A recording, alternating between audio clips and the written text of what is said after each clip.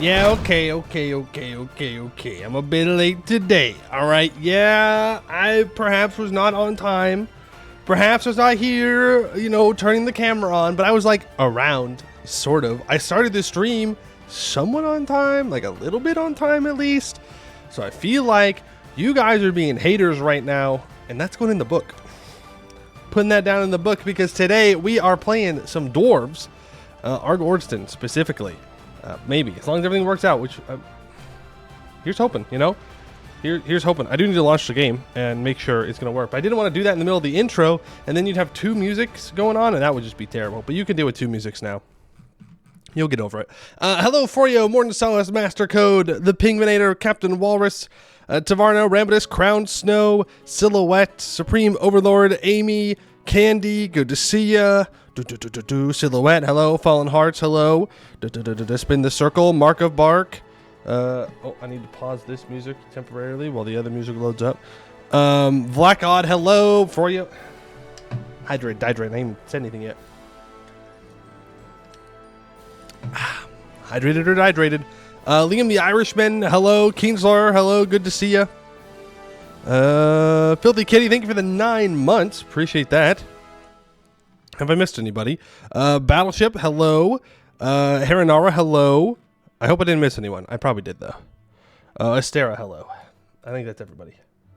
Drink water? I did. I just did. I just hydrated. So that way I did not dehydrated.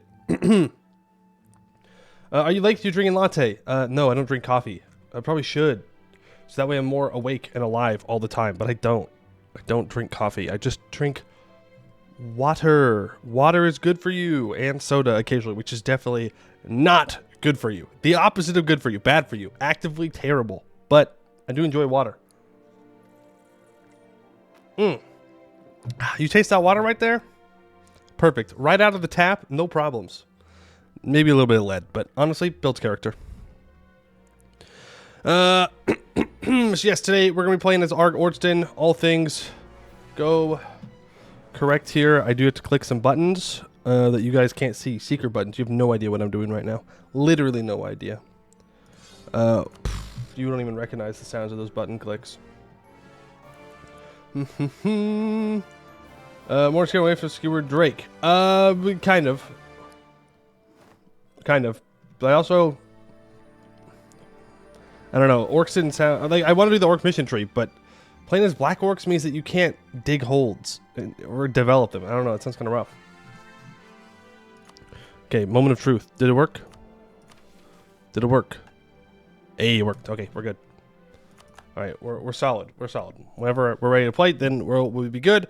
We have the localization. We're locked in. We're so back. I can turn the other music on now. You can't play EU4 just chatting it. Well, you didn't see EU4. Maybe I was just playing the playlist of the songs on YouTube. You don't know. You don't know what I was doing. I could have been doing anything. I could have been playing CK3 right there. I wasn't, but I could have been. Night Witch Sarah, hello. How are we all doing today? Chat, we doing good? It was raining yesterday. It was, you know, it's rough. Oh, it wasn't really raining. It was more like, no, it was raining. It was misting for a while, and then it was raining. And today, now it's just like, it's just sticky, you know? It's just blah, blah. The humidity's there. It's like, it's heavy humidity, but it's still like sunny outside. Not great. Not a good day to be outside. Great day to be inside, though, playing as dwarves. Lou the second, very easy mode select. True. You know me, I love playing on very easy mode. Makes it better. Baron Bamboozle, hello, how you doing? It tastes so good. Ice cold with some ice cubes and a slice of lime. I'm gonna be real. I'm not really putting an ice cube and drink kind of guy. I think they just kind of get in the way, if I'm gonna be honest with you. Like, I get a nice glass of water. I want to drink the water. I don't want to eat the ice. So the ice just gets in the way. And I don't really care if it's super cold or not. Like, obviously I prefer cold water over warm water. But like, I don't know. It's a waste. It's a waste of time. Okay. If we're really maximizing our time here, which I'm well known to do, very big on always being on time, ice cubes just get in the way. I'm just saying. Or are we going to be good dwarves or bad dwarves? We are going to be dwarves, from what I understand. Like, dwarf, stereotypical dwarf. We're haters. There it is. Isn't it effective lead poisoning? It kind of dismantles your character. What's it? It happens, you know. Happens to the best of us. I want to play Mischief, but I don't want to play Blorks. Wait, what did he mean by that? I specifically said so because you can't dig holds or develop them.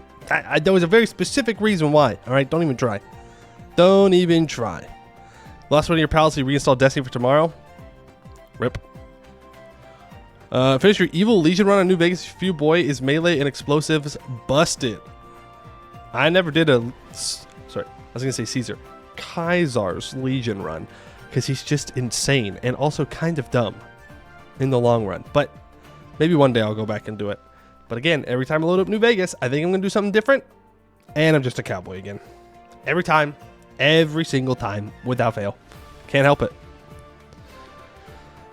The ice dilutes the water. I don't think that's how ice works. I don't think it dilutes the water. I think it just makes more. You know what? You put cubes only in Pepsi? I mean, hey, fair enough. Again, not for me, but I get it. I get it.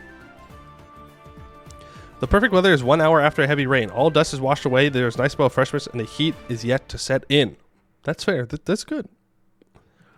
Legit need ice. I drink too warm. Well, okay. You live in Australia, so maybe that's why. Maybe you should just live somewhere better where it's not as warm. I don't know. Well, isn't it getting cold down there right now since it's like all opposite since it's in the southern hemisphere? Right? That's how that works. Caesar and Lanius smut. You think I'm going to let you get away with saying that? You think I'm going to let you get away with saying that? Spin the circle without bringing it up? That's crazy. That's a crazy thing you just said. Not a normal human thing to say. Haven't watched the Anbennar development recently. Any cool new features announced? There's been a big overhaul to the Artificer system, which is pretty sweet. We haven't interacted with it much, but it is very cool, and it looks really slick. I mean, there's a whole bunch of stuff. New mission trees. I know that they're working on Insaya stuff. I mean, there's so much. I don't keep up with all of it. Like, there's no way. There's no way. What's someone doing a follow game? Impossible. They all have impeccable logic. True. Finished your first harvest. Started playing the Elden Ring Seamless Co-op, and summer school has started. I have been thinking about trying to finish Elden Ring again. I'd have to go back and restart though, because like the new DLC is coming out, right? But I never finished the game. So I'd have to restart because I wouldn't remember where I was or what I was doing.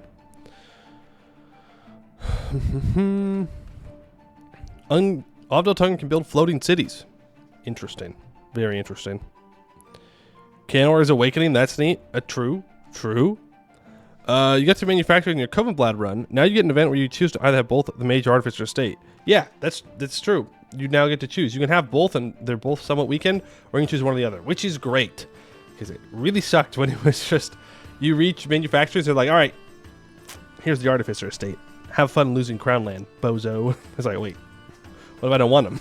What if I want magic though? But yeah, you know. Trader, haven't even show me. You got stuff to show you after stream regarding Saya? All right, sweet. Sounds good. Yeah, Canor Awakens. I'm looking forward. You know, new Canor content always appreciated. Would love to see some of the older mission trees get updated, new tags, get mission trees. Roaring March get nerfed. You know, Scramming 2 out of 2 games now. They've done pretty well. I'm just saying they've done pretty well. 2 out of 2 games. You know, Grombar was supposed to be the canon one, I thought, but you know, what do I know? I don't know nothing. She argued my Arg-Ôrdstun till I grudge in her book. You're banned from the kingdom of heaven. You will never enter the pearly gates for these horrendous words that you have said. It should be illegal to say such things. It's a pretty good one, though. I'll give you that. So the mind there should be an event if you have high Inno and low mage state trigger Artifice early. Maybe,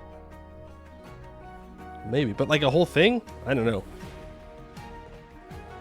What tag current lack of mystery you think deserved one most? I mean, my answer would have been on Deltunger, but it's got mission tree now.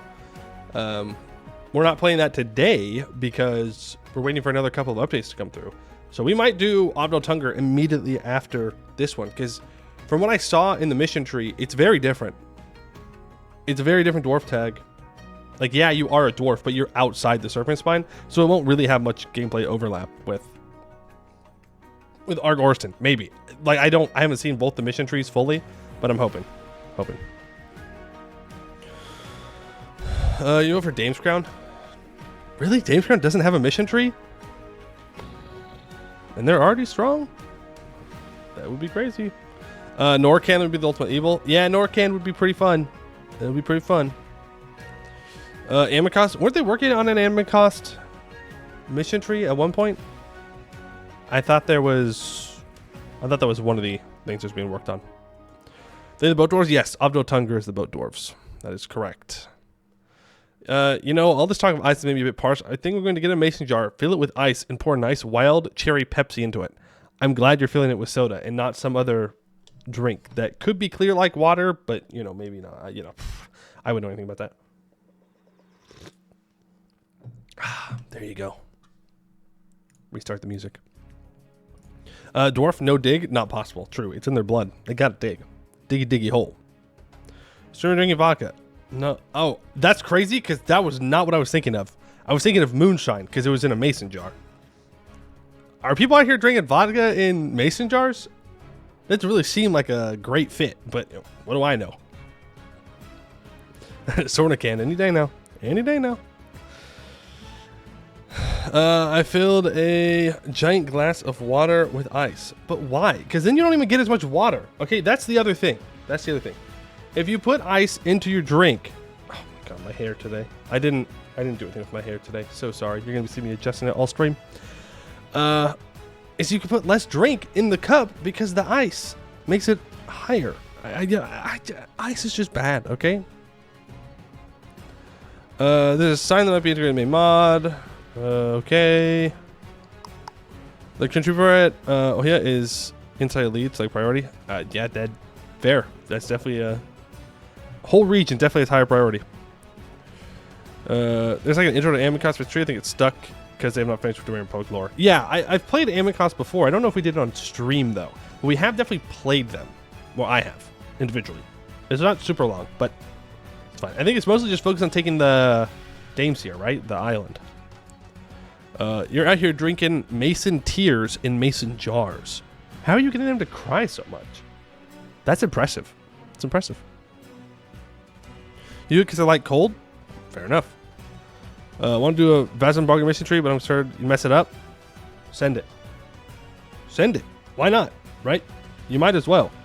You don't know if you're going to mess it up until you do it. Right? And what if you don't mess it up? You ever think about that? What if you do really good?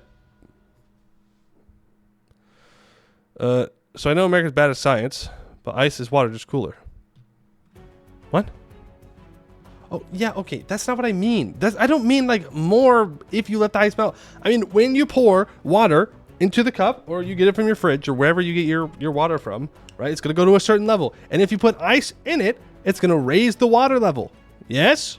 Yes, that's how it works. So what I'm saying is, if you put ice into a drink, there's less of that drink in its liquid form. Yes, you could sit around and wait for the ice to melt, or you just put more water in and drink the water immediately.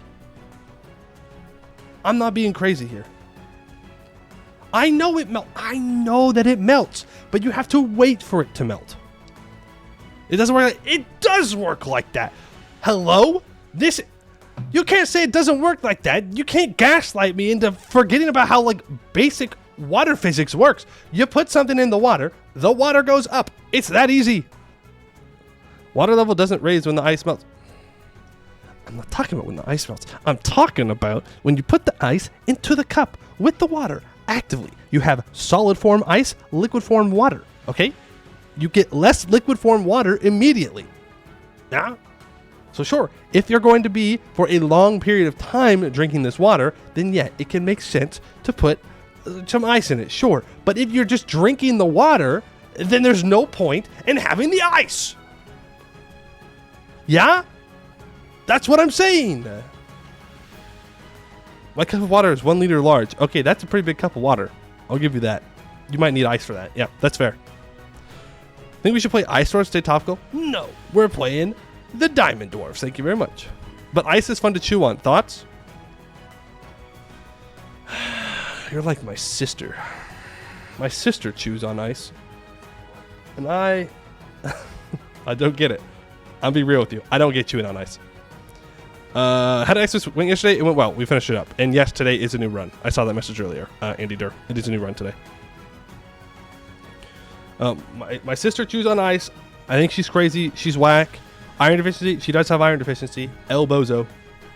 El Bozo. It's the same sister that yaps, by the way. She yaps and chews ice. She yaps while she chooses ice. Chews ice.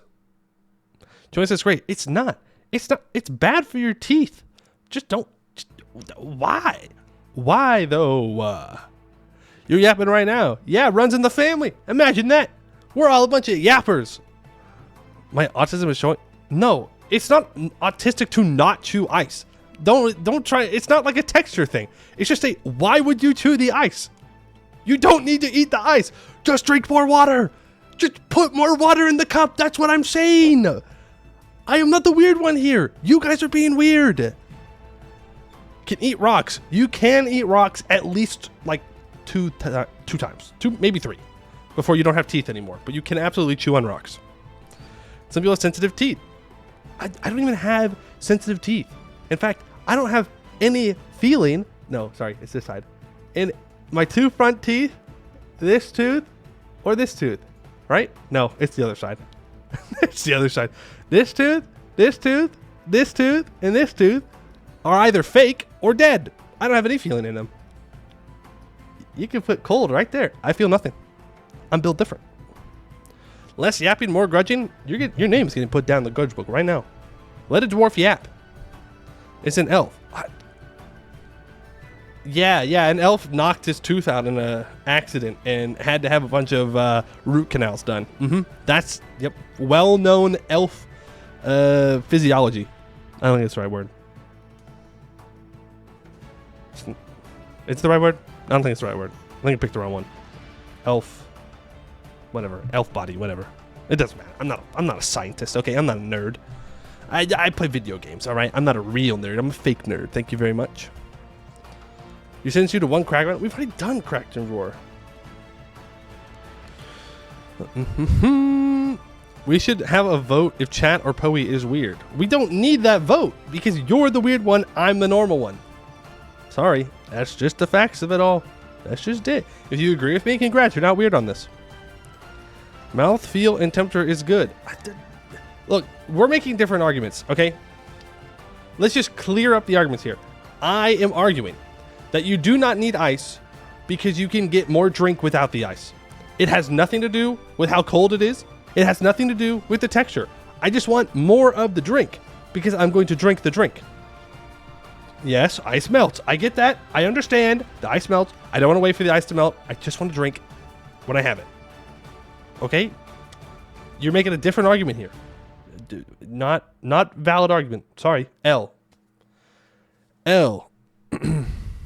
It's fun to chew ice, though. I mean, I can't argue with that because fun is subjective, but I think you're crazy for that. No, not true, dwarf. Doesn't even chew on ice, not to mention rocks. I don't think dwarves eat rocks, okay? That's more of a goblin thing. They eat rocks. Well, duh, of course you can eat rocks. What do you think salt is? Okay. All right, smart guy. Okay, smart guy. Well, actually, salt is a rock. Yeah, I know. Okay, that's not what we're talking about. We just have to get putting the right mindset to the mind. That's right. You get me riled up. All about me putting the book. I'd like to see a Poe and his sister in his channel. It would be memorable. No, because then I wouldn't even get to talk on my own stream. She would just yap the whole time. I'd just be sitting here playing second fiddle on my own stream. That would be crazy. If you have ice, you have more water. But you have to wait for it. You have to wait for it, and that's not good enough. Ice is the worst. That's a great take. Except for the fact, no, okay. Icing your drink's the worst. Ice regular, that's where the penguins live, so it's pretty chill. See what I did there? Ice, chill. Pretty good. I don't know. I didn't even think about that. It was just natural. Quality to quantity drink idea groups. Yeah, okay, fair enough. Fair enough. You have modeled for 20 minutes about ice water. I could keep molding. Okay? Yeah, I have so much anger inside of me. I will pick a hill and I will die on it, even if it doesn't matter at all, like ice water. When is your sister starting her streaming career? I don't know. She. Okay, actually, never. You want to know why? I'm about to dunk on my sister here. You ready? She doesn't like using mouse and keyboard. Even though I did get her a mouse for her birthday. So hopefully she starts to use it. But she still wants to use like our old Xbox controllers. And I'm like, cringe. Come on. She's like, but I don't know how to use a mouse. And I'm like, yeah, you learn. Okay, you learn. I was once there where I only used like an Xbox 360 controller. But one day you have to grow up and learn how to use a mouse and keyboard. It's just the reality of things. Happens to everybody. And if you don't, well, cringe. Just a little cringe. What about popsicles? Popsicles are fine. They're not a drink though, but popsicles are good. Should stick to EU4 instead of branch out into stand-up comedy. Damn, didn't know I was asking for your opinion. That's crazy. That's crazy that you would give your opinion about my stand-up comedy. I thought it was pretty funny. My mom says I'm funny. Okay, so that's got to count for something. My mom would never lie to me. Console streaming is a thing. You can't convince me of that. Lies. Fake. Not real. So you can use a Wiimote instead. Huge. Bringing back the Wii. All right. That was dwarf time, not chat time. Every time someone says something, it's just gonna go longer. We're just gonna. I'll go back to the ice water thing. I'll do it. I swear to God, I'll do it. Stand-up comedy, more like sit-down tragedy. That was pretty good one. I can't really be upset about that. I think I missed a hydrate or dihydrate 10 minutes ago for you. I think I did. If I didn't, he's having some nice iceless water. Can you have some poutine? Yeah, sure. You can eat whatever you want, as long as it doesn't kill you. Don't eat something that's gonna kill you. But other than that, yeah, sure. Why not? And now I have another. Yeah, that's fair. That's fair. Your mom has a bad sense of humor too. That's not very nice. She didn't do anything wrong. She's a nice lady. You don't have to go after her. Come on, man. Come on. What? You don't even know what her sense of humor is. Come on. You'll never grow up. All right, Peter Pan. Whatever you say. Lied to by his own mom. Damn, you're gonna hate when I say what your mom did for you too. That's all parents do. They just lie to their kids. It's for their own good, but they just lie to them. Will you get all achievements in ammo for EU5 version release? Nope. I guarantee you, I will not. I most certainly will not. I may try and get all achievements in EU4 base game, but I will not be getting all the achievements in Anbennar. Too many World Conquest stuff. Not interested. Did it tell them World Conquest, guys? I don't want to touch anything else. That's it. I did the World Conquest as the OPM. Poutine might kill me though. Okay, well then don't eat it. That's not a very complicated thought process. Do I want to eat the food? Yes. Will it kill me? Probably. Well then you don't eat it. New comedy where you just start arguing with the crowd for an hour. I mean, isn't that what stand-up is sometimes? When they just like start making fun. I don't know. I never got into stand-up. I never found stand-up all that funny. Like, it's funny, but it's just not. It's not for me. Stand-up's just not for me. You know what is for me? I need to get new glasses. And unfortunately, I can't for like a year or two. But the next glasses I get, I'm going to make sure that they don't slide down my nose all the time, dude. I'm always adjusting these things. It's rough. Dwarf Pill and Diamond Maxing today? Yes, we will be. We will be Diamond Maxing. We can talk about three-headed unicorns. Would they have 3 heads and 1 horn, or 1 horn on each head? They would absolutely have 1 horn on each head. I don't know why the 2 extra heads wouldn't have horns. That would just make it a unicorn with 2 horse heads, right? Like, I feel like the defining feature of a unicorn is that it has a horn. They both need horns. All 3 of them need horns. 100%. I would go with the oldest joke here, but it may hurt. Your mom has a great sense of humor. She made you. Damn, that's crazy. That's crazy. You didn't need to go that hard. You didn't have to come at me like that. I didn't even do nothing to you. I was taking shots at other people, and you just came out of the woodwork, just dunked on me. I don't know why you did that. Phoenix Empire Run 2 Electric Boogaloo. Nope, I already did it. I lied to my kids if they talked enough for me to lie to them. I sometimes wonder. That's why we invented language, probably. Wait. Lie to my kids if they talked enough for me to lie to them. I sometimes wonder if that's why we invented it. Is to lie? Is to get kids to shut up? Maybe. Sometimes kids gotta stop yapping. Bold words for a guy who's been yapping for like 30 minutes. But sometimes they yap too much. We used to use for intro specifically. I really want to know the one used in Veds, Uzinklan, and Verkal Dromak VODs. Well, I use music from Epidemic Sound. I can, after stream, I can go look it up, the specific ones. I don't know off the top of my head what they were. I just have like a playlist here. I have a whole bunch of playlists, but most of the time the music doesn't work. But yeah, I just use Epidemic Sound. Should 100% do stand-up. I really don't think I'd be very good at stand-up. That's just not how I'd like to do humor. Yeah, I'm just funny. You know, I'm just naturally funny, and if I really think about it and plan it out, I just lose that touch. I'm just, you know, it's just how it is with me. It's just how it is. Is it 1 hour yap now? It's tradition? No. Whenever I feel like I want to start playing, then we'll start playing. Could yap some more on YouTube? That's true. That's true. Man, I really have been thinking about what I want to do for YouTube, because I do want to post something. I just don't know, man. I just don't know. Don't know. But I do. I sit there and I stare at my computer and I go, I want to do something. I do. I want to post something. I don't know what to post. I'll get there, though. Have you done Resident Evil? I have not. I've not.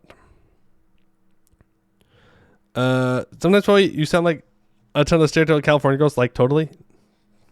It's the bit. That's the bit. Like, totally, you know? Yeah, I know. I know what I sound like. That's just how funny I am. You never even know when I'm making fun of someone or not. If you make fun of everybody at the same time, nobody knows that you're making fun of anyone. Easy. It's so easy. Good one. I'm funny. Yeah, okay. Yeah, whatever. I'm funny. Only if I can think about telling a joke for 20 minutes to gather the courage. Hey, you know what? As long as you think that you land the joke after 20 minutes, that's fine. If that's how much time it takes you to get the confidence to say it, hell yeah. Send it. I just send jokes if they're funny or not. And some of them will land and some of them will not. And that's okay. You just have to send them. Just the way it is. I don't mean when you fail to make a bit, just in general. Yeah, I know. I know what I'm saying. I'm well aware. Thank you very much. I'm gonna play some on Steam. 20 games installed. There's nothing to play. So true. So true. Yes. Absolutely relatable. I don't get it. I don't know why that is. Play Dark X for YouTube. I don't want to do a Let's Play for YouTube though, is the thing. Probably rhyming like a gnome over here. I am. Was I rhyming?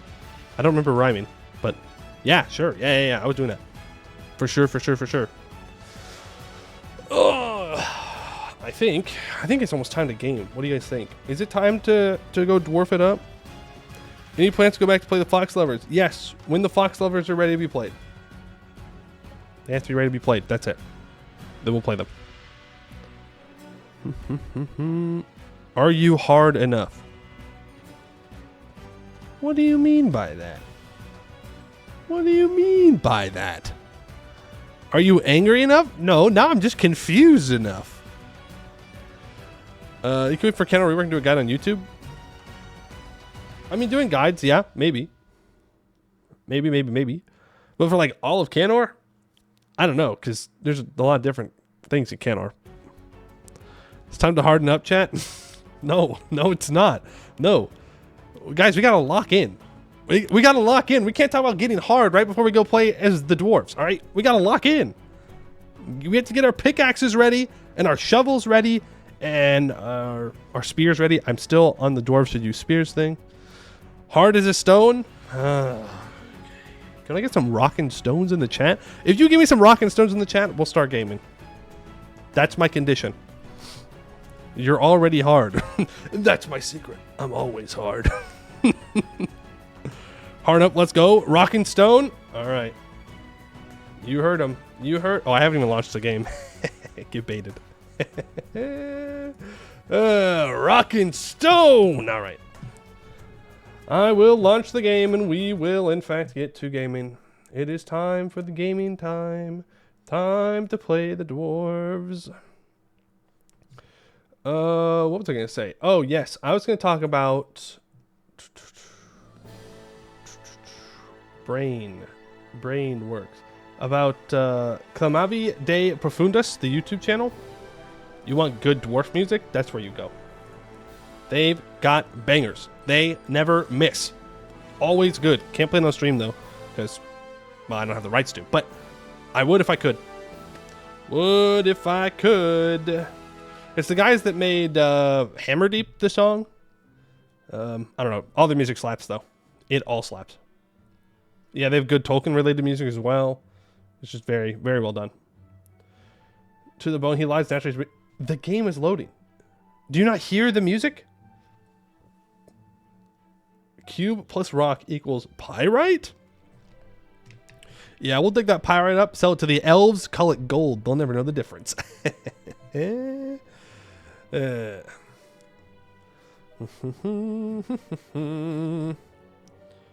Don't hear EU4 music anymore.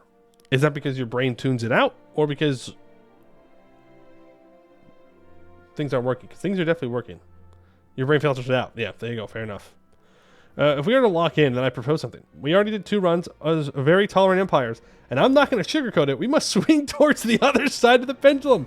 Orcs and goblins are frankly did too many grudges for the book. That's crazy. That's crazy that you were like, yeah, we've been tolerant. We should stop. We should go the opposite direction. I mean, we probably will, considering the mission tree is supposed to be all about dwarves who are very dwarvish and angry and haters. So we may be hee-hooing. We'll see. How's Skewer Drake playthrough going? Ooh, nobody say anything. Nobody say anything about how we're not playing Skewer Drake today. Ooh. Ooh, ooh, ooh, ooh. We're playing dwarves today. I'm so sorry to tell you. Alright, we're good. Can we keep the kobolds at least? I don't think so. I don't think so. Probably wouldn't betray his word. Actually, if you go look in the Discord, it says that we're playing Arg-Ôrdstun today. So there's that for you.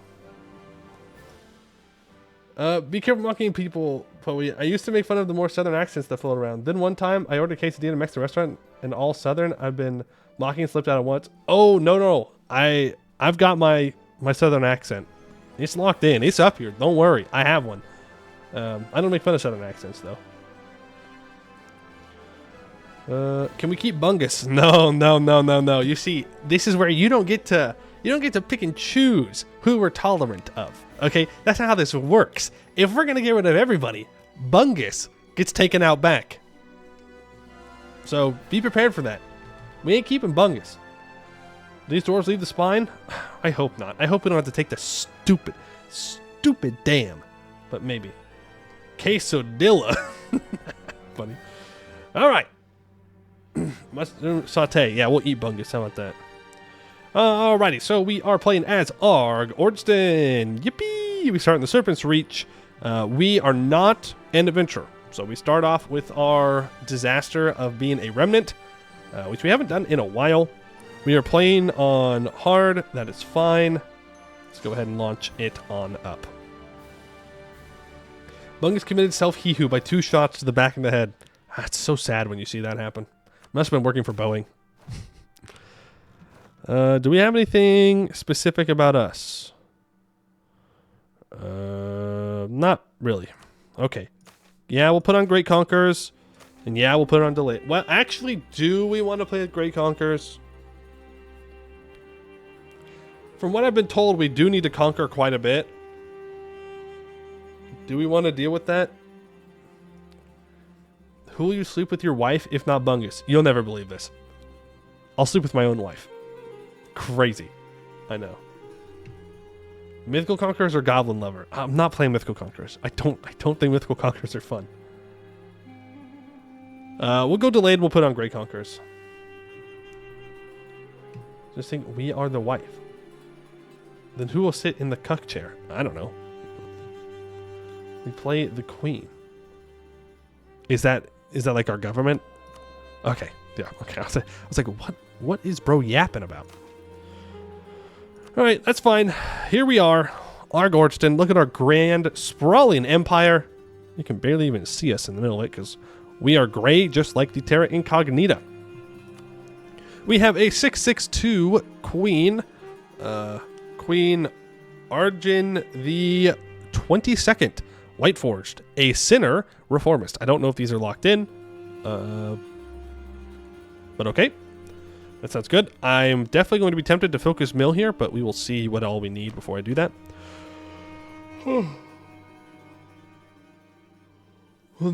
Alright, Dwarven Administration. We have 20% production efficiency, minus 5% military tech cost, minus 50% fort maintenance on border with rival, minus 25% reduced inflation cost, minus 10% construction time, and plus 12 length of election term.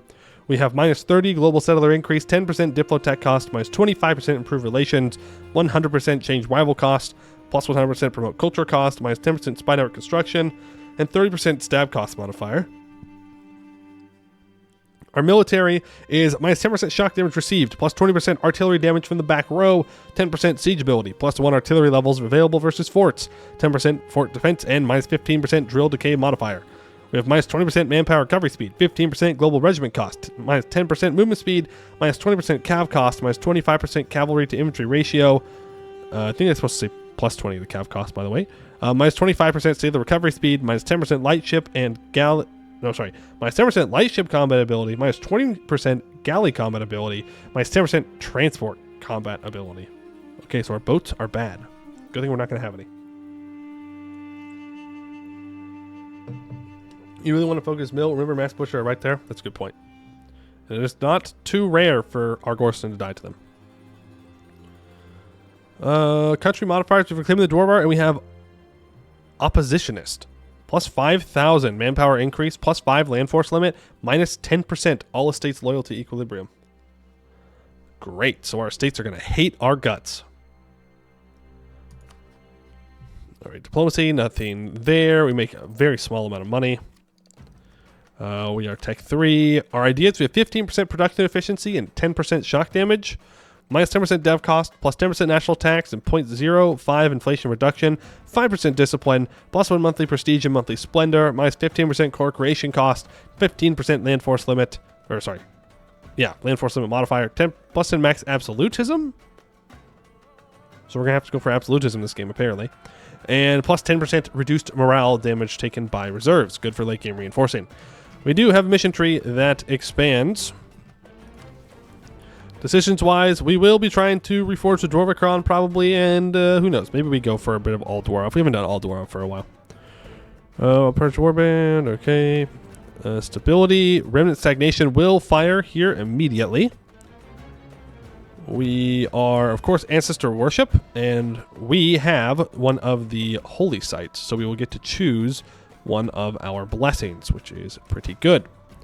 Military, we can have up to 12 troops. We have no subjects, and we do have estates. And interestingly enough, we have 40% crown land. We have the lapidary guilds instead of the merchants. Huh. Okay. So, breaking the mold. We need an army size of at least 95% of the force limit. We need to employ a military advisor, and the spell Scry Dissidence is active. Okay.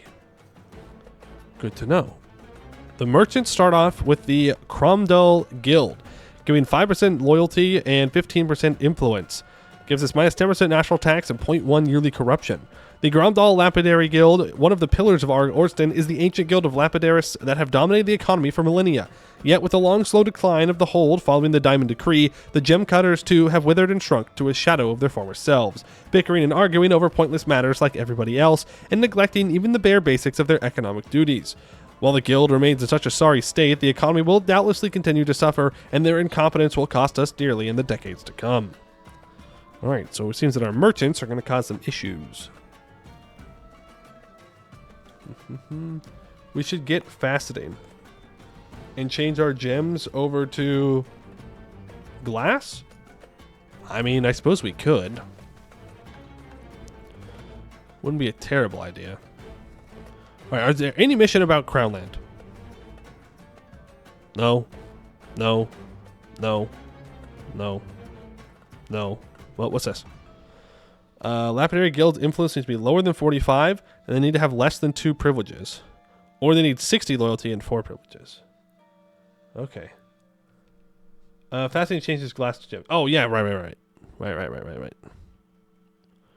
Gromdog Guild's curtail. Okay, so we don't want to make the merchants too strong. Is what it's saying. Pick a blessing for our faith. I'm thinking it's between Helgrim, the diligence trees, and architecture for the dev cost, and the plus 20 global settler increase from Eurus the Pioneer Spelunking Manual. I think we should get the dev cost though. But we're not going to get all the colonization bonuses that adventurers get from their mission tree. We might actually want the colonists.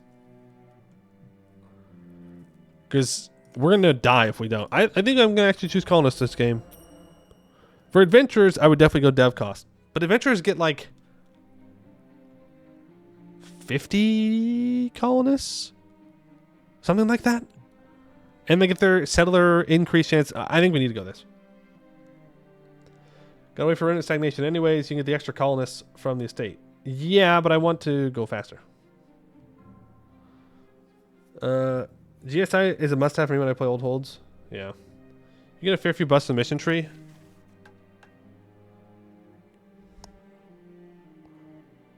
Yes, but I'm not seeing anything about colonization. Yeah, I'm not seeing anything about colonization. So I'm going to go with the colonization one. All right. If it doesn't work, well, we can always reset. There's 4 dev. That's fine. We have nothing else to spend our monarch points on, except for the disaster. We have no cav. Thank you, game, for not giving me terrible cav. We will go up to 12, and let's deal with our estates. So, we want the merchants to stay very weak. That means I need to give out... I do not want to give out supremacy over the crown. We can give right of council. And we could go for this. I don't think we need to, though. We don't have any forts yet. Make them strong and have loyalty. True, or we can just make them strong and have loyalty. That is the other option. We're going to want the monthly points for sure. Don't really want to stack stab cost, if I can help it. Reclamationist builder and military men mechanic. Yes, we will get it here when we unpause. Count fort does count. Yes. But it gives defensiveness, garrison size, and fort maintenance. Fort maintenance doesn't matter because it doesn't cost anything. Garrison size and defensiveness is good, I suppose. But I would rather get crown land from developing. How do we survive while others didn't? We closed our doors better than everybody else. Stonekeepers, you can have oversight. I am tempted by religious culture this game. If we're going to he who everything and go pure dwarf, then religious culture is the answer. There's unrest, tax, production efficiency, and manpower. I think I'm going to do that. The power, yes, we're going to take the monthly powers, don't worry. We're going to do that. Leaves us with 5% crown land to click one other thing. One other privilege. What does I get the Stonekeepers to? 38? Oh, right. Everybody hates us. I forgot about that small detail. That all of our states hate us a lot. So why am I even giving them anything? To be honest with you. I don't want to give them nothing. If they're just gonna be disloyal the whole time, then let them be disloyal. If I can't stop them, I can't stop them. Yeah, frick this. I'm not giving them anything. No. No. Yeah, I'm seizing land immediately. And I am going to summon the Diet, because I do need my mages to be at 15 influence. I will absolutely develop my capital to have 10 Diplo Dev. They really want me to do this. Now, looking at this mission's rewards, we'll lose loyalty on our estates. We'll gain 1 base manpower in our capital. We'll gain unrest in our capital and plus 30% local manpower modifier. If the remnant stagnation disaster is active, it will anger the beholden. And if it's not, then we just lose some monarch points. So we probably want to do this after the disaster. Am I crazy to think that? I don't think I'm crazy to think that. Yes, thank you. I do need to focus mill. Wait, I don't. I have. Right before you pass it, press the button. True. True. Right before you pass it, I think that'll work. Because I don't need to do that. In the alpha version of this mission tree, we actually made opportunists have minus 100% estate loyalty instead of minus 10. Damn, they're so disloyal that they become loyal. That's insane. All right, well, let's see what we've got here with our disaster. A 503 air. Not great, but I'll deal with it later. The remnant stagnation. Mark it down, chat. First dwarf disaster. For millennia, we have waited within the safety of our hold. As the Dwarf burned around us amidst the chaos of orc and goblin invasions, we closed our gates and waited. Now, however, the time for waiting has ended. We must go out, reclaim the Dwarf, and build a great dwarven nation once more. Out of our populace emerged 3 factions: the Reclaimers, the Expansionists, and the Diamond Guard. The Reclaimers share a vision of a great capital, a beautiful and magnificent hold like the stories of all Dwarf mention, monumental megastructures that reach deep down into Halan towards the very center of the world. It is their belief that only through these artistic and architectural endeavors we can ensure that our society shall not fail again. The Expansionists advocate for a massive colonization effort into the old dwarven railways, the veins and arteries of all Dwarf, and the many caverns that line these roads. By ensuring that these regions are safe, they say, we can sleep soundly again, knowing that no orc, no goblin can assault us again. The Diamond Guard stands for military might, combat prowess, and tactical superiority. To ensure the last days of the Dwarf, the 1,000-year decline of our old empire within the mountains of the Serpent Spine, will never repeat. We need to be better prepared for the dangers that still lurk outside of our gates. Only with a well-equipped army can we ensure the safety of our hold. At last, there are also the Beholden, a group of older dwarves who oppose this endeavor, both out of fear of the dangers ahead and outside, as well as hatred of any and all change to our country. Their leaders have announced that they will try to stop us in any way they can, even willing to use force if the need arises. The question now faces us: what shall be our first step? It is time to forge our path. Many years will be spent working to achieve this goal. A gentlemanly debate. Automatically, huh? The wide-eyed expansionist, merely 36 years of age, eagerly lays out her plans for dominating the Serpent's Reach. Please, my queen, she stammers. If we just get people out of here, they'll be happier. We're cramped, we're tired, we're old, and we want to see new worlds. And can you imagine what's out there? We have vision, imagination. We can do it. We'll solve overpopulation, and we'll conquer everything. You fool, says the reclamationist artisan next to her through furrowed brow and steady voice. To be whole, we must dig down, not out. If we spread our population too thin, if 100 dwarves try to conquer a cavern and are lost to a stray horde, and then try the same tactic again, we will lose our people to the theater of attrition. The masses of evil may outlast us outside, but they cannot defeat us here. We must reclaim the depths of our hold. You cannot do either without a strong army, yells the Diamond Guardsman, slamming his fist against the table. Stop your philosophical yapping and get with the program. Forgive me, your highness, but this is getting extreme. They're trying to figure out where we'll expand to go before we got the arms to do the expanded. We'll all get slaughtered by a warband if we don't focus on arms, ammo, and armor. These 3 factions have bickered for decades, but only under the patronage of Artigen the 22nd have any of them made progress towards breaching Arg-Ôrdstun's gates. Here in this clandestine meeting, Artigen the 22nd has a chance to support one of them in an official capacity. What are we thinking, chat? The answer is not the military one. But we could go for the Reclamationists and the Expansionists. I mean, really, I'd like to do both of them.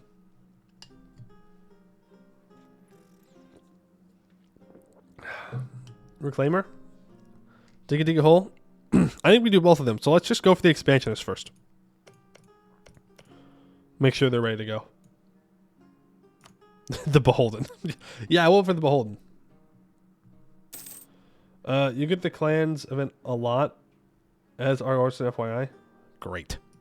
Available manpower. Many dwarves have signed up to help us out in our efforts to rouse our hold to wake up for centuries of stagnation. These men can be put to many different uses, trained in the ways of Hehogrim to join our architecture and construction crews, sent out into the dark tunnels to prepare for future exploration, or even put to the more direct and mundane use of padding out our armies in the Diamond Guard. Let's go for the Reclaimers. Just get them ready. And Reclaimers. I'm not going to read the same events twice. Ooh, expansionists. Beyond our walls lie empty tunnels and caves waiting to be retaken by their rightful owners. The dwarves of Arg-Ôrdstun, the expansionists, have made their primary goal, and to that end, they approach our queen and ask for more resources allocated to them. What should we do with this request? Yeah, spend the monarch points. Absolutely. And no one's ready. Huge. I should probably hire a general, right? Am I crazy thinking that? For when they rise up? I think we need a general. Who wants to be a general? Can you get them all ready? You can, but it might not be worth it. Alright. Okay, well, we just need one. We just need one. No, you don't need to keep asking. We just need one. We just need one. It's fine. We just need one. Alright, Hatfun Haddington, you are up. Here you go. You're going to have 6 shock pips, I believe. 2's not bad. Does it restart? No. This is our first time through. We are losing money, though. Maybe I can't afford this many troops. I can expand infrastructure, though. That will help a little bit.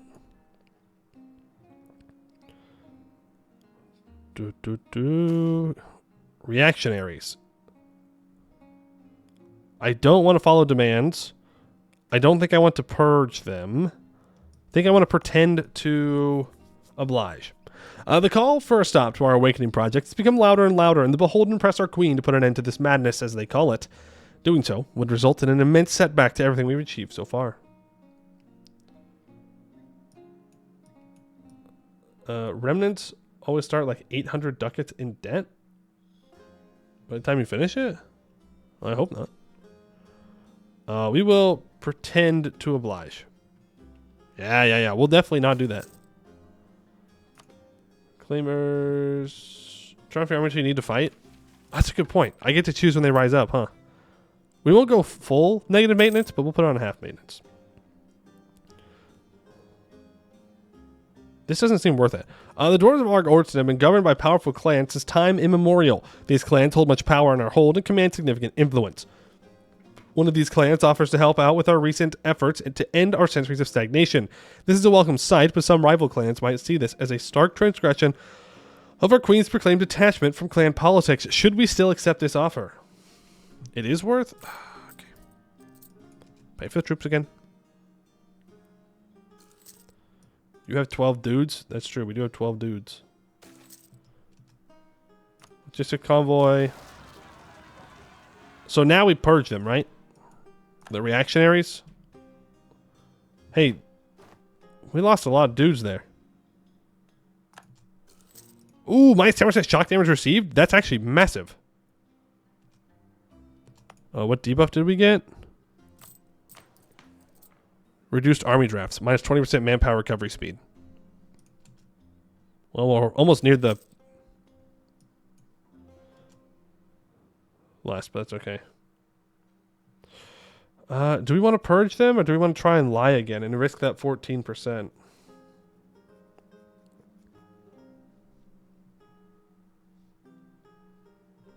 It's until 1471.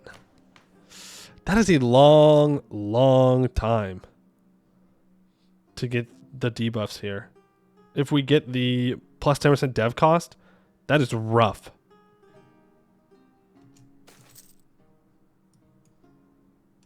Okay, I'm going to give the Diamond Guard nothing. We did lose a stab, and they got full... both of them rose up. Okay. Sure, man. Yeah. They all rose up together there. That's not good. That's in fact what I would call pretty bad. We're going to hire those adventurers. And we can stop paying for our troops a little bit. At least so I'm not losing money. Okay. Well, the Remnant are raking. We're drafting plans with the 2 people we care about. So that's cool, I suppose. Nope, Diamond Guard gets nothing. They have capital for diet mission? No. I'm not developing my capital until the Renaissance is spawned. There's no reason. Reclaimers, yes. The Reclaimers share a great vision of artistic and architectural self-expression, the idea of a whole to rival the beauties of Arg-Ôrdstun. A return to the glory days of ages past, they believe that this vision will carry us to our awakening. A group of Reclaimers approach our queen now and ask how we can support their plan. I don't like these songs. Okay, that's like the song. What is this? Fa-la-la-lan? I don't want that either. Yeah, sure, that works. Why are we not giving anything to the soldiers? It sucked, and it makes the reactionaries rise up faster. And look, the reclamationists and the expansionists are finishing their plans, so we're almost good to go. There's no reason for us to make the Beholden more upset by putting them in charge. The song Last Night of Tuvad Dumakon slaps so hard. There you go. Diamond Guard. We purchased nothing. Barely not making money.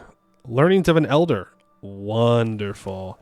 You are 134? Yes. Let's get your mill points increased. Thank you. Appreciate it. That is a lot more mill points. A question of resources. Go ahead and send that over to the expansionists. They're both still finishing their plans. Need a couple more events. A clan's patronage. Well, we need to start paying for the troops again. And that will probably let us get the expansionists ready.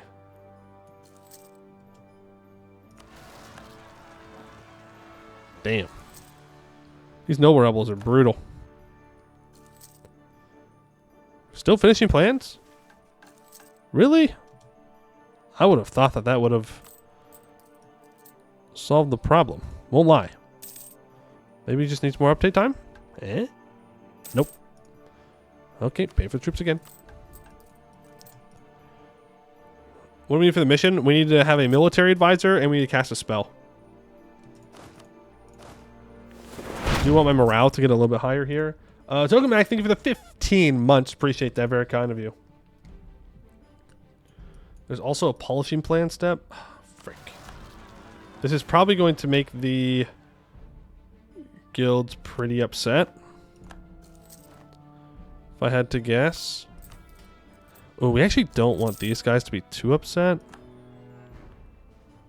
Yeah, this gives all power cost and tech cost increase. And this gives dev cost increase. We don't really want them to be disloyal when we develop. Oof. We'll fix it though. Somehow. Can I pretend to oblige again? What'd I get? Less production efficiency till 58. We can handle that. They are eager still. We can go back to not paying for our troops. It's just a very, very fine balance we're having to walk here. Very, very, very fine balance. As long as we don't get the increase to the dev cost, I'll be fine. I'm gonna need another month to get my morale back. And that should... Actually, I'm gonna go for the Reclaimers here. To get them a little bit more ready. An influential speaker. Our preparations to wake up from centuries of stagnation is a topic for discussion in all social ranks of our country. From farmers and common laborers to powerful cartel officials and even clan chiefs, everyone has their own opinion on what the direction of our country should be. These discussions are usually held in private, behind closed doors, but this has suddenly changed, as a famous statesman has decided to make his views public. He speaks openly on his beliefs that it is time to leave our past behind and pursue the great dream of all Dwarf restored. A great many dwarves have gathered around him on the street. He preaches his doctrine, and soon his enemies have arrived as well. The Beholden. The dwarves, opposing any and all change to our country, yell at him in anger and throw a mixture of insults and produce at him.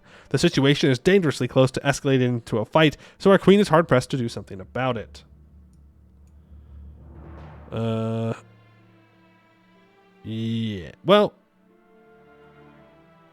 Yeah, because it could give it to the Diamond Guard, and that would be bad. Stop cooking. No more. Shut your yapping. No yapping allowed.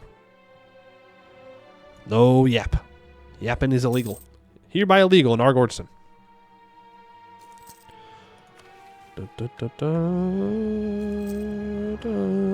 Still losing money? Oh, barely. I could seize land here. I don't think I want to. I definitely don't want to, actually. I for sure don't want to.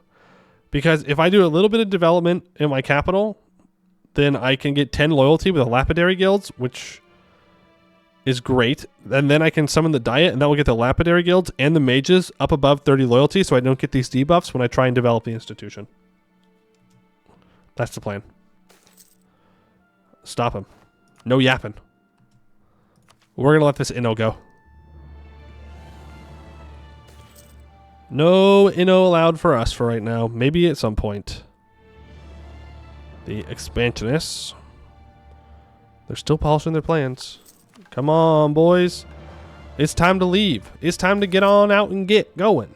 Please, oh please, oh please. Lack of demand for jewelry. That's not great. Clan's patronage. Pay for the troops. Then we will deal with more rebels. Good mages of privilege, they would trend above 30. That's true. I could give them reduced... Well, no, I don't... Well... I guess I could give them reduced research regulations. Diplorep doesn't really matter right now. I don't want to give up Crown Land. That's fine. It does make their debuffs more powerful, though. Fun fact. Why is Flip James Stonekeepers? Because we are... Ooh, I will take that loyalty. Because we are the Ancestor Worship Religion. That's just the name of them. Dynamic. Haven't played E4 in a long while. Yeah, it's because, again, Ancestor Worship. Who is almost ready to leave? Expansionists. Alright, the Expansionists are prepared. But we definitely want to have the Internal Reclamationists. We do not want to leave that behind for 1 single second. Way too valuable.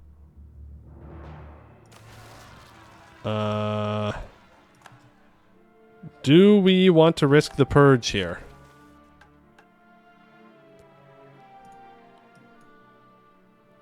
If they rise up with 12 troops, we may just lose. Fun fact.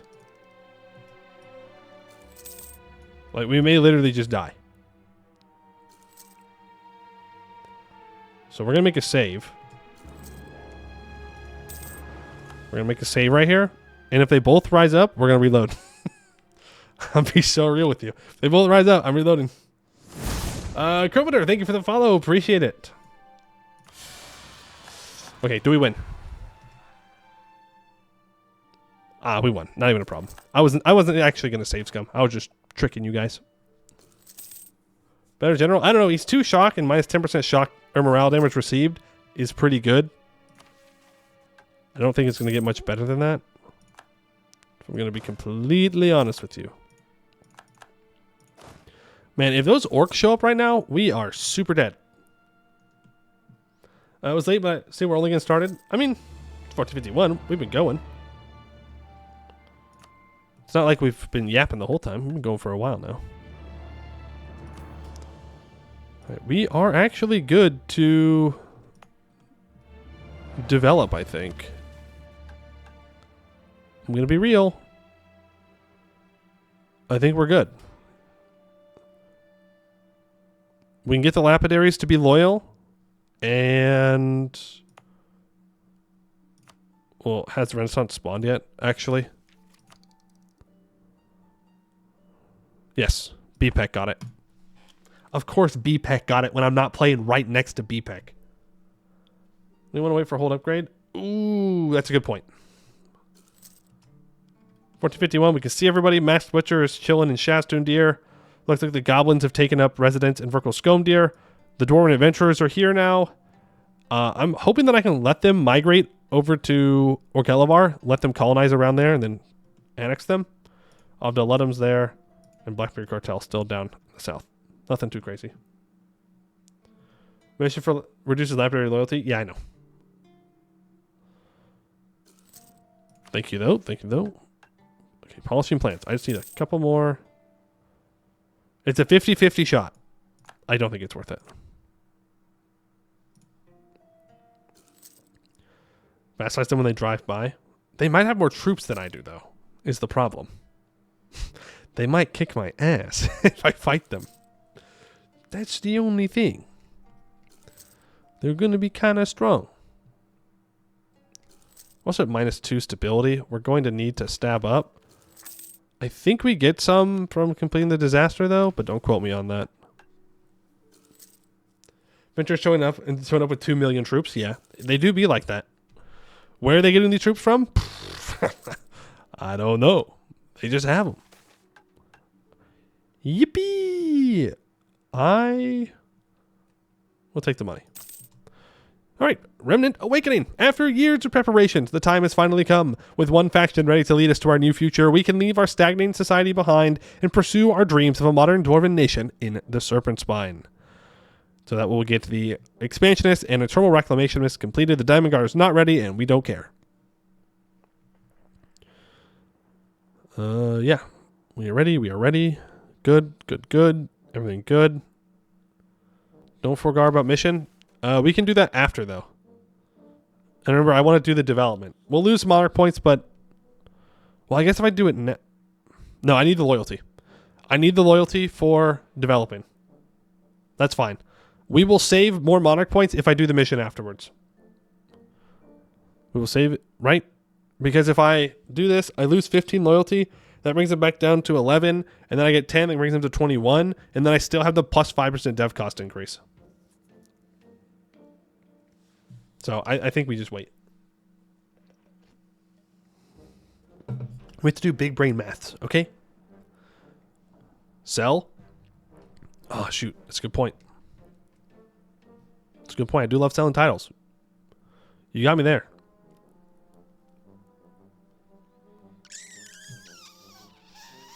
Damn. You're right.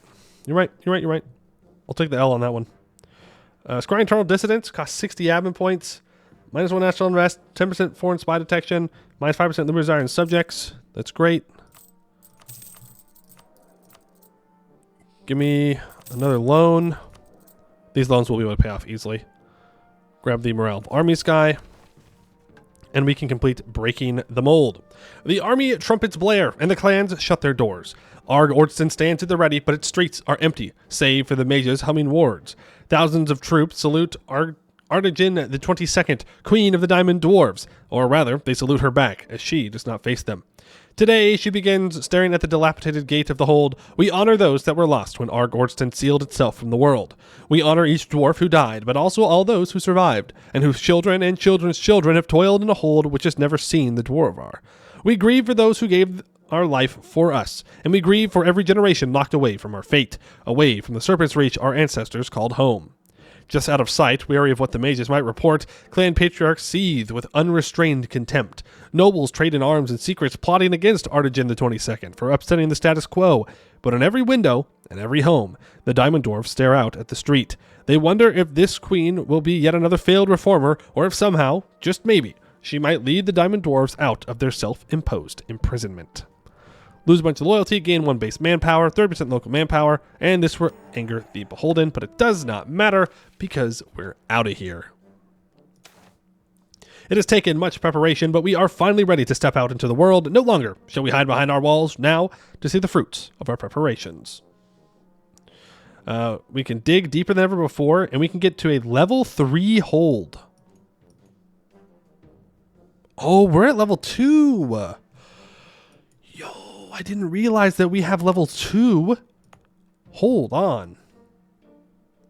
Oh, baby. So we can get down to level 3 for free. Or we can get more yearly tax income for settlers. We also get minus 5% dev cost. We gain 2 stability either way. This gives us an extra colonist as well. Ooh, this is a tough one. This is a tough one.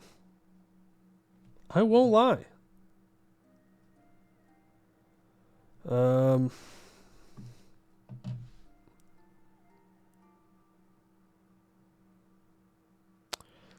I think we go colonist.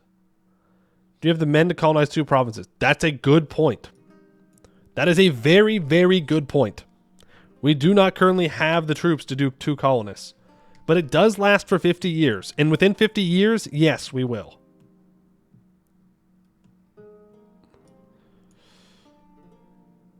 It also gives us a lot more money.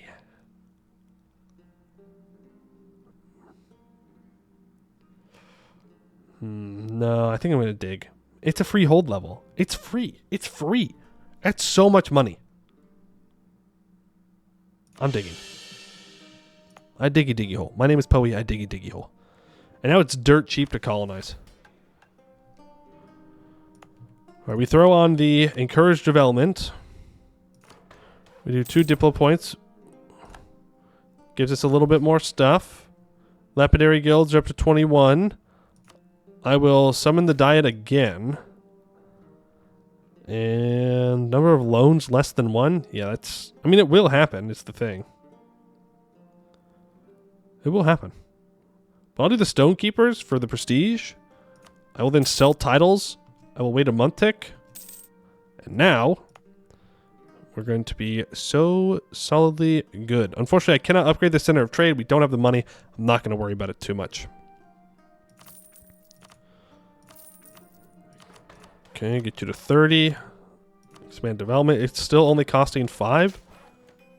So we'll do a little bit of mill dev. There is the Renaissance. We will embrace the institution. We will take mill tech. Hot take. What if I don't take tech and I just develop up to 50? What if I just keep developing? I definitely want to get up to 40 for the mission. We have no... Okay, when do we get colonists from Diplotech? Okay, it's a tech 10. That is so far away. So far. Do you have money to dig a bit? It doesn't matter about... I don't actually need to dig. I just want the development.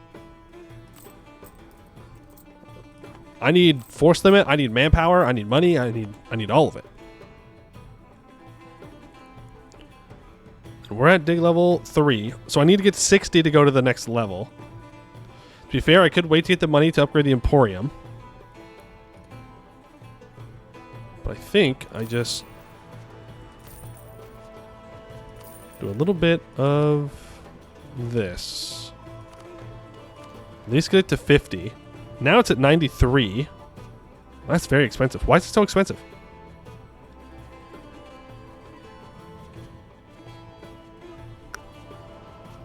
Is that... I mean, that's probably... I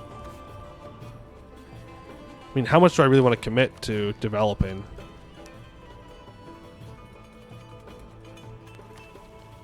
I think it's probably good. I think we can go ahead and take tech. It's going to be a while until we can get this development, right? Yes, I put on the edict. I don't think I need to go beyond 50 for right now. I can wait until I can upgrade the Emporium. That'll give me some more dev cost. And then maybe we can find enough money to get a mage tower. I don't know where we'd find that money. But I think that's probably good. As for our native policy, there is only one. That is plus 20 global settler increase. Do I stab up for prosperity? I don't know. Let's do the mission first. Arg-Ôrdstun needs 40 development. We need at least 1 general. We're not in remnant stagnation. We have 50 government reform progress. 6,000 years ago, orcs reached the diamond quarry. The empire of all Dwarf had already fallen. The dwarves of the Serpent's Reach were retreated into their holds, and the warbands were unceasing. We lost thousands of good dwarves, and a king in the fighting. But the king's daughter, Sigrid Stormheart, took the crown. She filled the diamond quarry with traps, used its winches as weapons and its tunnels as trenches, and slowed the orcish assault to a crawl. After the immediate threat had ceased, the soon-to-be-proclaimed Diamond Queen did only what she could resolve to do. She shut the doors of Arg-Ôrdstun, permanently forbidding all diamond dwarves from leaving. We were to stand ever defiant as to outlast the orcs. Perhaps after 6 millennia, our outlasting is complete. We knew that the orcs would eventually exhaust themselves or kill each other, or enter into a war that they could not win, and it seems that our prediction has finally come true. In the last 2 decades, the cries of the orcish warbands have quieted, then vanished. It will take far more than quiet orcs for us to leave our hold. For countless lifetimes, we have watched and waited and grown stagnant. A Diamond Queen shepherded us into the isolation, and we will need a second Diamond Queen to shepherd us out. The event of 2 Diamond Queens happens, we have an increased chance of finding gems when colonizing. Over the past 2 decades, the orcish armies who once haunted our doors first scattered, then disappeared entirely. Our diviners, methodically scrying every cavern around us, have found only disorganized tribes without power or purpose. Something, or someone, has driven the orcs away, and our queen plans to seize this opportunity. Much of the Hold's populace, including its reformists and radicals, rally to Queen Arg-Ôrdstun the 22nd white-forged banner. For more of it, though, especially the old clans, lapidaries, and stonekeepers stand against her. We may have defeated the Beholden for now, but their advocates still dominate our manors, guilds, and temples. They have been isolated from the world for millennia, and they do not plan on surrendering to our queen even an ounce of the power hoarded in this time. 6,000 years ago, Sigrid Stormheart, the Diamond Queen, closed the gates of Arg-Ôrdstun. Now we have a new Diamond Queen, who has opened these gates to the world. By rebuking the very traditions which have kept this hold alive, she ignites the true war for the fate of our nation. Open the gates. Our destiny awaits. We gain 10 prestige, 2 inno. We lose a stab. Till 1472, we get +1 colonist and +40 global settler increase. We lose 50 government reform progress, and we get the Gleaming Council Roughened Tier 2 government reform, which gives us a parliament and enables the roughness ability. This reform gives us -15 max absolutism, -25% governing capacity, -5% all estates influence modifier, and -7 number of possible parliament issues. We will gain a roughness meter representing the level of control the entrenched interests of old have over our government. It will start at 100 and decrease over time, with stability increasing the rate of decay. Periodically, events will fire as entrenched interests demand something of us. Open the gates. Okay. So, let's go ahead and add our capital to the parliament. And which debates are we going to have? That is looking pretty sweet. So is this, actually. Why would I want to do this? That must be something they forced me to do. 1 stability. Also good.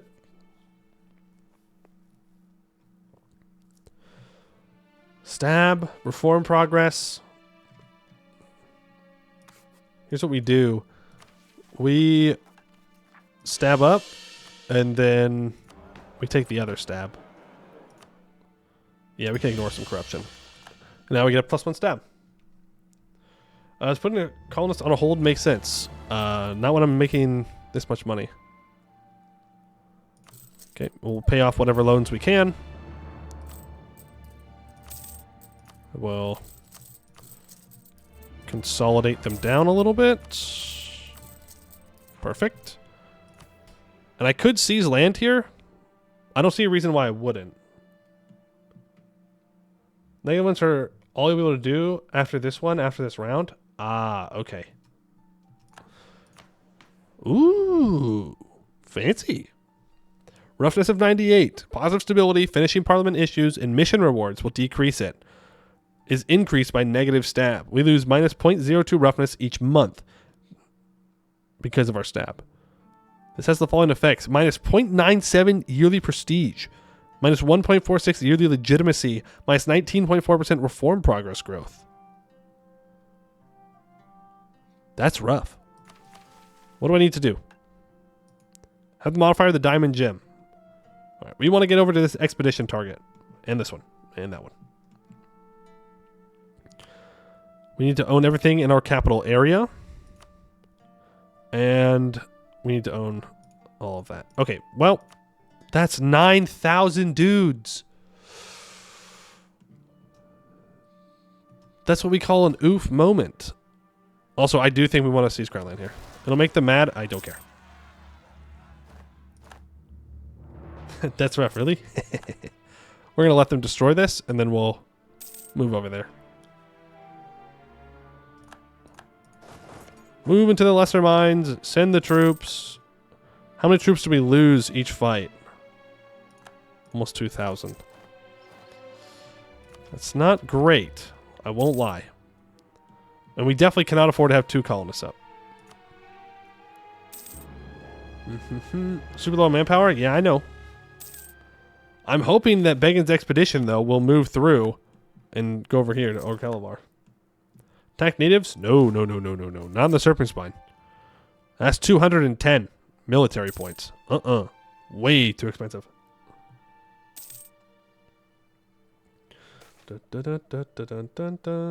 He lacks critical info? Why do I lack critical info? What do you mean I lack critical information? Colonist privilege? Ooh, good point. Oh,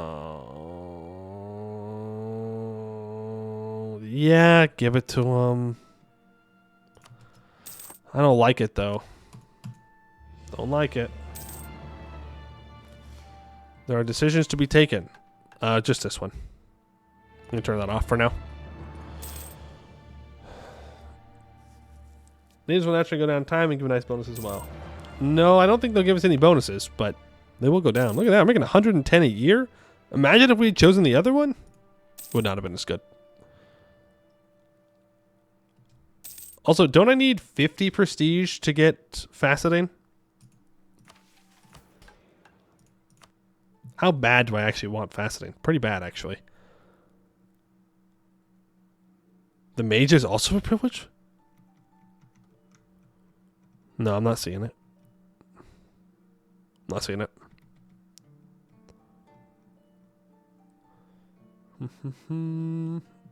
Yeah, I know. I don't want to give the adventures anything, but getting faceting on our capital would be massive.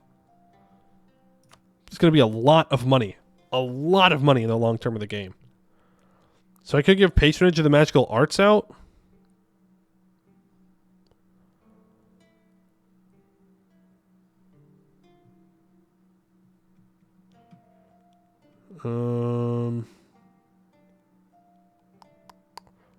Faceting requirement. It's 50 prestige. And embracing Renaissance and I think it's 20 development. So I could get 30. I could get there right now.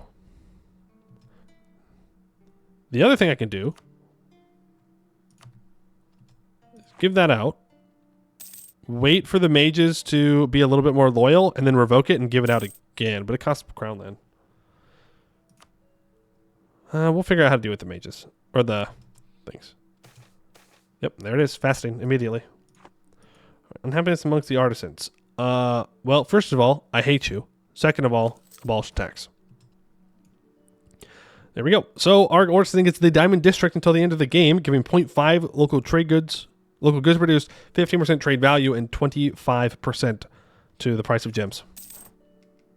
That was easy. Yep, you get it pretty much immediately. And that temple, how much would I get if I built that temple here? How much money would I make? 0.49. We make 4 ducats a month. We'll get there. Ancestors' tomb destroyed. Tombs are more often than not built outside of holds in order to save space for the living. This does have the drawback that it is not easy to keep them all safe. The Dwarf has never been safe outside of the gates of a hold, and recently some rampaging monsters have gravely defaced the grave of our ancestors. Whether it was Ettins, Minotaurs, or some other large creature, the result is the same, and a lot of carefully crafted dwarven stonework lies in ruin. Okay.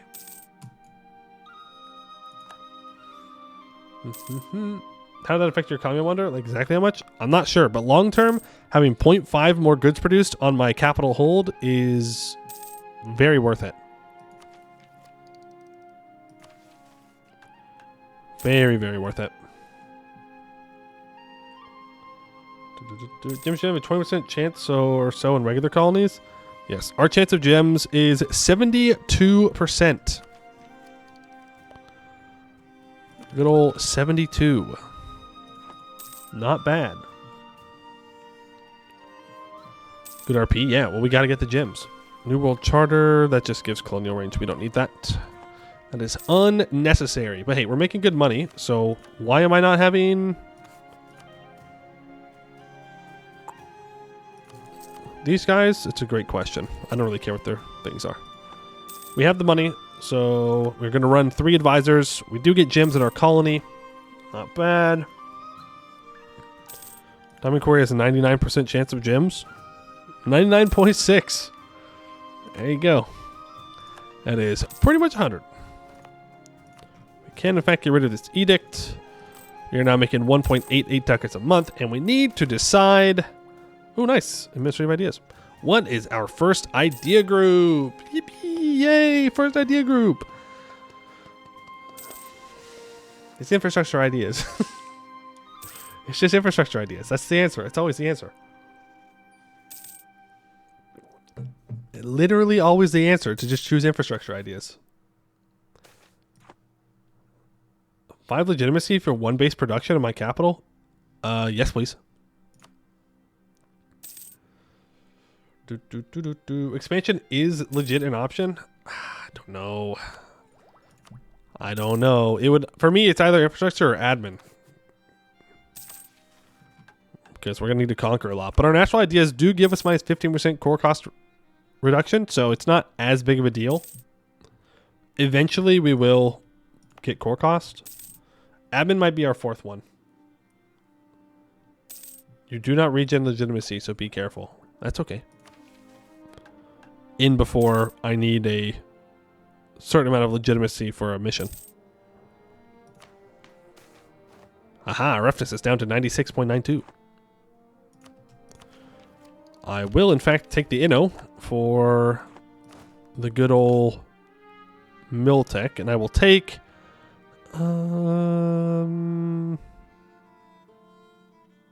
mass clockwork bows. Why is this guy not moving? Why is he just... oh, never mind. He got scared. He got scared when I clicked on him. He got very scared, and he left. Oh, did he move back? Is he moving back and forth? Come on, man. Go into Arg-Ôrdstun. I'm leaving it open for you to go. I'm going to extend those loans, and I'm going to build the temple. Temple, marketplace. It's going to be great. I can seize land here. That is a lot of troops. My goodness. Hey, you good, bro? Are you all right? Rebels? Damn. You don't have anything better to do? Yeah, we should be careful. We should be careful about seizing land. We do have a lot of development in our capital. Still playing Spider Rights. Just got Arficers plus 2 Cav Fire. 1620, time to roll out. There's spiders on tracks. Yeah, that's going to be pretty good. Yes, I will start building a spy network on them. I'd like to get vision on other people too, if we can. That way I can build spy networks on them. What was that? Did you see that? Did someone just walk that way? Am I going crazy? I swear I just saw something right there. Oh, let's grab Diamond Quarry. Wait, you're telling me that the lesser mines had more natives than everywhere else around us? Huh. Okay. I'm imagining... oh, I'm going crazy? Okay, that's good to know. Thank you. Increase of goblin tolerance. Well, that won't last. Clan head builds shrine. An influential clan head is funding a public shrine dedicated to himself. This has proven quite controversial amongst our stonekeepers, partially because he is not starred in any stories of note, but mostly because he's not even dead yet. They're petitioning us to put a stop to the construction. I like money. Yeah? You like money? I like money. Money is good. Money is grand. Prestige is also good, though. But prestige is not doing anything for us right now.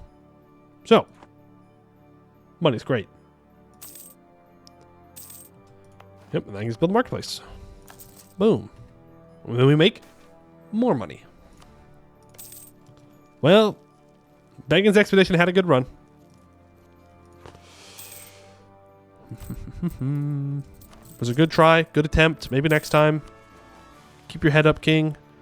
That's a lot of rebels. I will admit. That is a lot of rebels. Yeah, if we can just get a little bit less unrest, that'd be wonderful. That brings it down to only 7,000 rebels. Much more. Much more doable. Are we at force limit? No. 16 is our force limit. Do I want to spend 112 days or 15 days? Yeah, I forgot that we weren't even at force limit. I'm going to be so real. Can we have 2 colonies now? No. No, we cannot. If we go for 2 colonies now, we will immediately run out of manpower. We have a natural unrest guy. Well, it's fine. National unrest won't stop it from happening. I'm fine with the 7,000 rebels rising up. I just don't want 13. That's a bit much. Pay off that loan, and I think we just have 2 more left, and then we will be debt free, and then we just start saving up for other stuff. Rippy Dippy to Begin's expedition, they are no more. This is not their story. Let's go ahead and take admin tech. Minus 5% for neighbor bonus. Okay. Do I have any reason to not take this? I don't think so. Mages? Ah, yes, you're right. Thank you. They want me to develop Arg-Ôrdstun. Can I do 2 Diplo devs here? No. You want to give me an all power cost guy? Absolutely.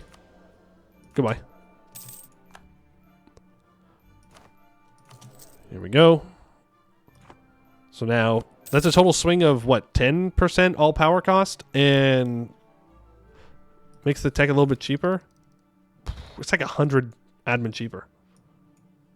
There we go. Okay. Take that, and we'll take infrastructure. You just take infrastructure ideas. It's just what you do. It's just what you do. Paradox added infrastructure ideas specifically for playing as dwarves. It's not even for the base game.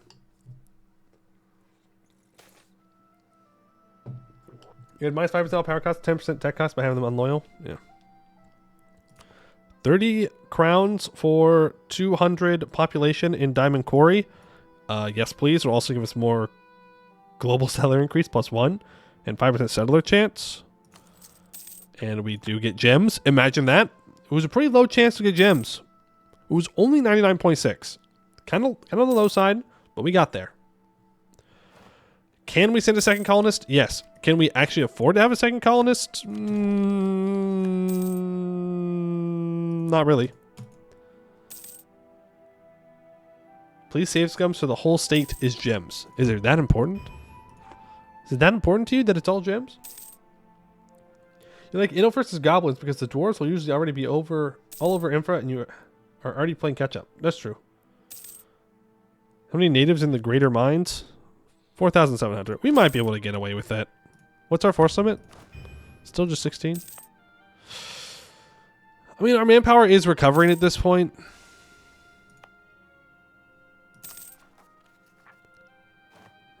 Maybe after these guys pop.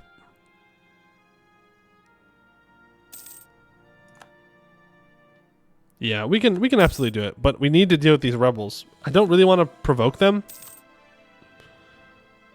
That'd be 10 regiments if I provoke them. Why are you rising up? I don't understand. Oh yeah, also all this land is going to be useless until we get our crown land up. I forgot about that. The clergy, seizure of estate land, they're just mad because they want to be mad. Well, the bad news is we can't do King's Border and Greater Mines at the same time. The good news is I no longer need to wait for Begin's expedition to move through Arg-Ôrdstun. Ooh, do I take the first infrastructure idea? Or do I wait to get Admin Tech 6 for the workshop? And then we get minus 10% construction cost. Let's get the construction cost and then do it. State maintenance minus 33%. 0.25 global prosperity growth. Hunkus, thank you for the follow. Appreciate it. Yeah, we'll get the prosperity growth and the construction cost, and then we'll build the workshop, and it'll be super cheap.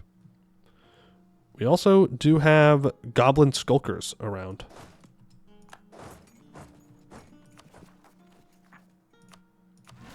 Just provoke them. We gotta move on to something else. We gotta get out of here. All right, we can't just be sitting here waiting all day. So there's 4,000 troops there.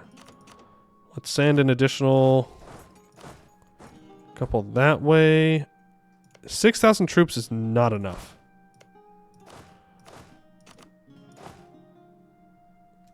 Something like this, maybe? Social reform?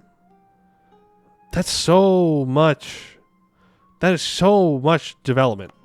Like, when you think about it, one base debt, that's 104 Diplo points. For 5 legitimacy.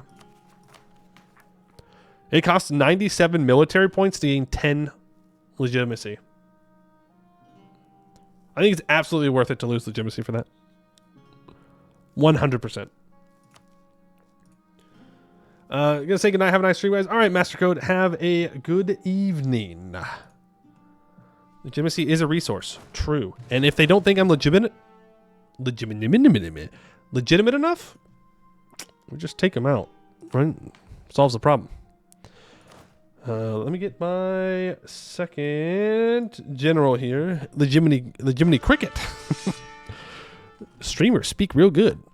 Ooh, that's no shock pips. That's a rough one. You would give me an explorer with 40 tradition.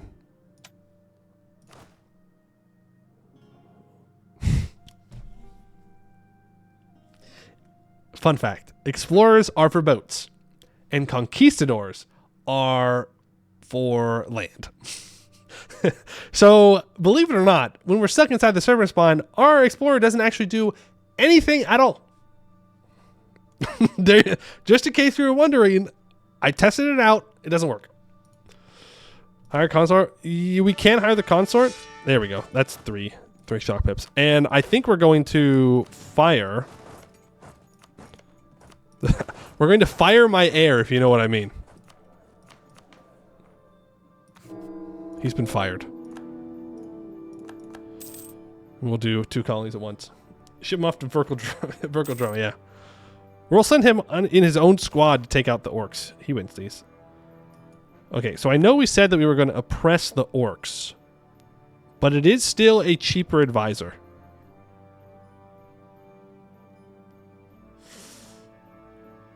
It is still a cheaper advisor. I'm just saying, it's a cheaper advisor. Cheaper advisors are good. Okay? Look, we can... He's fine, right? He's fine. Really? No, we can't even do the...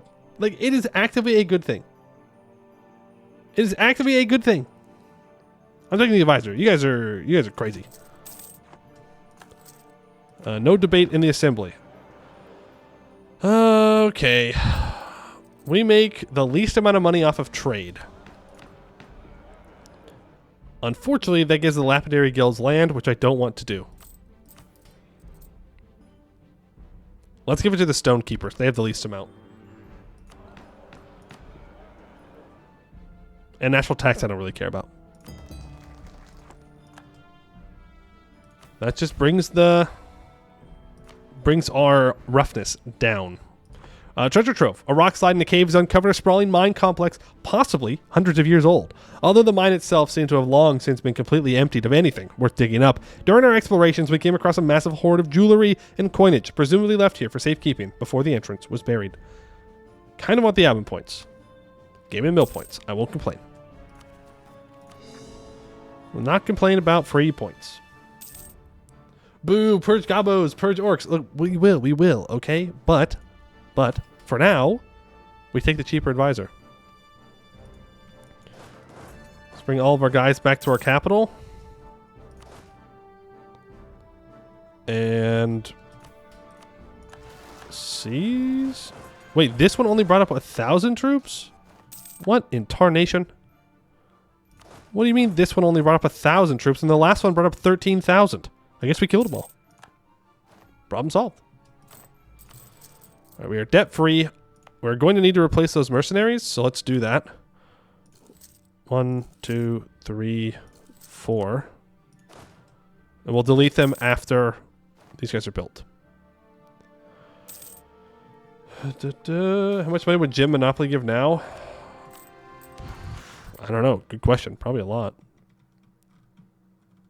Who has the Gem Monopoly? The mages? Stonekeepers? Nobility? 804. 804. Bro, the elf prayed when he said he can return me via portal to the hold. Though I forgot to say, I'm from Copperhold. Uh-oh. Uh-oh.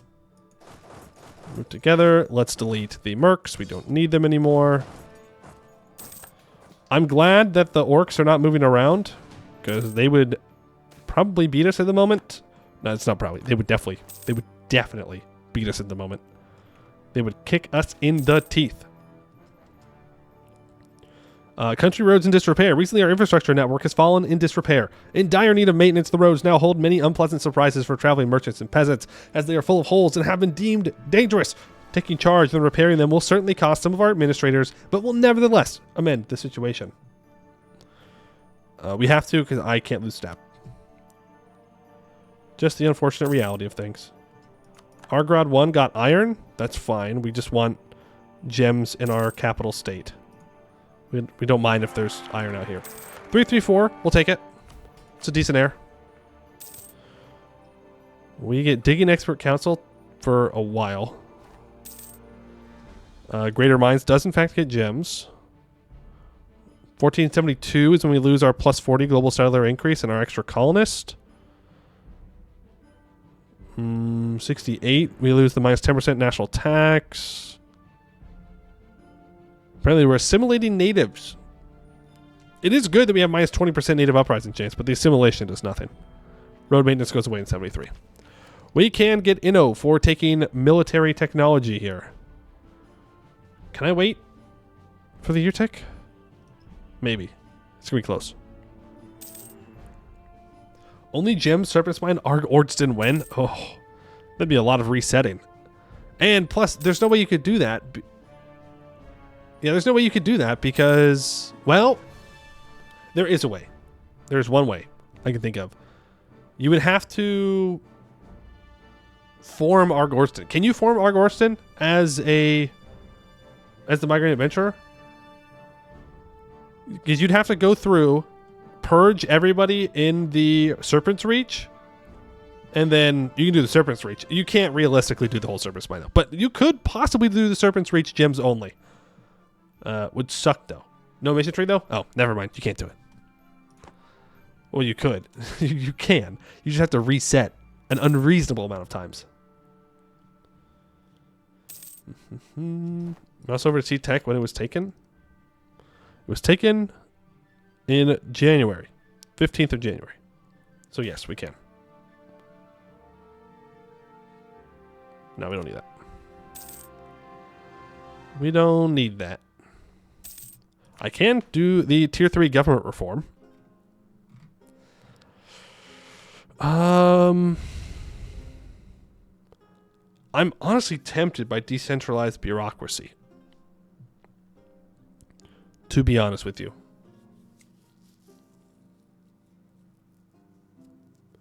Royal favoritism is also an option.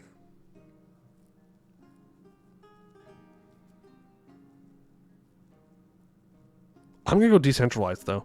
The autonomy of territories might come in handy, and the estate's loyalty is good. Max promoted cultures is also good, because we're going to need to accept dwarf cultures until we become an empire. Then it won't matter, but whatever. We can change it if we want to.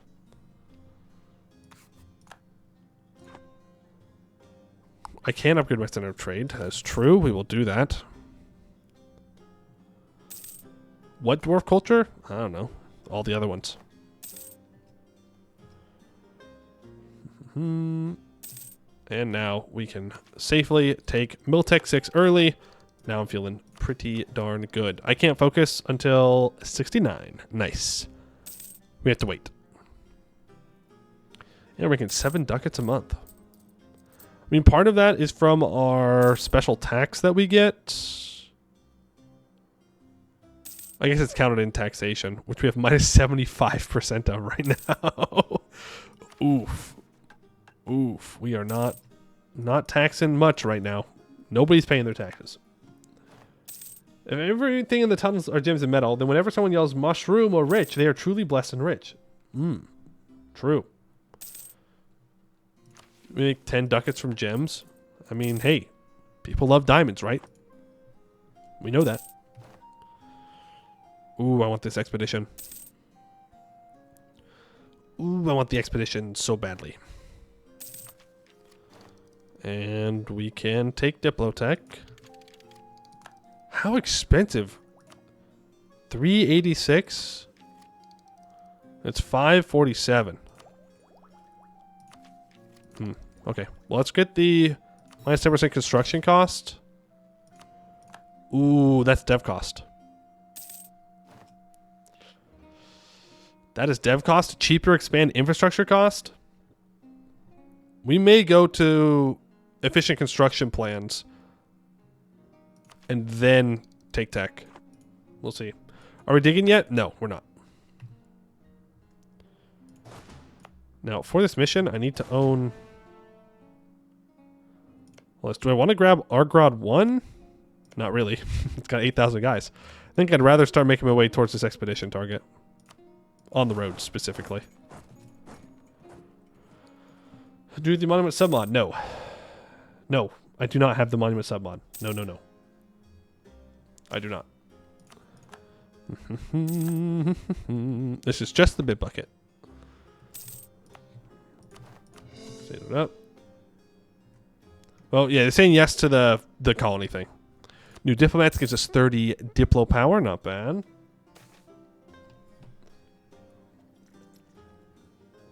Probably getting scammed 1 time per game. First, the Vertesk Watchmen. Now, the Hold. They just want so much money. They're just so greedy. Back to the depths mission. How long has it been since those caverns saw dwarven gauntlets and dwarven boots and dwarven spears? Ah, good. They use spears. Huge. How long has it been since goblins and orcs were scared of us rather than the opposite? Our soldiers marched through tunnels and caverns attempting to realign their senses with maps from the old Arg-Ôrdstun. Almost everything is different. Tunnels have collapsed in one section, reopened in another, have been barricaded by an adventurer party here, are occupied by an orc camp there, but there are fundamental patterns of geology which remain consistent. We find our way through the tunnels. We also find ghosts of our past. Families shout out in glee as they find what they claim to be an old family home or a structure which once held a holy shrine or an ancestor ghost still haunting the halls. Some dwarves, though, are more ambitious in what haunts them, and none are more ambitious than Simon, weird way to spell Simon, Simon Asmodan. He claims to be the descendant of a diamond family which ruled Skomdir, a claim which does not quite make sense. Who are we, though, to deny him his vision? More importantly, who are we to deny an ambitious adventurer a role in exploring the depths?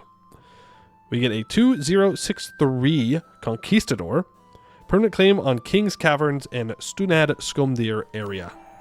Can't see it yet, but we can access it. Sorry, spin the circle, you're fired.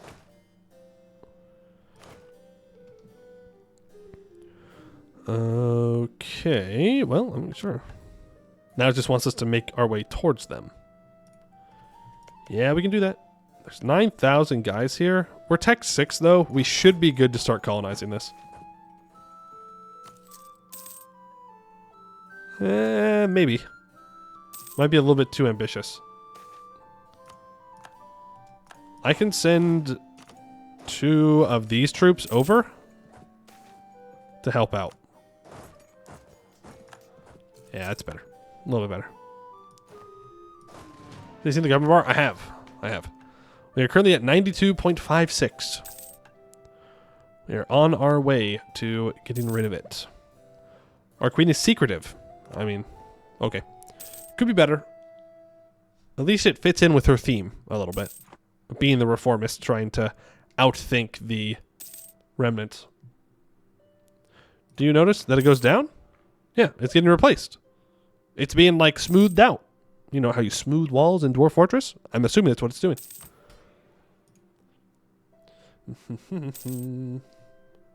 What modifier do you need? The diamond gem? Yes, we do need the diamond gem. So I need to do one of these expeditions. That's what they're called. One of these expeditions. And then we hopefully will find it and we'll be able to get it. Isn't it production efficiency? If I recall correctly.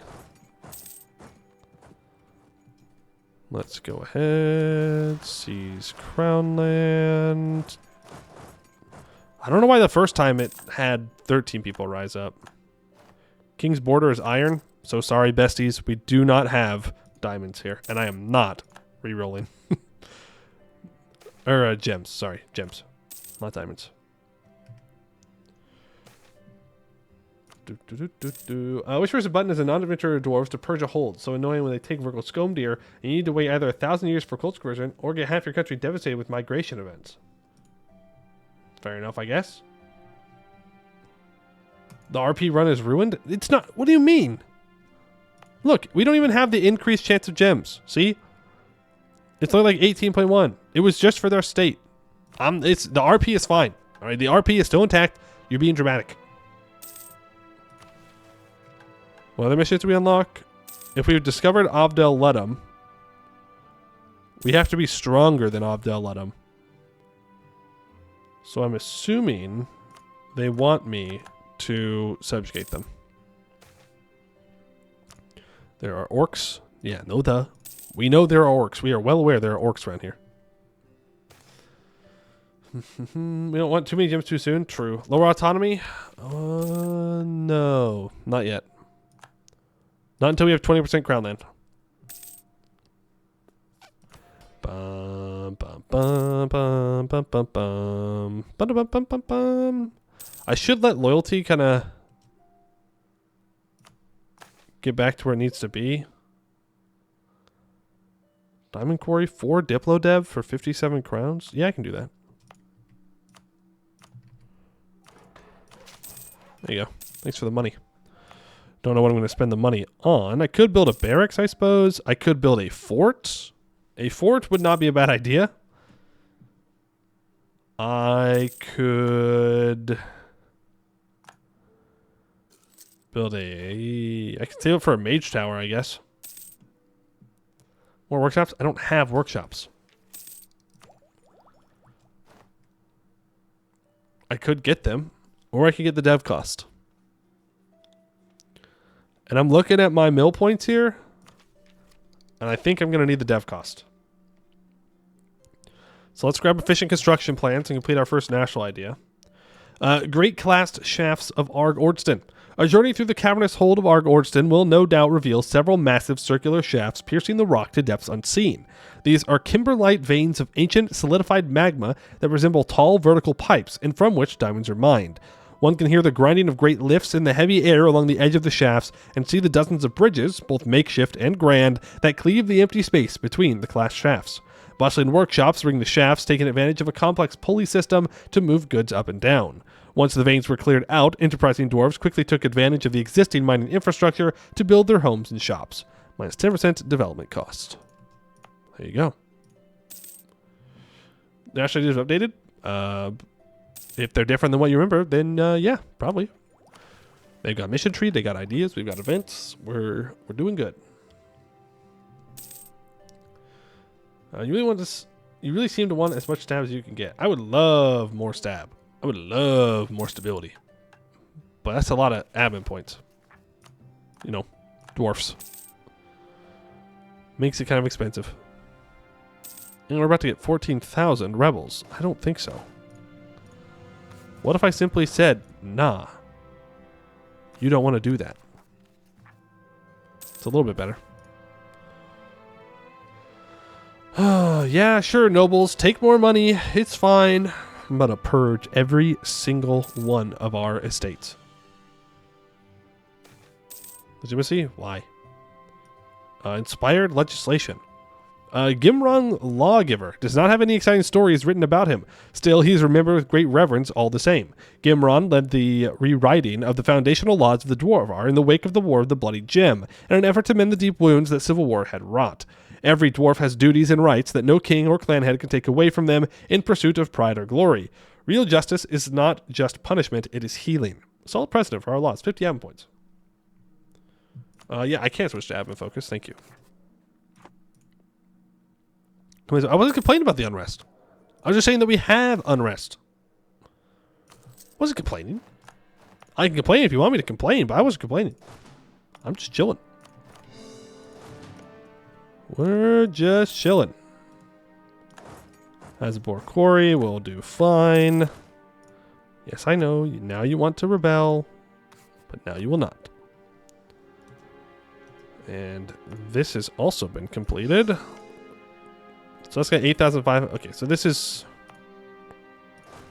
I need to send 3 troops over here to help out with these other colonies. Thank you. Send. Move in. Beautiful. You also need to do rebel suppression. Make sure that everybody stays good. West first? No, I'd rather just keep going this way. We're good. That is west. I don't know why I thought you were talking about here. We are about to max out on mill points. And everybody's... Well, they're not loyal, but they're not disloyal, to be fair. So I can go for a couple of...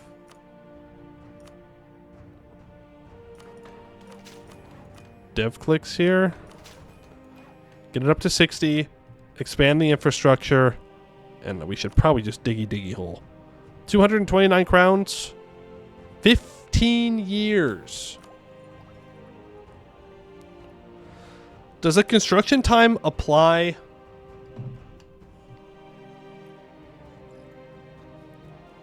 After? No. I think we just start digging, though. I think we just start digging. I'm not going to wait that long. I'm impatient. I don't want to wait. Dig the hole. Take a loan. I don't care. Just one loan. We'll be good. Ooh, beautiful cavern. Absolutely. Upon first inspection, the cavern appears to be like any other, a small opening within the mountain filled with air rather than earth, but only upon first inspection. For once you enter the cavern, its truly wondrous properties become apparent. The walls seem to be entirely encrusted with crystals. When light is shown upon them, they reflect light in such a way as to create a complete tapestry of light, winding, twirling, and shifting as the light sources move. This may be the closest that we ever get to true beauty. How much do you think those crystals are worth? No. Open the cavern to all for a price of course, plus 1 monthly splendor, 5 prestige. Mage magic already done? What mage magic? You did that Dwarf as a turn run where you had sub 2 your whole digging. Your run got holds nerf on our thing. Yeah, you know what? It happens. Right? My bad. My bad that I just did so well that things had to be nerfed. Dwarven kind never recovered from Poe min-maxing. I didn't even min-max, dude. I just got iron and then we just dug real fast. It's not... Well, I mean, it is my fault, but it's not my fault. It's not my fault. It's Paradox's fault for adding infrastructure ideas. Okay? Don't put that on me. Don't do it. They're the ones that put in minus 25% construction time. Change all goblins on Hulk Khan because he dug too fast. The power. The power. How is Skewered Drake? Oh, we're doing so well. Our orcs are colonizing super good. They're a little short for orcs, and they look a little weird. They've got pretty long beards for orcs, but other than that, we're so good. We're so back. We're so back. You demand you roll for iron and rush infra and the other dwarf missions. Shh, I didn't min-max. It was fine. It was fine. You know, it's just so. Sometimes when you think about it, it's crazy. Are they riding drakes? No comment. I have no comment on what our dwarves may or may not be riding. Or orcs. I mean orcs. Definitely orcs. Yeah, I'm definitely taking tech to get the workshops, so that way I can build a workshop in my capital, which I can't do anymore. Never mind, I'm taking that idea. 10% movement speed minus 20% center of trade upgrade cost. And look at that, it's time to seize land again. Bada bing, bada boom. Please go back. Huh. They don't go back to the colony if you put it on suppressed rebels. I didn't know that. The more you know. Learn something new every day. Lower autonomy. Man, you were just waiting for me to click the button, huh? Yeah. We can do that. I'll allow it. Give us some rebels, but whatever.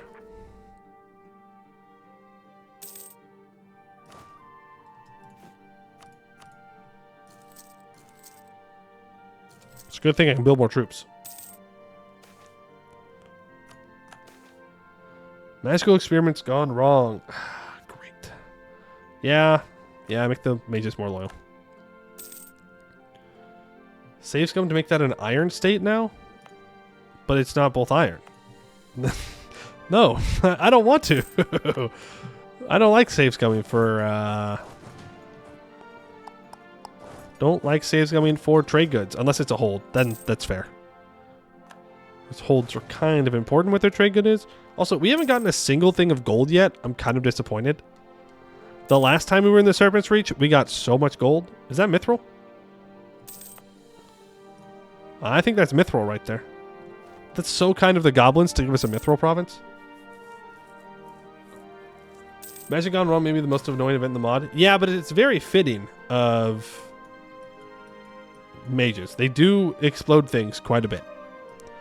A legacy of rebellion. In the Empire of all Dwarf, Arg-Ôrdstun made a name for itself by advocating for the downtrodden. Our rulers rallied against King's Rock, constantly demanding more rights, privileges, and honors for those who made the Empire function. When the High King was so corrupted by wealth as to invite the Ruby Hold into our nation, we led the charge against him. And in that War of the Bloody Gem, we forever broke the tyranny of central rule.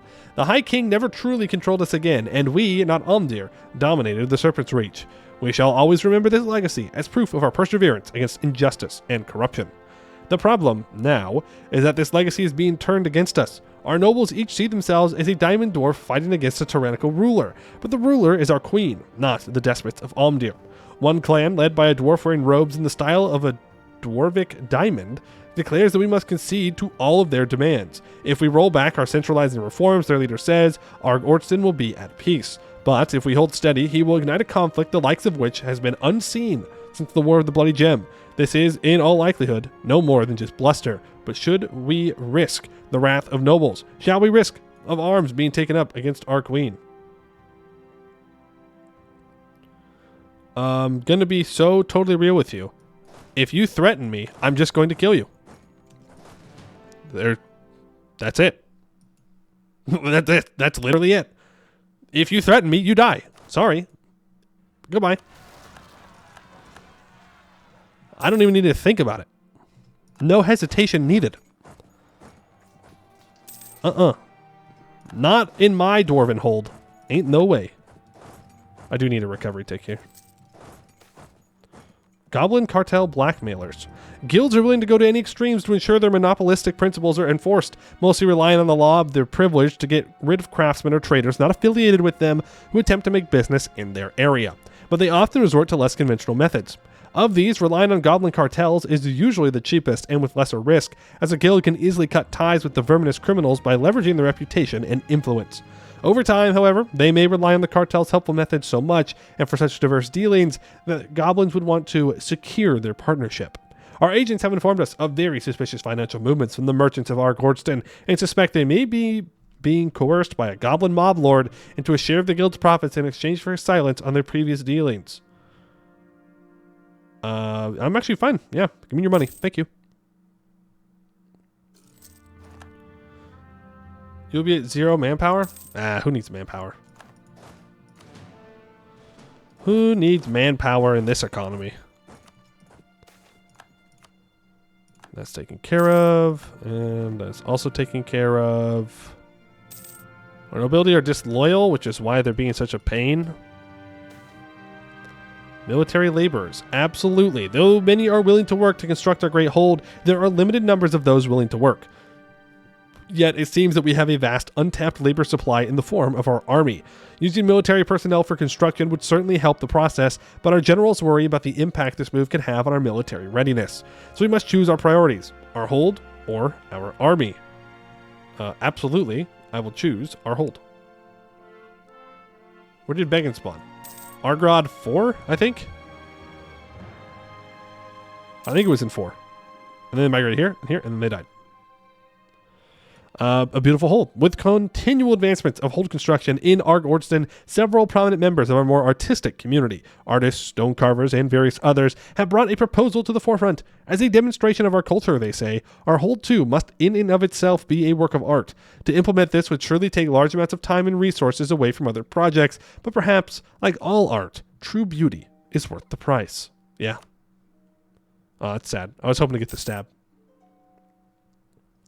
Hey, RockSpect. Hello, chat. How is Streamer going to throw this run? Okay, well, first of all, rude.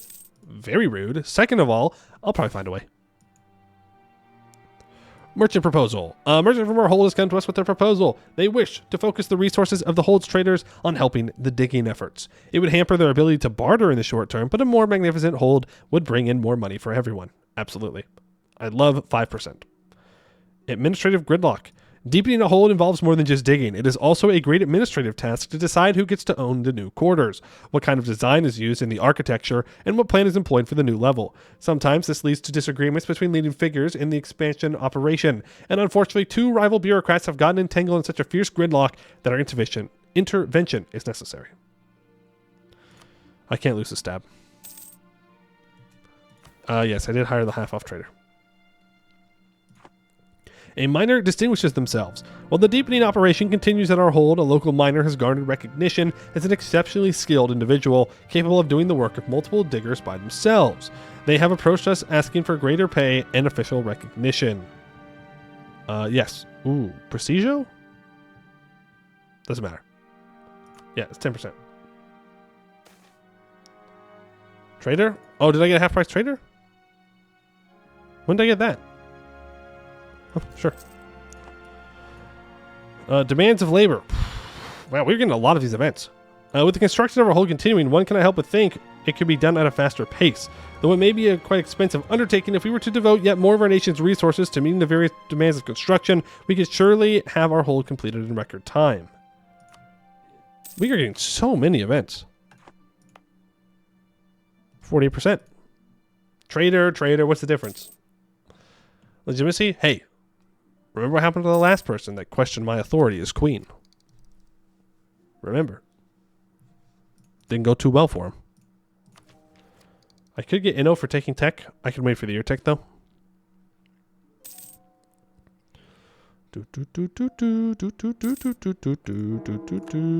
Our king consort has died in combat. El Bozo. Next time, simply live. High Master Mint. Damn, you guys are doing a lot of yapping today. A lot of yapping. I don't have the money.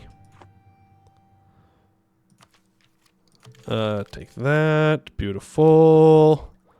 Minus 10% state's governing cost. There we go. Bronze cannons. Price of copper increases.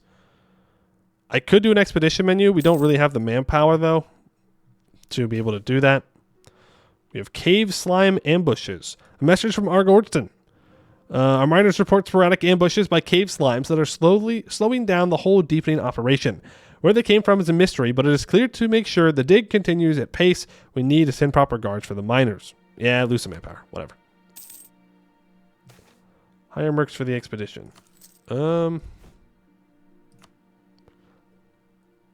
That's a lot of money.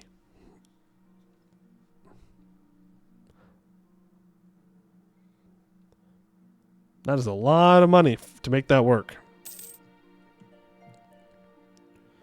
Worth? I don't think it is. Yeah, I mean... I don't know, dog. I don't know. Ooh.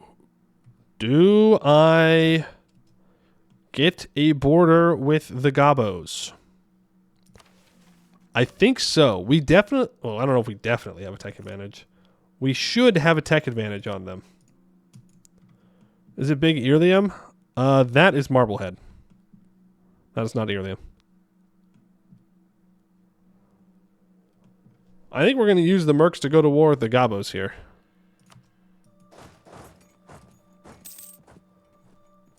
Yeah, I'll do the last road tile when this one finishes. Oh, we only have one colonist now. That's why we're not making as much money, because I'm spending a bunch. That's okay, though.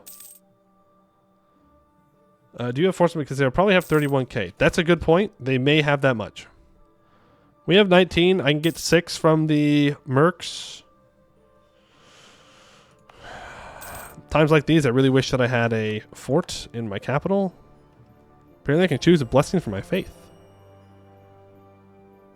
Hodovar. Okay. Well, we might not have that for a long time. But I will take the dev cost. And we'll see how it goes. We will see.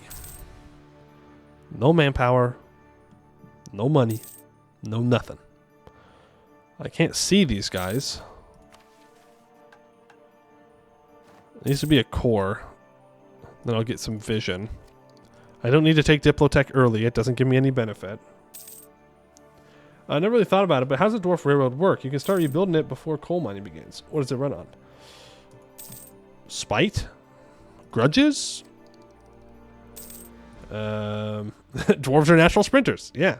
They do like the Flintstones. An actual answer, though? I don't know. Foreign Wisdom, 50 Diplo points. That works. That is too many rebels. 18,000 is, in fact, too many rebels. Can't suppress rebels with a conquistador. Always forget that. Don't know why it's like that, but okay.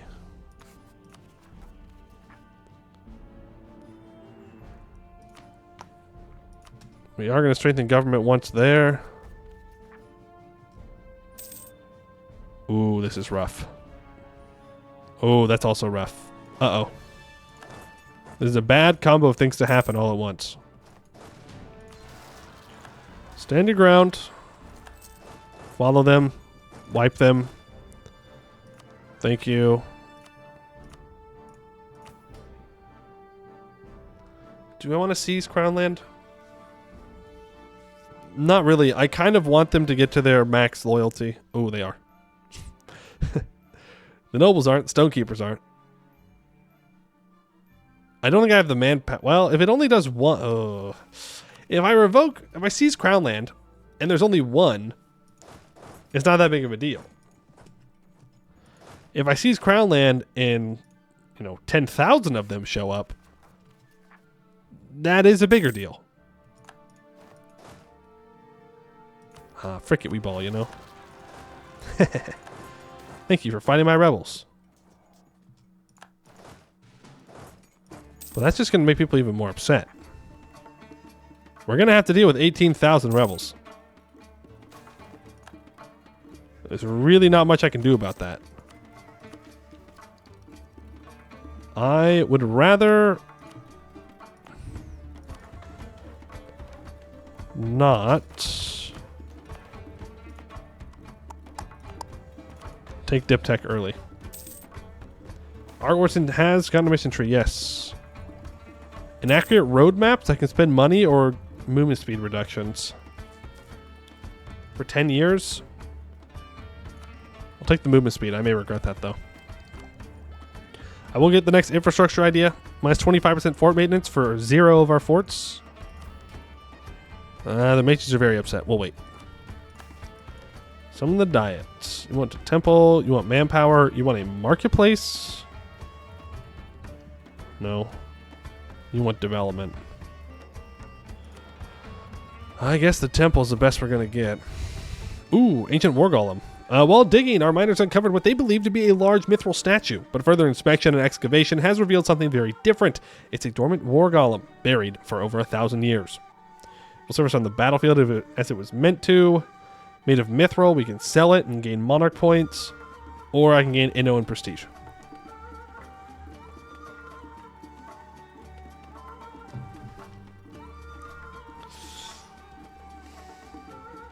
think money and points.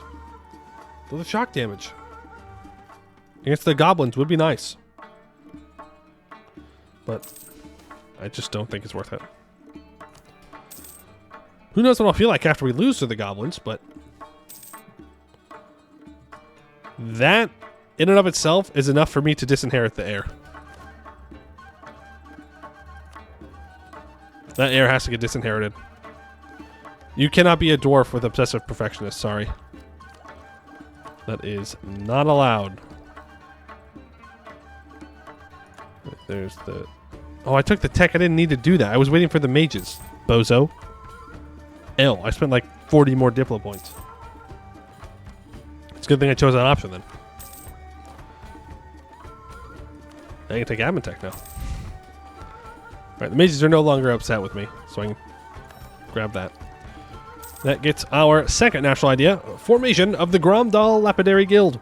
The Lapidaries of Arg-Ôrdstun were infamous for stubbornly feuding with each other to perfect their diamond gem cutting techniques to gain the favor of their ruler. The formation of the state-sponsored Gromdal Guild, however, aimed to remedy that, consolidating and redirecting the energies of the diamond artisans outward. Their famous diamonds reached all the ends of the Dwarf, adorning jewelry and ceremonial weaponry to complement the crafts of other holds. 10% national tax and 0.05 yearly inflation reduction. I suppose that's nice. Starts going down. 2. Still can't afford the inflation guy. Ooh boy, they are looking to rebel though. If they rise up in Arg-Ôrdstun, it's not a big deal because I'll get good combat bonuses on it. Speaking of, the only problem is I have no manpower to replace my little troops with there. Here's what I'll do. I'll hire both of these mercenaries. Which, yeah, it's going to lose us some money. Let's just move in. Find them, and then we'll send the mercs over immediately to the expedition. Boom. Problem solved. Easy, easy, easy. You're going there. You have no troops. Hold on. Come back. Come back. You don't have any troops. Damn. The thing is, if we send these... Oh, we're going to die. Oh, we are going to die to these gobos. I'm telling you this right now. Right, expedition menu. King's Border. It's silver and medium. Organize the expedition. Start the preparations. Send 10,000 men. Boom. Supplies. I have equal amounts. Boom, boom, boom, and boom. Organization. Let's do one organization. Raise morale up twice. Do we need anything else?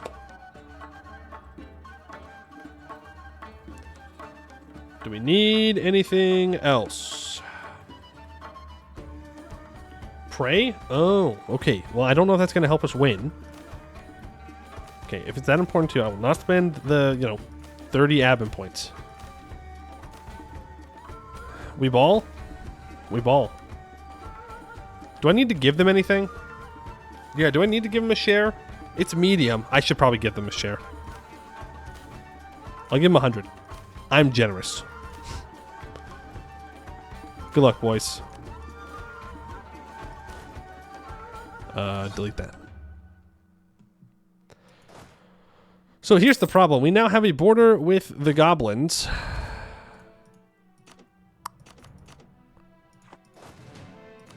And not a very large military.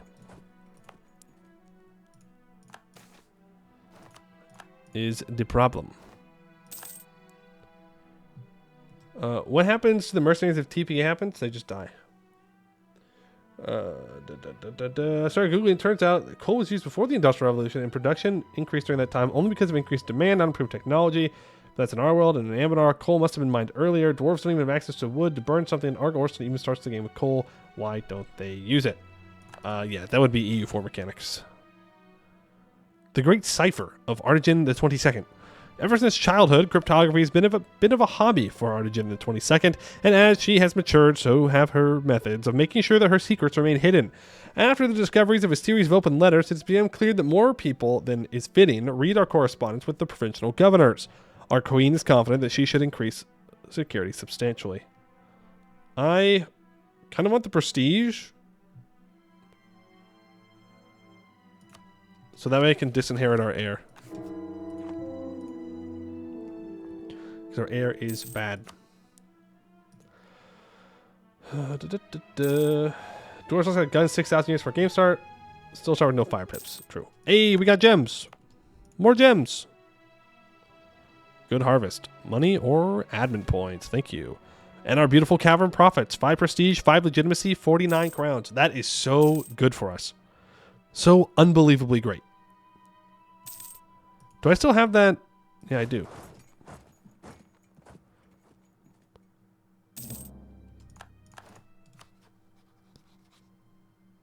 They're Tech 5.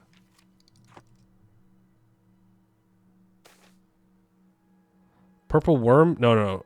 The work on expanding our hold was interrupted today when our miners almost fell into a massive tunnel that opened up below them. There is no doubt that this tunnel is the work of purple worms. By expanding our hold along the walls of the tunnel, we can cut down on a lot of work. We are, however, not the only ones with this idea, and it's not unheard of for purple worms to crawl through the tunnels dug by previous worms. If we use this tunnel, we can't dismiss the possibility of an attack in the near future. Dig around it. It is simply not worth it. We will finish our infrastructure ideas here. Yes. Minus 25% construction cost, minus 100% expand administration cost, and minus 10% dev cost on top of that. Yeah, we can send a merchant now to collect from trade here. I'm just a little terrified of these guys because we'll die. They also have a 554? No wonder they're doing so well. I can have up to 20 troops. I just don't have... I don't have the manpower. I think I need to go back to using one colony. But we do have the Bat Cave for our expedition.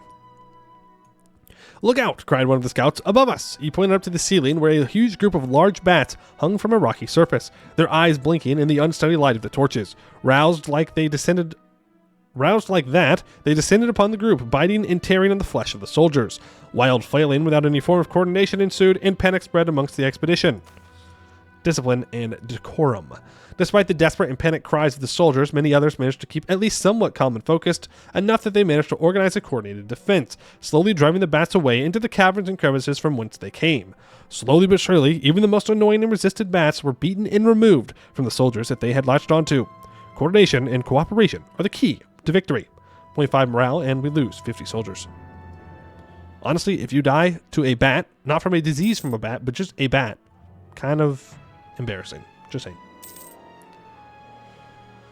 We need the mercs to come back for manpower. Yeah, we need the mercs to come back so I don't die. I think is what you mean.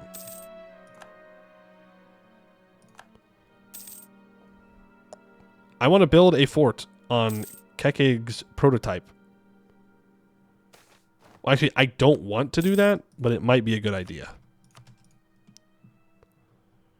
Spine work? Oh, yes, thank you. They don't know about me yet, though. So that must be why they're not declaring war on me. I'm unknown. I really want to build a fort on my capital. We're 78% of the way through digging. So we're getting there. It's a good fort. It's a good fort right now. Eventually, it will be a bad fort, though. I'm going to recall this, and I'm going to send the colonist up here. Soiree, a 505 air. No. We're greeting. Cobwebs. In the tunnel ahead, a particularly bendy and tight passage through the under rock, our soldiers came upon what at first seemed to be cobwebs. Thin white strands laced the walls and blocked the path forward. Upon some initial inspection, the material turned out to be extremely easy to break.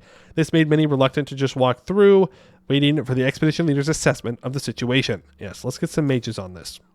It's fire resistant. The mages take a small sample of the cobwebs, putting them through some tests. After 15 minutes, they came back with their results. The crystalline structure is fragile and brittle, but fire resistant. Its chemical composition is akin to other silicates dominated by magnesium and oxygen.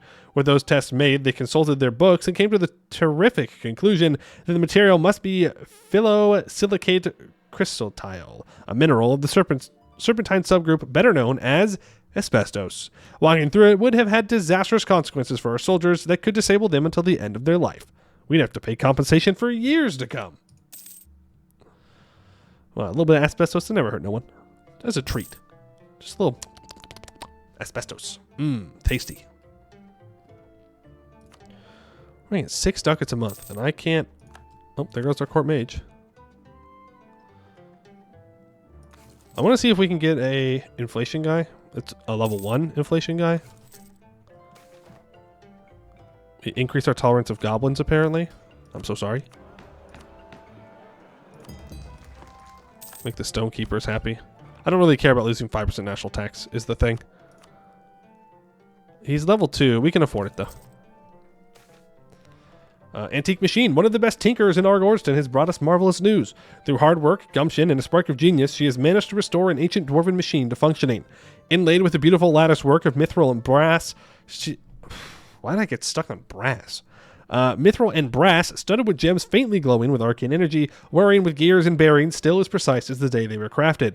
Yet, we still have no earthly idea what it does and why it was built. Undoubtedly, it would fetch a princely sum from a wealthy collector, but we may also discern some valuable knowledge if we choose to study the device. That's a tough decision, actually. That's a lot of money. I'm taking the money. Veins of precious mineral or metals found. The miners at our hold come to us with good news. They've discovered a small vein of precious metals while digging. The decision of what to do with this fortunate find now lies with us. No patch on the brass, your ass is grass. Bars. It's undyed cotton candy? Oh, well, in that case, we gotta eat it. I will take the legitimacy, prestige, and admin points here instead of the money. Try and get that up a little bit more. How is our roughness? We're at 79.72. Getting better. Slowly but surely. Getting better. Whispers of Ascension? No, I don't even want to read it. No. We're not ascending. We're not doing that. It never goes well. A dry track. As the expedition continued down through a rocky cavern, they grew more and more frustrated. Treasures had been scarce for some time now, and many adventurers started to argue whether they should head back and take another path. But even after day by day passed this way, a seasoned sage of the Serpent Spine now remarks on strange traces on the surrounding rock. I suspect, she says, that we might come up with a group of flail snails soon. That would explain the recent lack of loot, as these sluggish creatures consumed all valuables that crossed their paths. Excellent trackers if we fancy following them. Their shells are worth quite a bit of crowns as well if we wish to strike them down. Let's follow them. Wall of veins. As the expedition followed the snails, they started noticing a rich ore vein running through the wall almost perpendicular, like a great river set in stone. Deposits which our miners can make good use of once they clear the mineral of the sticky slime left behind. Ooh, 200 loot. Thank you. That's good. We do see the first diamond. Full diamond. I would like to see more manpower. That's what I would like. I don't think we need to seize land right now. I think we're good just to let everybody get their loyalty up a bit. Good city management and extra stability? Let's go to stab 3. Yeah? Yes. We go to 3 stability. Absolutely. Do I want the mage state to lose 15 influence?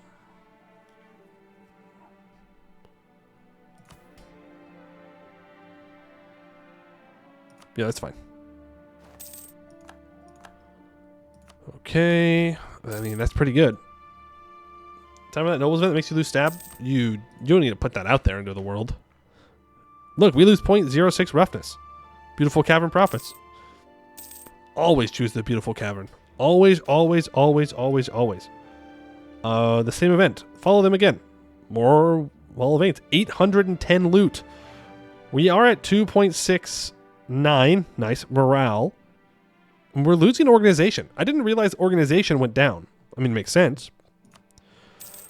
So we need those guys to come home pretty soon. We need Arg-Ôrdstun get a mission tree or update? Recently. Very recently. Well, I can start building more troops. That looks like a lot of words. Foreign clan demands recognition. We have grown in power and wealth since spreading into the Serpent Spine, and this power has led to dwarfs from abroad requesting entry into our nation. We have happily taken them in, for we need aid in colonizing the caverns, but this wave of migrants has not arrived without tensions. Surface dwarves have lost many of the old arts which we have kept alive. They know little of faceting or ancient firepower or deliberative governance. On the other hand, they know of many things which we do not. They speak of nations, peoples, inventions, and ways of life which we have never previously imagined. These new dwarves, an increasingly important part of Diamond government, have come to demand a place in our administration. They see the power our clan yields in the Gleaming Council and seek to be a part of it themselves, and so they have assembled significant evidence supporting their claims. Many of these dwarves descend from clans who once fled the dying Arg-Ôrdstun, and so have legitimacy as heirs of ancient families and ancient titles. To accept them into governance would not only solidify our position as the rightful ruler of all dwarves, but would also bring us much needed knowledge of the outside world. On the other hand, of course, the old clans would be incensed by this betrayal. They promise us cooperation and levies if we hold fast to their traditional rights, but there is a question of whether we want to prioritize these rights at all. Do we side with the old and maintain the powers of the diamonds, or do we side with the new and see where outside innovations may lead? Draculix, hello. Good morning from Terra Australis. Good morning. If you do diet selling your privilege, you can get 60 loyalty. Make your merchants stop sucking. Influence lower than 45 and less than 2 privileges. Well, I can't really get rid of any of these. So I do need their loyalty. I need 20 loyalty.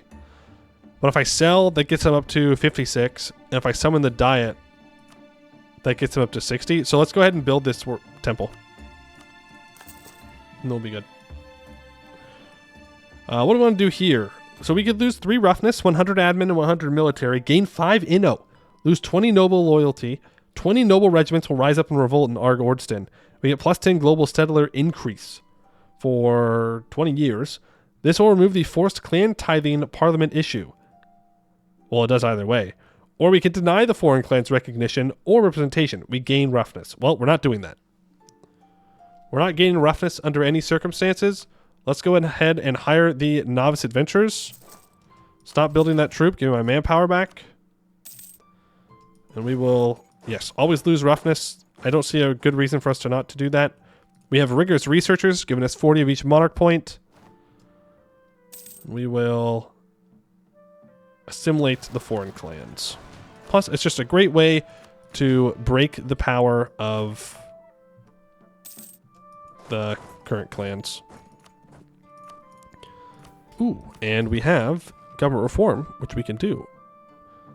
So we have minus 0.03 monthly war exhaustion, 10% stonekeeper loyalty and influence. We don't want that. Religious unity, 10%. Admin tech cost reduction. We don't need that. Balance of power gives us an extra diplomat and all estate loyalty. Or we can emulate ancestral warriors to get plus 1 land leader shock, 0.25 yearly prestige, and recruiting a general reduces clergy land share by 1%, but makes generals more expensive.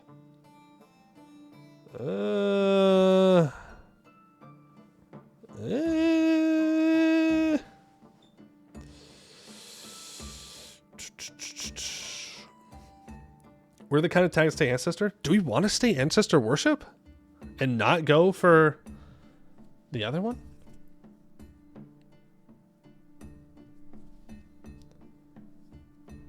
I didn't even think about that. I mean, I do. I love maintain balance of power. Balance of power is just good. It's just the best one. Sorry. Stonekeepers lose loyalty. I don't care. Give me the inno.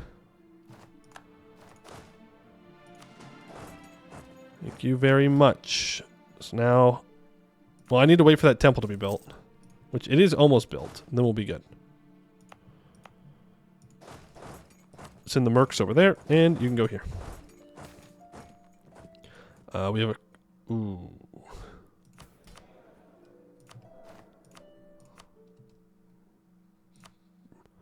Who's younger? We have a half-off orc. Who's 40? They're both 40. We'll bring back the goblin. Still hoping to fire not research regulations. Radical reforms is the word.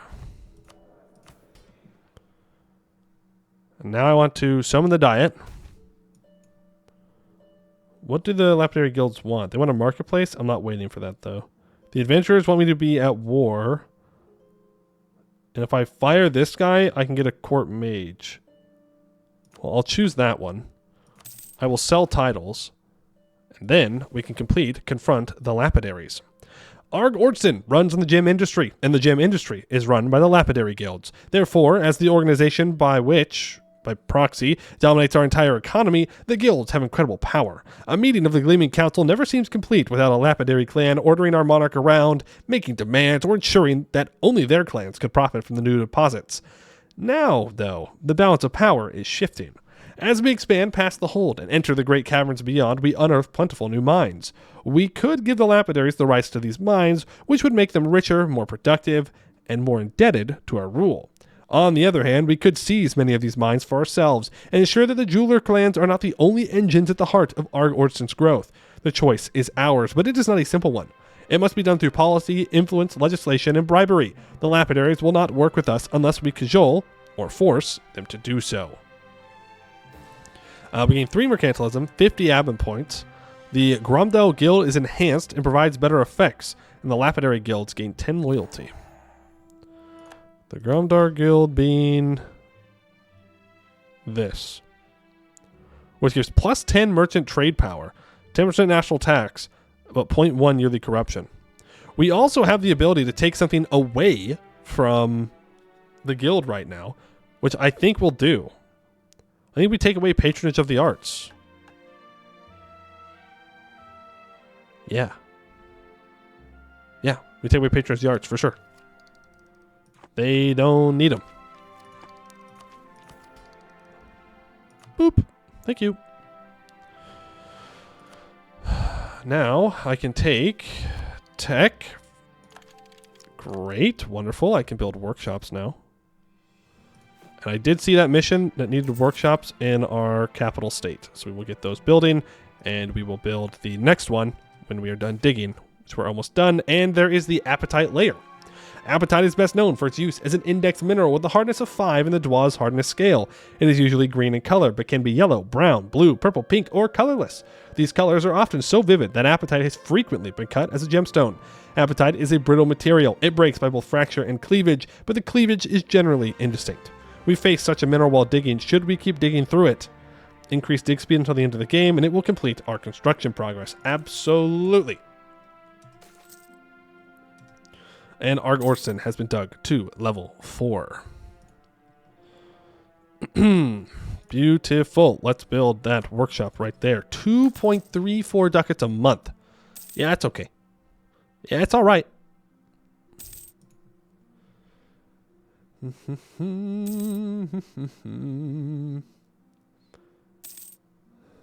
Wait. What do you mean? What do you mean? What is this? What is this clip you've done? What do you mean Freudian slip confirmed half elf? What do you mean by that? I kind of want to seize land. I will not lie. I kind of want the manpower, though, from the nobles not being upset.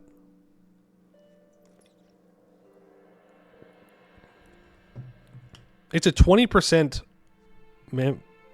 manpower recovery speed difference. I don't really love being below 30, but I think we're just going to let it do its thing. The expedition is doing fine. Doing fine.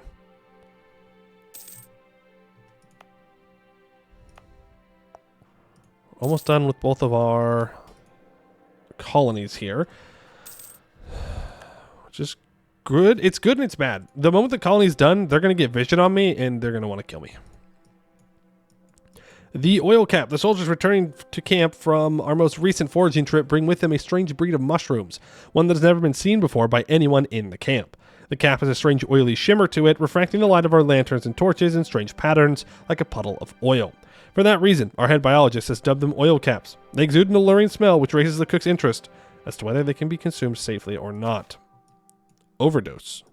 The soldiers eating the mushrooms seem to have a great time, eating more and more in their increasingly ecstatic state. This invites others to join them in their revelry, but just as a new group of mushroom-hungry men arrive, the first ones, who have eaten copious amounts of mushrooms by now, start coughing and their mouths begin to foam. They fall over with dull eyes as if they have gone blind. The state of unconsciousness soon ends with death, the entire body slumped after an episode of intense twitching. Those that witnessed this threw the mushrooms away in disgust, but for some it was already too late. Those that survive the twitches and tremors are in an unstable state of mind, needing constant attention. There's 300 soldiers, 5% organization, but we gain 1 morale. Intro night, thank you for the 8 months. Appreciate it. And the expedition returns. 560 monies and 186 of each monarch point. Okay, let's not max out on our Diplo points, if possible. What does our mission have us developing? All provinces in the Arg-Ôrdstun area have development of at least 6. Okay. What else? Arg-Ôrdstun needs development of 20. Diplo dev of 20, I should say. That's just developing the holds. Alright. We turn on encourage development. Make sure we're not wasting too many points here. Repay them in full and send them back out. Thank you for the 4,000 troops I just added to my military. We do, in fact, need them. I can't... Oh. That puts us over our force limit by quite a bit, actually.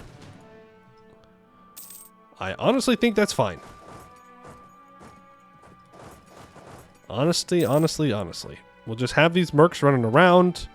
Beautiful cavern prophets. We can drill with our troops. What does Diamond Quarry need? It needed... nothing. It was just waiting for the workshop to build. So now we need it to have a courthouse, which we are not there yet. And that is a 233 heir. Man, can't wait to disinherit this heir as well. We just can't have a good heir. I don't know what it is. Now, a rival thieving arrow. I will stop building that barracks, and I will build a fort. They are Tech 6. They have 35,000 troops. We may just be dead here. We may just be dead here, folks. We get to choose our hold specialization, though, so that's cool. As our hold progresses ever deeper into the earth, it has come to our attention that, like in the days of Dwarf, a hold must specialize to witness its true potential. From now on, Arg-Ôrdstun must decide to focus on a certain aspect based on what natural resources and opportunities the hold has available.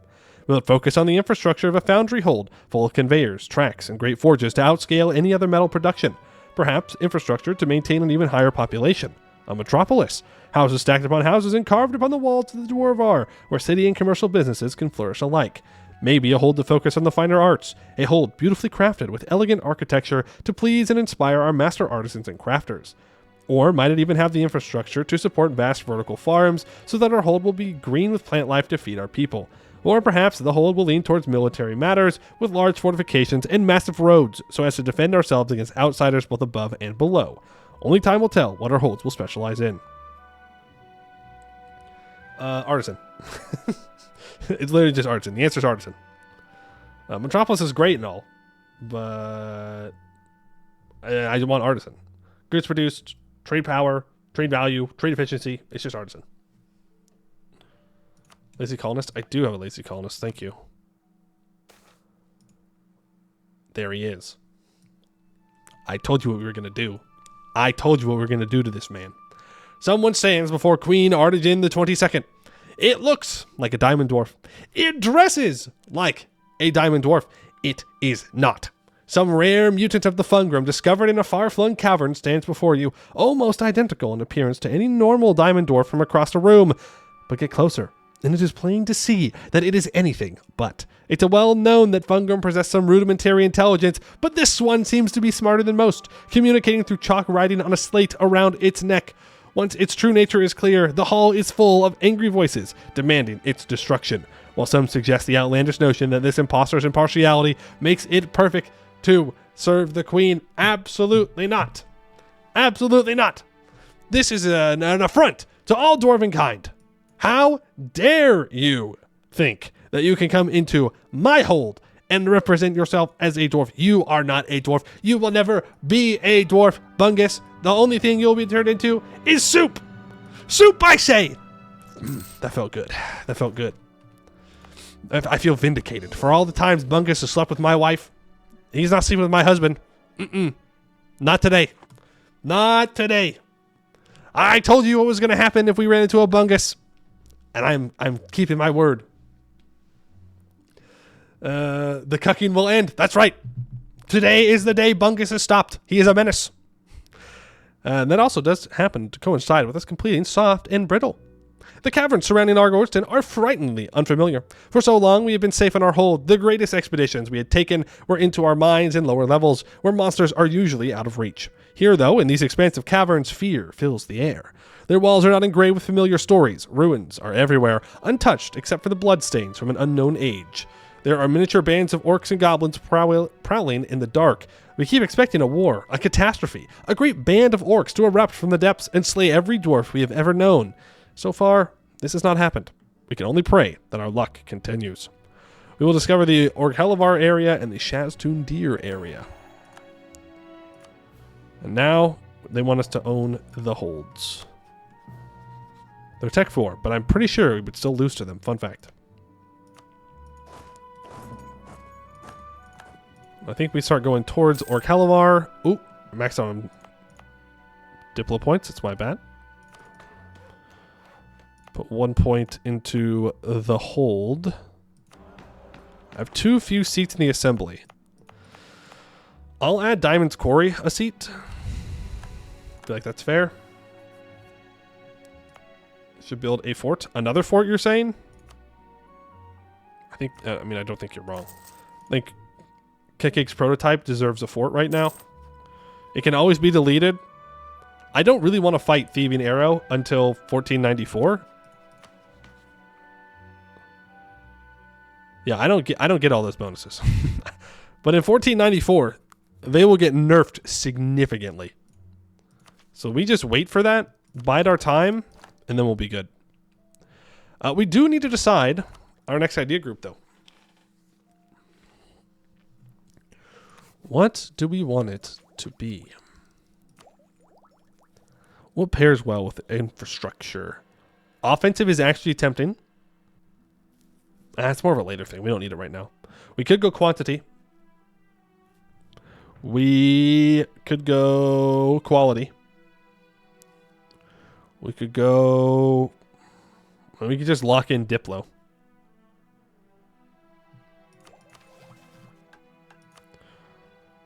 Like, they want Gorbarad. Thieving Arrow. I mean, don't we go and conquer a lot in this mission tree? Quantity? There's a grudge. How is taking quantity ideas a grudgeon? What do you mean? You don't want more dwarves in the military to serve the glory of Arg-Ôrdstun? I don't know. Kind of sounds like you're an undercover elven spy. Indigenous for dev costs? That big brain. That is big brain. We can go diplomatic for the Robin's war score cost, but we don't need it anytime soon. If I go quality here, that gets us a professionalism, and then if I go Diplo, that gives Diplo rep in years for personal unit integration, which is nothing. Quality gives Diplo rep in monthly war exhaustion reduction. Yeah, okay, but court ideas is just not. Like, it's just, I don't know. Do we really need court ideas? Like, really? Do we need it? Do we absolutely need court ideas?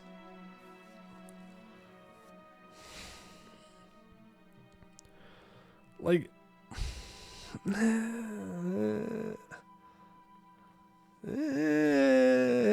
don't know. I don't know. I mean, if we're worried about corruption, I'd rather just take espionage. All great for you? I mean, yeah, but like, just like, I don't know. I don't think it's gonna help much. It's the problem. Defensive for the RP. I mean, we could go defensive. We can go offensive. Defensive gives attrition for enemies and garrison size. Offensive give movement speed. Of course, absolute corruption. Yeah, but like, I really am not a big court believer. I'm gonna be so real with you. Like, it's nice, don't get me wrong. I just don't. I don't think we need it, is the thing. I really don't. Like, the Diplo rep is useless. Power check from insults is good, I suppose. State's loyalty equilibrium is good. Like, it's good, but eventually it's not going to matter, is the problem. Like, eventually, it's not going to matter. They're all going to be loyal as we get through our mission tree. Like, it's going to fall off. If we're taking a whole idea group for 10% loyalty when I could just sell, I don't think that's worth it. Maritime's the play. True. So true. I mean, I'm not against taking defensive, to be honest with you.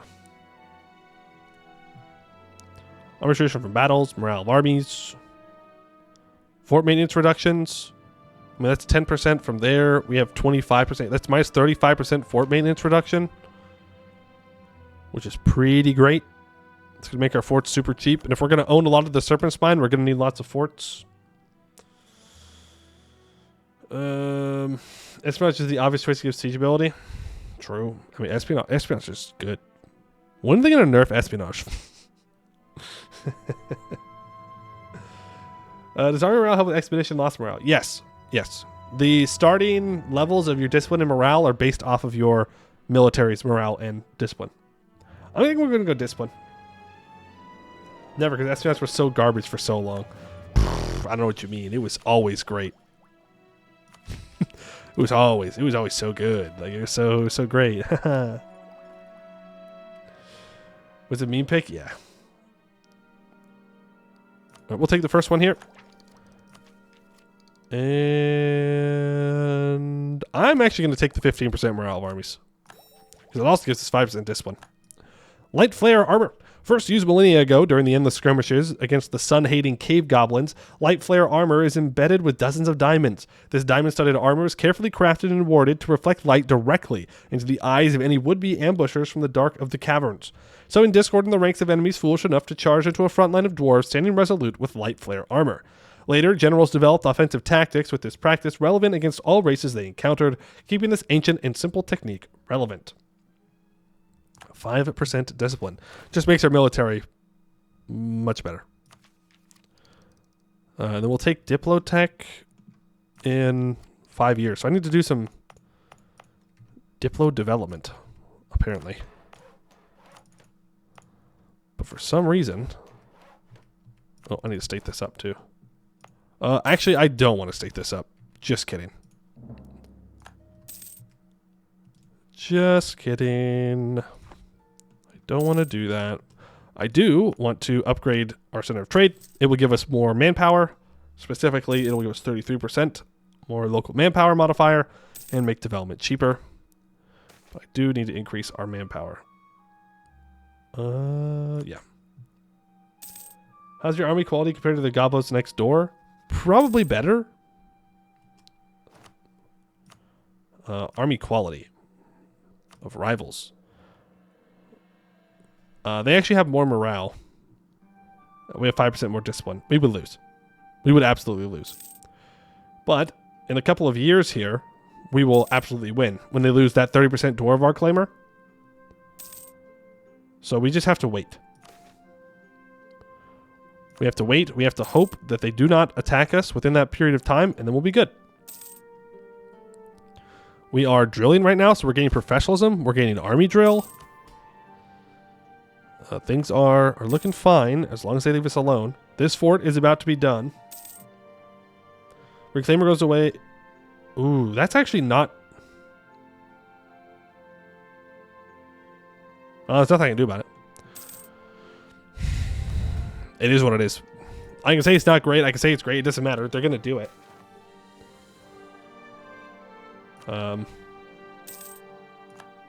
I hope they conquer it. They get rid of these dwarves, and then we can convert it over to Diamond Dwarf. Let's go colony development boost. For sure. Liberate Lovedom as a vassal. We could do that. I don't want my Master of Mint to die. I would appreciate if we could get... Ooh. Yeah, money's good. Whew. Got shivers. I felt that coming up my back. That was terrible. Oh my god. That was absolutely horrendous. Ooh, the vibes. The vibes. I don't know why I just got vibe checked like that by the universe. Mage Tower in hold. I'm going to get the barracks in the hold. Then we can build a Mage Tower in the hold. How about that? Is that a good compromise? Preemptive strike? No, I do not want to fight these guys. I straight up do not want to fight these guys until after 1494. 1494, they lose their force limit buffs. They lose their morale buffs. Same thing with the orcs. Then I can go in and I can kill them both. But until that point, no thank you.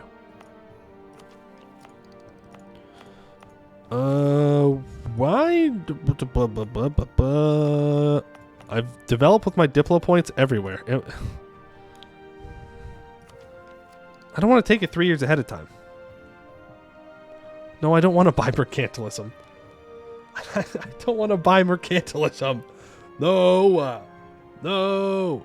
Goblins have more morale. They have 30% more morale right now. They win espionage first. Damn, they're going to get like no aggressive expansion. Admirals. Oh, huge. We can get more admirals. No, let's do a little bit more development in our hold here. I don't want to do too much because I do want to develop here to get to colonialism.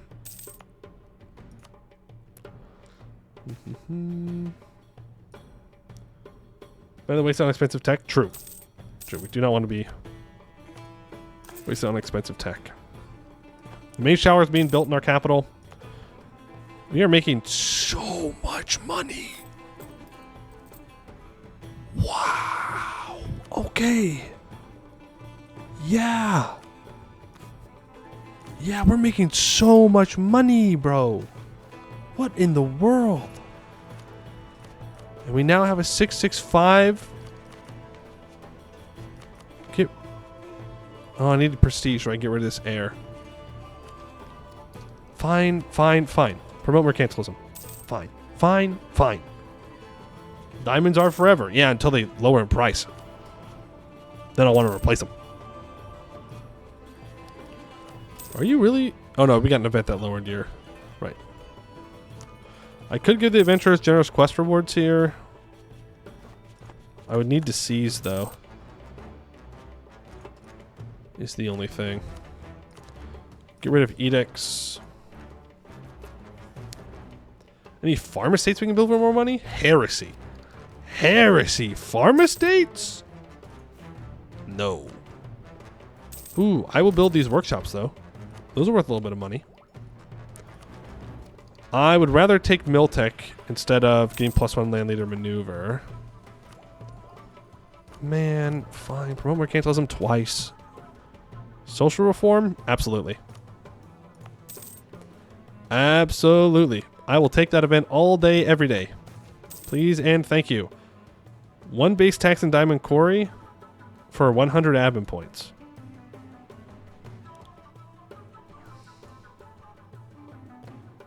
What does this event actually do? What does this actually do? What do they mean by we'll remember that we came to their help? Like...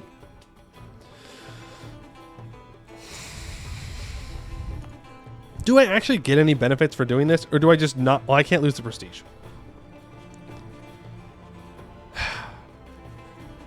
Fine. I don't want to lose the prestige. Well, I'm definitely not losing the stability. I need an event to give me prestige. Where's my beautiful cavern? Hydrate, you've got it.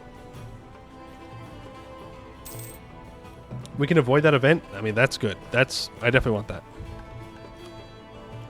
Vorkal Scomdeer. Okay. We need to go to war with the goblins. We need to deal with Abdel Ludum, who had lost their capital. And I need a courthouse. Okay. So we're just waiting at this point.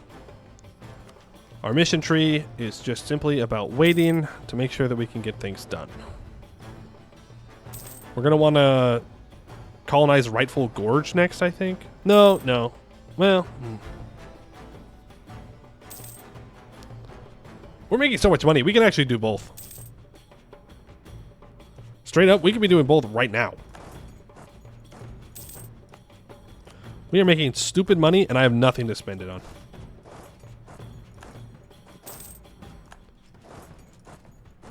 Recall you. I can send you there.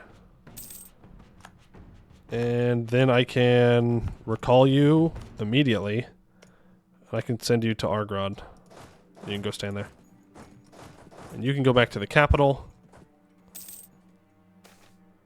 And now we have colonial expansion in Org-Hellevar. Absolutely. Thank you. Because we can afford 3 colonies at once. Sure, we go down to making 3 ducats a month, but 3 colonies? Yes, please. Consort General. That cost me prestige. Why did I listen? Why did I do that? Scammed. Tricked. Bamboozled. Build a courthouse here. For the mission. Yeah, we can state this up. Ooh. I'm going to take this 50 prestige. And get 0.1 yearly inflation reduction. Nice. Then I can get rid of that heir. And now, game, you're going to give me a good heir. Right? Yes. You're going to cooperate and be kind to me. Legally speaking, you have to be kind to me. It's in the rules, the laws. That's not good. Let's go deal with them. I can lose a mercantilism. No, I'll just gain mercantilism. It's fine. Honestly. Wrong? Is it? I don't think I'm wrong. I think the rules say specifically you cannot bully me. And we lost a conquistador. Lost a good man today. Not as good as our explorer. Are we going to lose?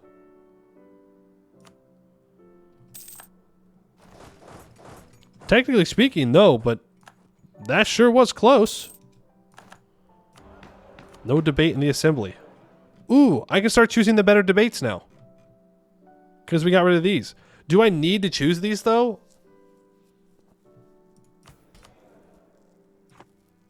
In order to get the events about them? Or is it just like every 10 progress, I can remove one of them? That consort age difference? Yeah, it's a dwarf moment. That's a dwarf moment right there. I'm going to choose this. Trying General still alive? Yes. Hat von Hattington still doing their job. Thank you for your service. Magic baby time? No. We don't have enough influence. It won't. It won't work. Yeah, it's 500 crowns. It won't work. Bum, bum, bum. Plus, neither the consort nor our ruler is a mage. So, it really super won't work. I could upgrade this guy to level 3. I just want radical reforms, please. Give me the most radical of reforms right now. Right now. I would like... Well, actually, I guess I don't need them right now, to be fair. Yeah, there's not much I can really do with them. When can I switch off my focus? 2 years? Damn. Really? A 4-1-2?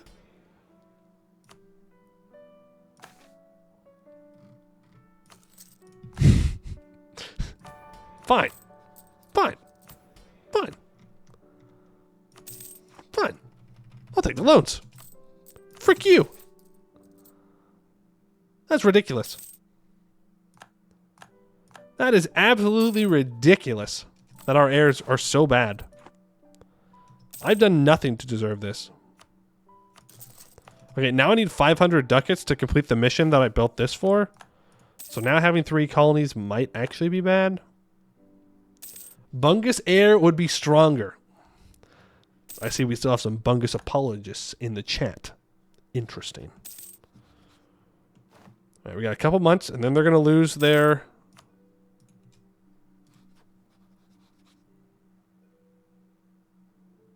Uh-oh. That's not good. That's very bad, actually. Very bad that they got allies. Very, very bad.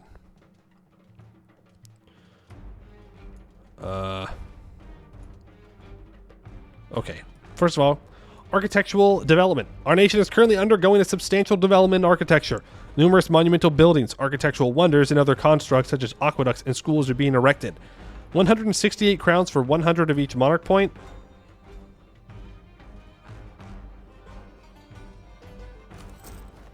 Yeah. It's worth the loan.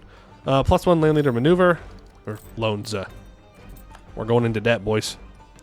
The right to conflict. One of the core principles of Diamond administration is the right to conflict. Since time immemorial, we have refused to stay silent whenever injustice is upon us, and this principle is expressed in every aspect of our society. Ancient Diamond monarchs stood up to the High King. Clan leaders demand fatal duels when their honor is aggrieved. Rival sects of priests publicly denounce one another for minor theological differences. We have never been strangers to serious and even violent confrontation. It is vital to who we are. This culture of conflict extends well into our Gleaming Council, and as of late, it has only intensified.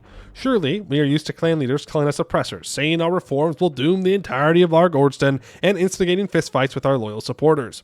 On the other hand, we are less familiar with the growing number of clans who actively call for the overthrow of Queen Arg-Ôrdstun the 22nd. As we become more powerful and centralized, it seems that many of our nobles and guild leaders are using this ancient right to conflict as a means to call for active rebellion and revolution. What shall we do about these troublemakers? Shall we attempt to appease them and insist publicly that their rights to disagreement are protected by law, or shall we show the would-be radicals who truly owns this hold and ensure that they do not plot our deaths before our own faces? What did I say? What did I say? I said, if you threaten me, I will kill you. It's very simple math. Magical complications. We can go for a 1-3-1. Current ruler will die? That's crazy. That's crazy how the game crashed. Kind of crazy. I don't know what it is, but we are just not allowed to have any kind of good luck when it comes to getting heirs this run. Illegal. Not allowed.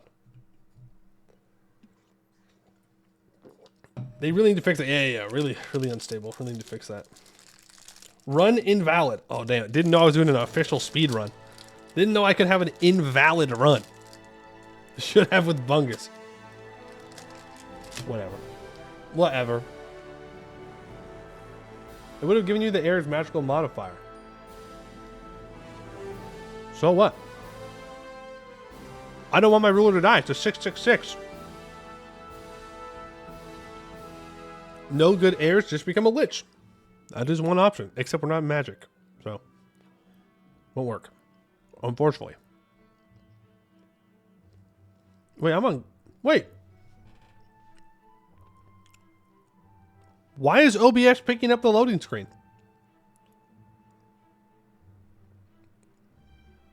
I don't understand. Shouldn't it? No, it usually doesn't. It usually just it shows a black screen until I get to the start page. I don't know. Yeah, we have enough Lich Queen bosses. And a lich doesn't really fit the vibe, you know? Does not fit the vibe. I can't remember if this was before we did our magic conception or after.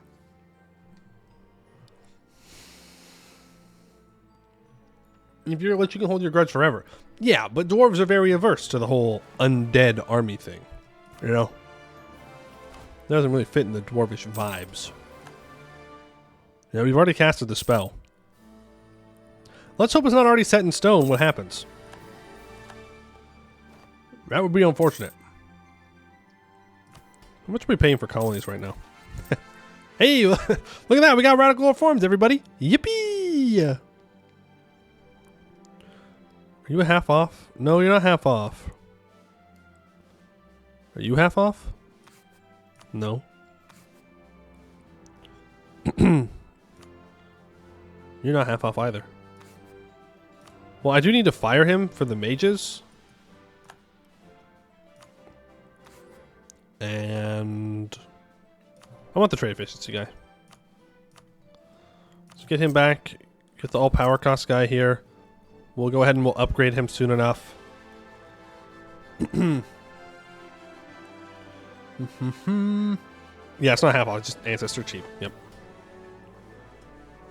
Yep.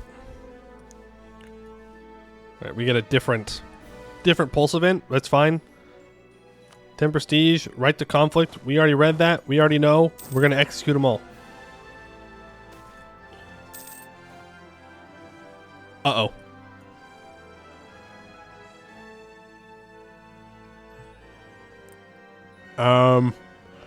What are the odds that it just happened twice?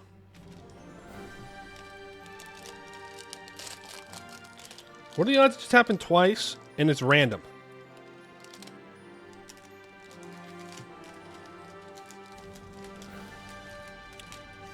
Zero? Huh. Man, that's crazy. That's crazy that it crashed back a whole 2 years. That's... I've never even seen that before.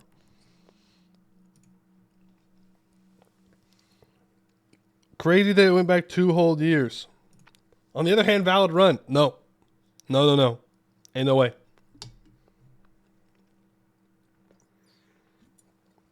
That's crazy. When you think about it, it's kind of an RP fail if she dies. Like, we haven't even reformed everything. So, she has affirmation. Well, yeah, she's going to die eventually.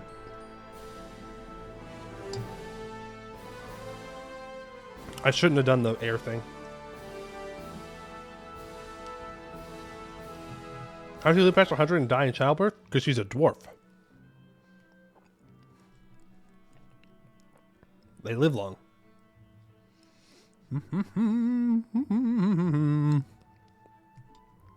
Whatever. I usually don't like saves coming back so long, but I don't want our leader to die.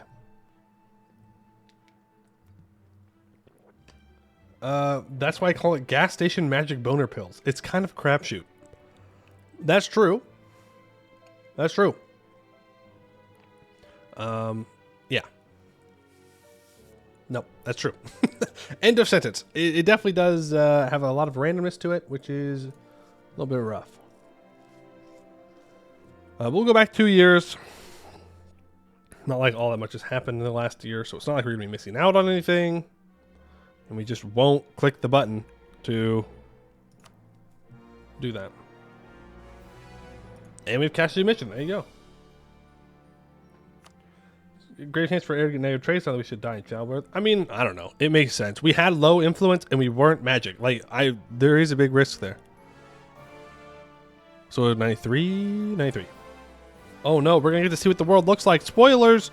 Spoilers! Alert! Spoilers! Oh, look at the spoilers. Look at all the... Oh no. Look. Oh man, we can see so much now. That's a scary looking Jad. Are we good? Okay, we're good. We are no longer throwing. I repeat, we are free from throwing. Low influence is the big issue. Yeah, it's got to be higher. They're in financial trouble until 98.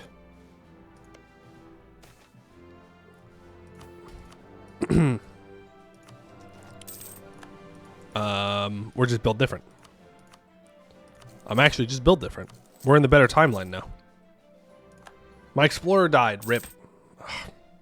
Can I get F's in chat for our explorer? God, he served us so well. He really did.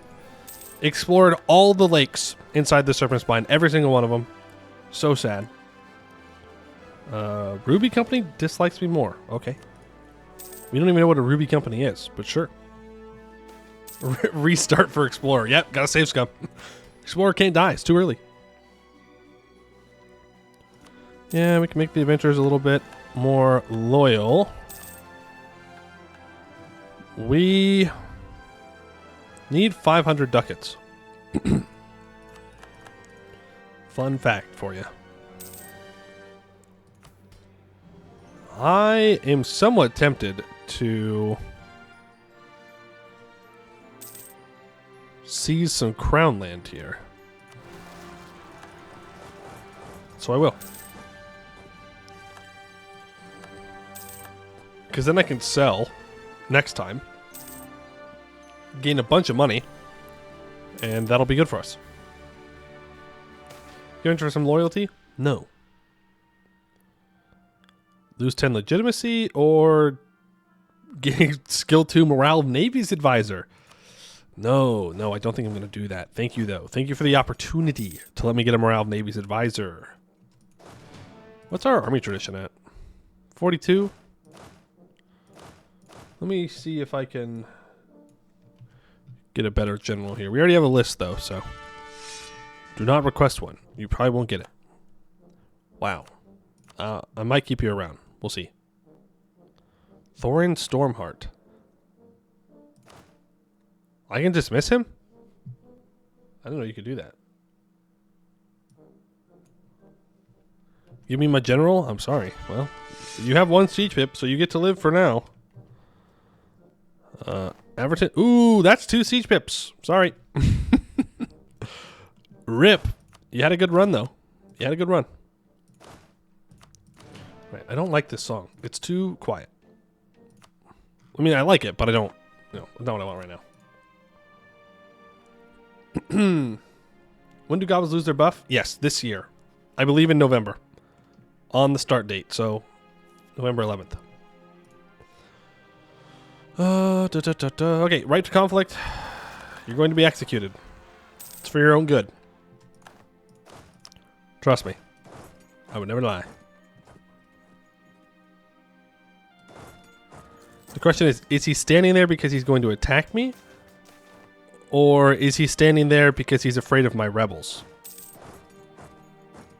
He's afraid of my rebel. Nope, he's not afraid of my rebels.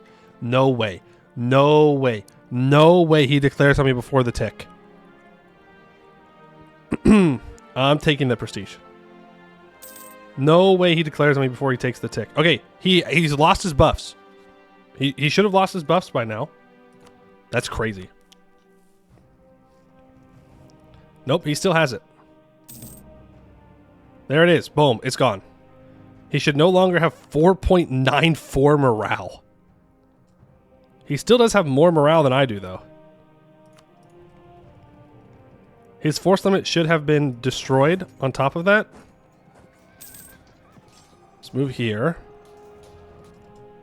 I mean, I actually do kind of want him to declare war on me, is the thing. There we go. And now we will scorch. Crazy that he doesn't have to delete his troops, even though his force limit has just tanked. Tanked is a strong word. It has lowered, though. He is Tech 7 on top of that. We're going to need to hire the independent army now to survive. Did he call in his allies? He did not call in his allies. We need to move into Diamond Quarry immediately.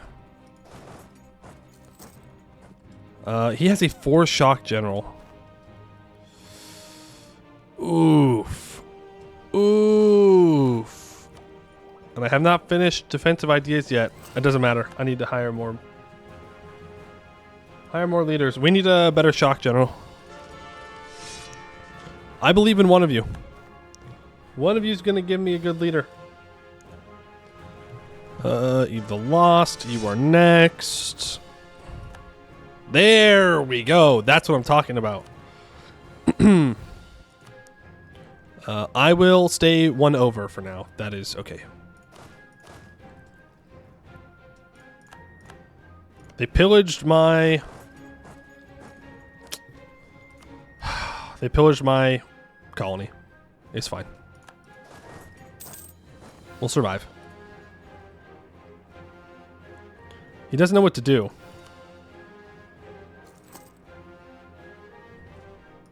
You gonna attack me, or you just gonna sit there? Like, what's going on? We're just chilling. Okay, there we go. I will steal maps of the Serpent's Reach. He only has one fort. Is he losing money? I mean, probably not too much. Good drill. I have. He's right here. I know where he is. We're good. We have the discipline guy. He does have more morale, but he is, at the end of the day, just a goblin. Go ahead and half state this. Throw on a defensive edict. He has 4,000 cannons, so he instantly barrages. That is rough. I will admit. Will not lie. That is rough. With the 5 shock general here, though, we will consider attacking him. No one else can attack us, though, so that's good. I don't have any cannons, now that I think about it. Let's build one in our capital. It's going to cost a lot of money, but I'm going to let them possibly get this 7%. Am I? No, I'm not. I guess I did, though. I actually did. I actually fully did. Can you send out your colonists, sir? Yeah. I'm not busy right now or anything. Yeah, I should, though. I didn't realize it was on this one. I guess Bramble Skinner could technically declare war on me. See how it goes. Right, well, they do have more morale, as I said, but I'm going to reinforce. And Miri Giantbreaker. We had heard before that there was a war where the dwarves of Kugdir fought alongside the humans of Castanor against the giants. It had never been a distant thing, however, and we had not heard about the great tales that were forged in that conflict. Greatest among these by far are the tales of Miri Giantbreaker, who is said to have killed dozens of giants by his own blade.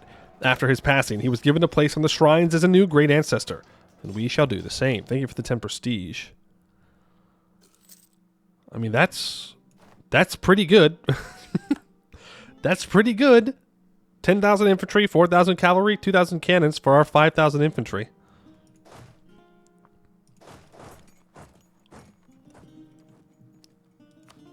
The question is, do we push for his capital right now? I think the answer is yes, we do. Yes, we do. I can't barrage, though. Unfortunately. Novice Adventurers, why don't you go grab Flintlock? Or sorry, Flint Rock. He may just try and walk up through Arg-Rod 4 into Arg-Ôrdstun, which is fine, I guess. What can you take? What I have claims on, I'm taking... Ooh, I might not take the hold. I think that's more important for me to take. No. That needs to change too. I need to break their alliance with Marblehead. No I don't. Marblehead's a joke. Spiked log.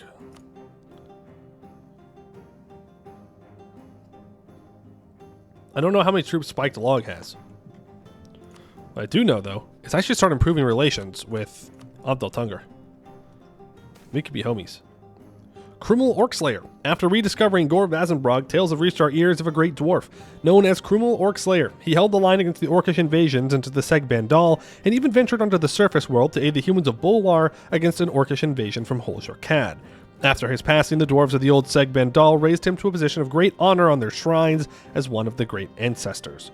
And so shall we.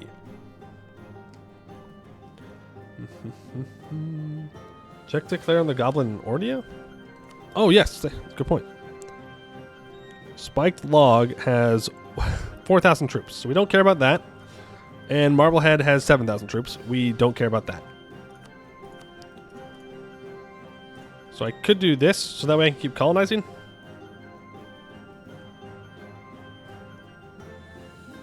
That works. Works for me.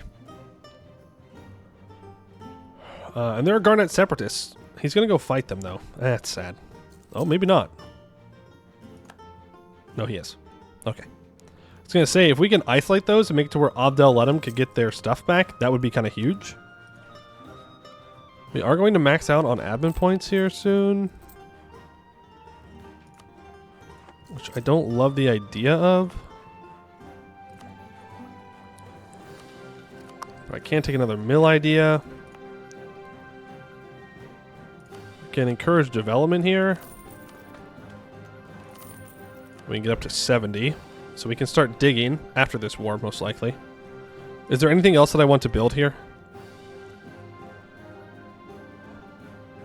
Yeah, courthouse. Let's get that built up. He does look like he's going to go walk for Diamond Quarry. I'm kind of okay with that. If he wants to trade some occupations here, we will lose our prosperity. But if we lose our prosperity to win the war, I think that's a very valid trade. Oh. Really? Really? You might as well commit to the siege, though. Like, come on, man. Pass you the Diamond Army. You can move out to there. Sale of titles. I will take the 50 admin points. I'm a little worried about this. Hold on. Let's go and cover. I'm a little worried that half of his army's out here because we haven't seen them in a while. Nope. They are, in fact, not right there, at least. We are at 92% war score, though. They'll accept.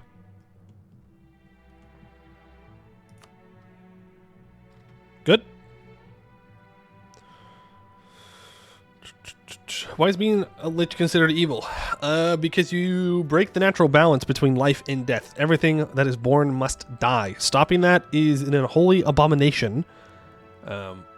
Also, having that kind of power corrupts your soul, or whatever's left of your soul, and makes you very numb to being, like, relating to what is alive.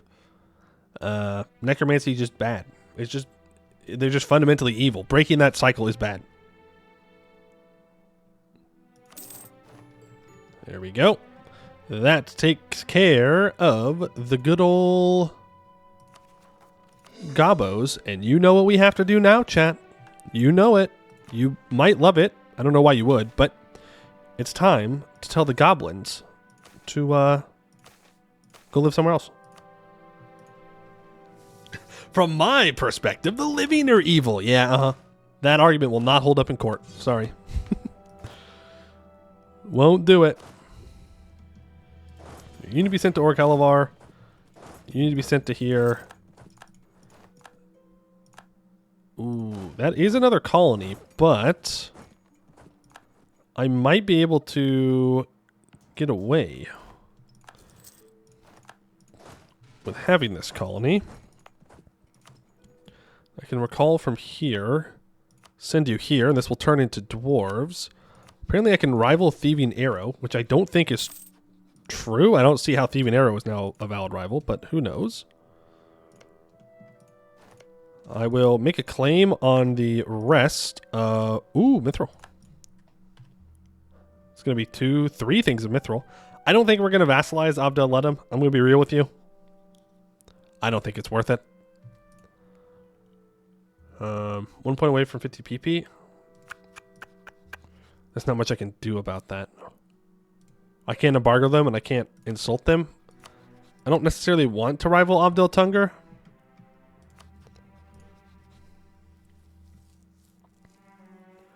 What are your thoughts on the new Barad-dûr Lego set? I didn't know that that was a thing. Never really was a big Lego guy. I'm sorry. So I don't know. Wasn't paying attention to it. We can't look at the rest of the world, though, here. Gwed seems to be doing all right. Defending against Voronmarch, but Voronmarch is getting bodied. Nimskad did well this run. They have allied Portnum. Riveria's still chilling, though, because they're allied to Gwed. Laurent still has vassals, most of which are disloyal, but Duran is alive. Allied to Vern. That might be why. Treton has their independence supported. We have Blue Catarata. Big Blue Catarata. Elythna did do well, though. Took out Brisson and a lot of Irlium. Varmhar is scary. Jad will be a problem. Askasur is surviving because they're allied to Varmhar. Okay. Well, there you go. Laurent took them from Riveria? Yeah, that's true. They took 2 provinces. Weird. Weird. But they haven't taken any land from Gwed. But they're chilling. But we can see them now, so they're going to be more active. They're going to be doing stuff. Look at that Doombringer. Doing well. Has Balvorin. Huge. Build different. Okay, no longer need this spy network. I will start to improve with Varmhar. And Arg-Ôrdstun announces me as a rival. Okay, well. Frick you too. Bozo. Enjoy that scornful insult. Thanks for the power projection. Who else should I be looking to ally?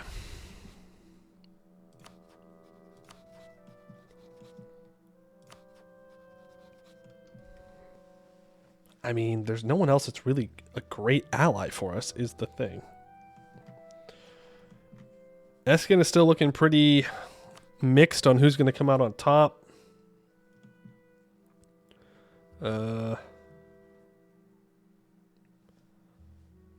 mean, I guess we might look at Ruby Company, but I don't know. Does it take you out of the Serpent's Reach? I believe it does, yes. Up into the rest of the Dwarvar. I do need to deal with Shastundir. Deer. That is true. They have 7,000 troops. We need to go do that right now. Right now. Otherwise, it might not go well. So we're going to recall this colonist, and we're going to send it into Argrod 3. BPEC is just now getting their core on Exwis. A little late, feels like. Those are that you have to do something horrible to become a lich. What do you mean? Looked it up. You only have to kill one person, and even that's not necessary. You can kill a unicorn. In my humble opinion. Killing someone to make yourself an immortal, undying, magical ruler, kind of on the high end of evil. Kind of up there. Oh, there's no evil guys here. Yep. Declare anti-monstrous. Let's get in there. Because we do not want Arg-Ôrdstun to. Tugan Darak has a 9 shock general. Let's hope we don't have to fight them anytime soon. EV behind, and let's go deal with other people. We're going to recall and abandon this for now. Send you there. And you are going to stand in between the two of them so you can fight rebels that rise up on either. Actually, I can bring these troops back. I really need this Orc Helivar colony to be finished so I can build a fort on it. Would be very nice. Don't worry about improving relations with them. Who are your rivals? Arnanen and Elyzna? Well, Elyzna is a lost cause. Very much lost cause. Send you up. We're still losing money, but we have too many colonies. We've got pretty good advisors. We'll be fine. Just take a little bit. Remember, the Begging Expedition was purged? True. True. So that way there wouldn't be any natives there. Reinforce, that deals with the rebels from the Gabos. Artillery combat ability is pretty much useless right now, but that's okay. Despite paying 16 ducats? 16 ducats for colonies, we're doing pretty well.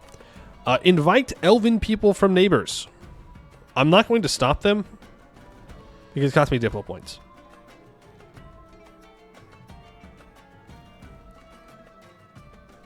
We don't need elves. We don't need elves. Get out of here. Come on. Get. Holds are for dwarves. No. If we're getting rid of everybody, we're getting rid of everybody. Yeah, elves are good. Tax meta. Tolerance is good. But no. We have to be dwarves. We have to be angry, non-accepting dwarves. Apparently, I don't make the rules. Give me this. Thank you very much. Appreciate it. Go ahead and core that up. And we're going to have to hee-hoo orcs as well. You know what? Let's get started on that too. Orcs. Go away. Mages, I'm going to take back produce research regulations so that way the world doesn't absolutely hate me. They'll only kind of hate me. And now we can go back to kind of speed 5 a little bit. We'll need a fort here in Glogan Cave. We will need to fix the one in Shastundir. We need to build one in Orkellevar. We are about to have lots of rebels pop up. If we can just get this colony completed, then we'll be good. Abandon this for now. Too expensive. There is a new mission tree, yes. We will oppress the goblins for money. Thank you. Summoning of the diet is completed. Balgar the Builder. It has been a very long time since we had proper contact with the humans of Canor.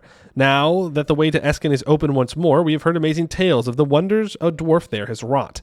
Balgar, in service to the Emperor of Casnor, designed several wondrous castles and an impressive wall that stretches all around the inner parts of Casnor. The dwarves of Canor have accepted him as one of the great ancestors on their shrines. Okay, Arg-Ôrdstun 6 has been completed. Guilds are just going to have to be upset because I'm not paying the money. It's not going to happen. Touch there, and let's just pick this fight. Remember, we need 500 crowns for one of our missions. This one specifically. Where I'm losing all of my prosperity. Oof. Do I need to build anything else in my capital? I mean, a regimental camp would be nice, but it's not necessary. So let's go ahead and start digging. It will take 15 years. Get to it. Ooh, fancy noise. I could take Diplotech. It feels a little early for that, though. Actually, I should not be developing with Mill. I should just be developing with admin here. Try and get our prosperity built back up after the stinky goblins ruined it. Can't believe it. And I can say, so far... no, I can't. I was going to say I haven't declared a single war. I did. I did, to the orcs. I definitely declared that war. How bad is it to have an heir with a 0-week claim? I mean, it's not great. It's not going to end the world, though. You're just going to have to deal with the negatives from having low legitimacy. Higher legitimacy is better, but it's not going to necessarily end your run if you have that. We have no heir, by the way. I could get off my admin focus.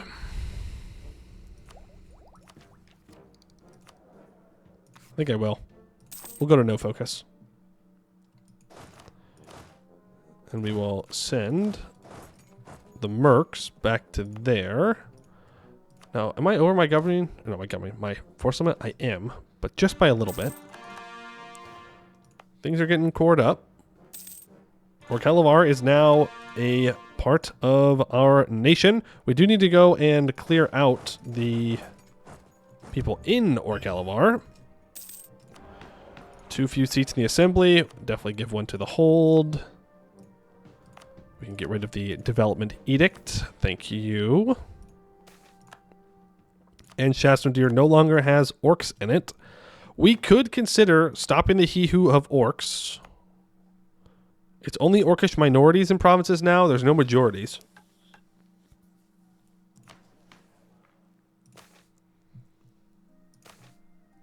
They have 4 minorities. I don't really think it's worth the devastation and such. Though, to be fair, there are going to be more orcs that we have to get rid of eventually, but not anytime soon. So, plus it only makes the goblins slower, and you know, it is 100 admin points, but we have the points. We have the points. Let's go ahead and clear infested hold. Infested holds must be kept cleared before they can be developed. We will clear Arg-Ôrdstun. 18 regiments will rise up, and they will be smacked right back down. We will follow the retreat. Goblins and Flint Rock are gone, and a bunch of cores are completed. We will full state everything. Thank you very much. We will core it all up, and we will add Shastundir. We'll add Vorkal Skomdir to there.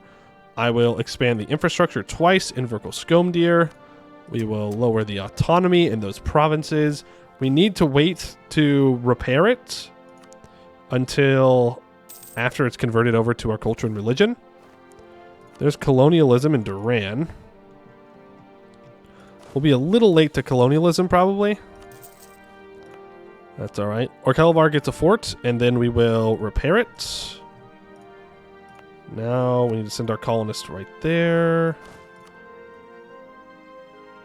I was going to fire the mercs, but I think I'm going to hold on to them for a little bit longer. I will also build a fort here when I get the money. Actually, do I need to hold on to the mercs? Is the question. Do I need to do that? I don't think so. This has already become Diamond Dwarf, so we'll do some development there. Same thing here. Get rid of some devastation. Thank you. There are some expeditions we could do. We could just send these guys to an expedition. We'll need an extra infantry, because it'll only accept infantry, but that works. What does... Oh, wait. Chromium. Argon 8 is a special one. It's Glarf. Gives us missionary strength. Not bad. Not bad. Short gold. Sounds great. Argrod 9. Let's do that. And build a unit over there. Because it'll only accept infantry. Yes, they will return as regular troops. So it's a great way to turn our mercs into regular troops. People really want access. I will give them that access. We can't keep going with defensive ideas. Maybe I should have focused mill. That's okay. All right, expeditionary party. Start the preparation. Send 10,000 troops. Supplies. We will go with admin points. And some mill, I suppose. It's short, so I think we just raise the morale once. No, reset. Raise morale once. Organize the troops once. And we send them. I don't think we need to give any more than that. Good luck. I don't need to promise them anything. They'll be back. And then delete those mercs. Grab me 8 troops, and they will deal with the colony. Ooh, just kidding. Stop drilling. I have a feeling we're going to need you here in a second. Man, I really wish I had 11,000 mercenaries right now. I really wish I had 11,000 mercenaries right now. Wouldn't that be convenient? Oh boy. Uh-oh. Spaghetti-O. I need money. I need the money for sure. Hire those mercenaries. Oh, wow. Our force limit is 34. There you go. All right, they'll all recover, and then we will fight the rebels. So, the revolt of the clans. As we grow, our Gleaming Council's venerable clans gain more power, but we have been evolving faster than they have. As we spread to new holds, roads, and caverns, the old clans lack the capacity to establish control over every piece of diamond territory. We, on the other hand, with a growing bureaucracy and a pool of loyal dwarves, grow stronger by the year. The clans have noticed this trend and plan to put a stop to it. Before they truly lose power, before they are left in the dust as mere figureheads to be ignored, they have decided to take a stand. They are demanding that Queen Arg-Ôrdstun the 22nd step down, and that her distant relative, Haruk Whiteforce, be placed in charge of Arg-Ôrdstun. Unlike previous petitions, this is not a mere complaint or passing fad. For years, Haruk has rallied the clans to his side, utterly convinced of our queen's weakness, and for decades, the defeated Beholden have lobbied the nation's nobles to renounce our rule. As the clan's power wanes, their prospects weaken, their allies grow belligerent, and their queen centralizes power. It seems that they have determined it's finally time to fight. Levies have been raised in every hold we own, preemptively ready to strike against our guards and soldiers. The ultimatum is one we cannot ignore. We can, though, attempt to fight it. Arg-Ôrdstun the 22nd has a choice, whether to abdicate or to plunge Arg-Ôrdstun into a mess of fratricidal conflict. What shall she choose to do? Will the nobles triumph, or will they be crushed? As I said, there is only one option. You will all die. Every single one of you will be executed on the spot. I will feel no regret. I will feel no shame. You will all simply die. We need to go stop that. We'll just let it time out. Yep, give me the Diplo points. Rightful Gorge. Very good. Too few seats in the assembly. We can handle that for a little bit longer. Send the colonist to Arg-Ôrdstun 3 to connect to Shenanigans, and then we'll start filling in everything. Okay, growth of the business jewelry is fine. We have hit the orthoclast layer. Orthoclast is a feldspar mineral, one of the most abundant rock-forming minerals of the continental crust. Orthoclast is the most widely encountered as the pink feldspar found in many granites and is assigned a hardness of 6 in the Dwarf's hardness scale. Our brave miners have encountered such a mineral while digging. What should we do? We will not slow down. We will just simply take loans. We will go indebted to the merchants, even though they're super disloyal. There we go. Send the troops to Orc-Helvar? That's actually a good point.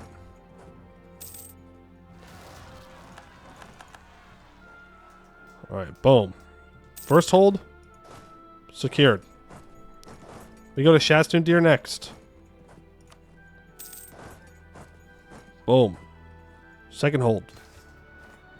Relieved.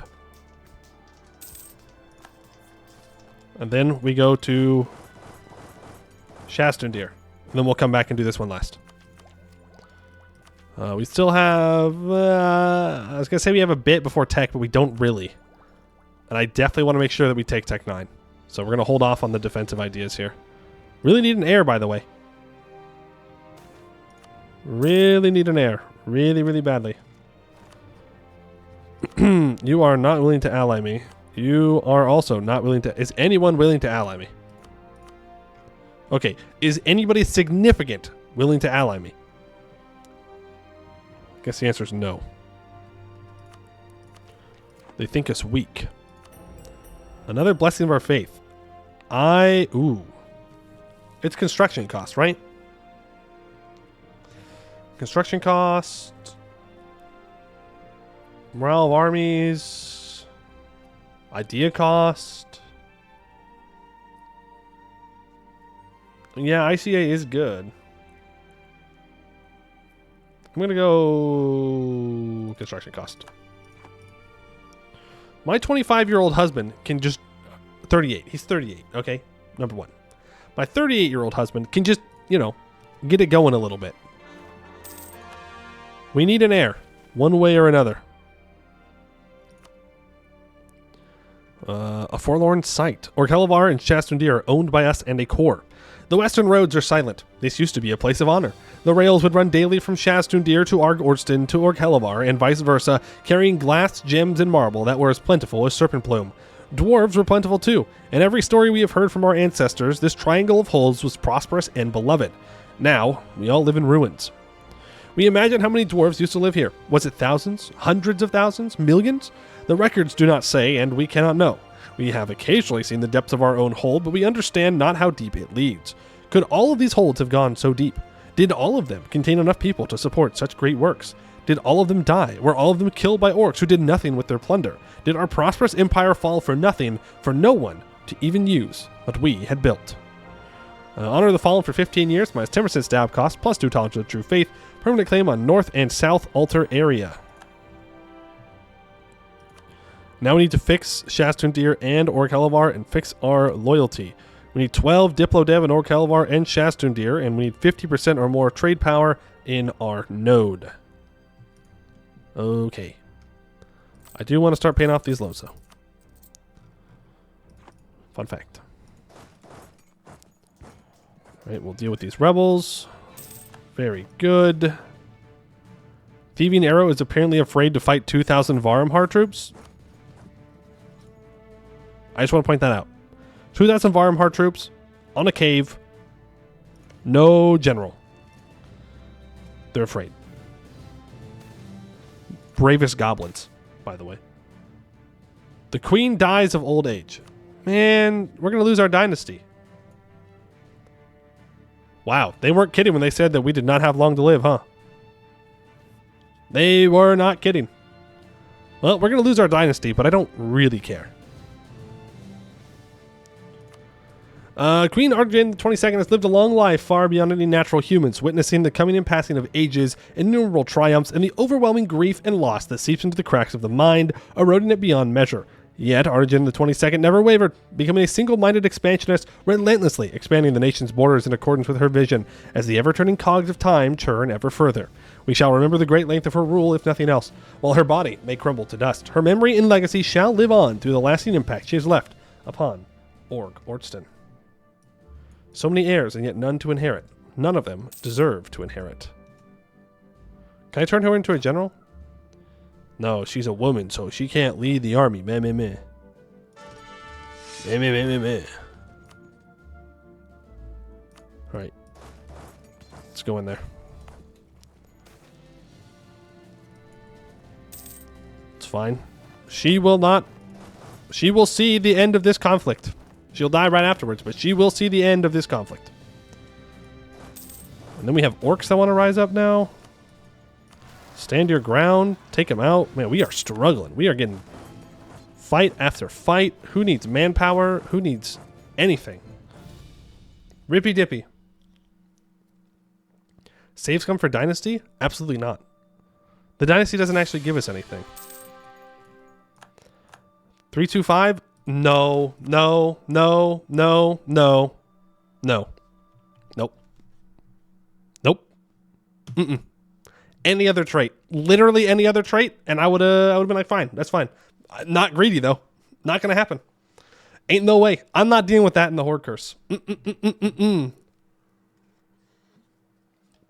Literally any other trait would have been fine. I don't know what the odds of getting one single trait are, but no. Slight Fix, thank you for the follow. Appreciate it. No greedy rulers in my Serpent Spine. That's right. The last thing we need to do is have a greedy ruler in the Serpent Spine. Reroll to make... No. Any other trait is fine. Minus morale. Increased construction cost. He might be scripted. If he's scripted, I'm going to be very sad. I'm going to be very sad if he's scripted. And bad disaster. Yeah, it'll just make the Horde Curse worse. It doesn't burn for gems. It will burn because greedy. Yes. Yeah. No, wait. I am a paragon of not being greedy. You're welcome. There you go. How many thing random do the scripted? Well, there was even that popped up, so maybe put in, but it doesn't matter. What month did she die, by the way? Was it... Well, whenever we get the pop-up of, like, she's getting old, we'll get rid of her. Fair? That fair enough?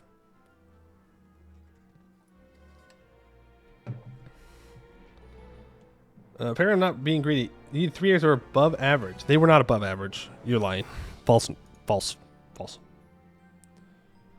Not real.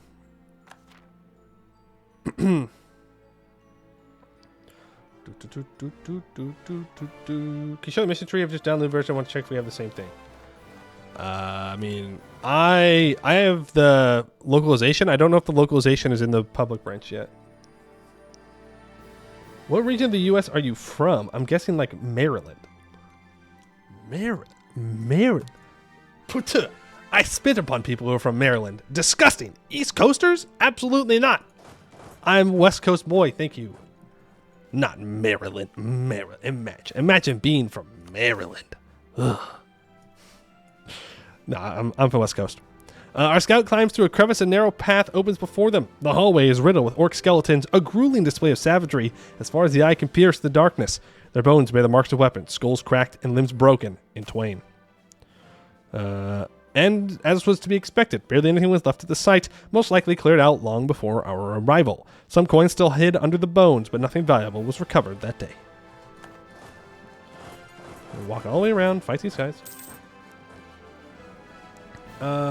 Everyone knows the entire northeast portion of the U.S. is one big state. That's true. New Jersey and New York, same exact thing. When you really think about it, it's the same thing. East Coast is closer to civilization than West.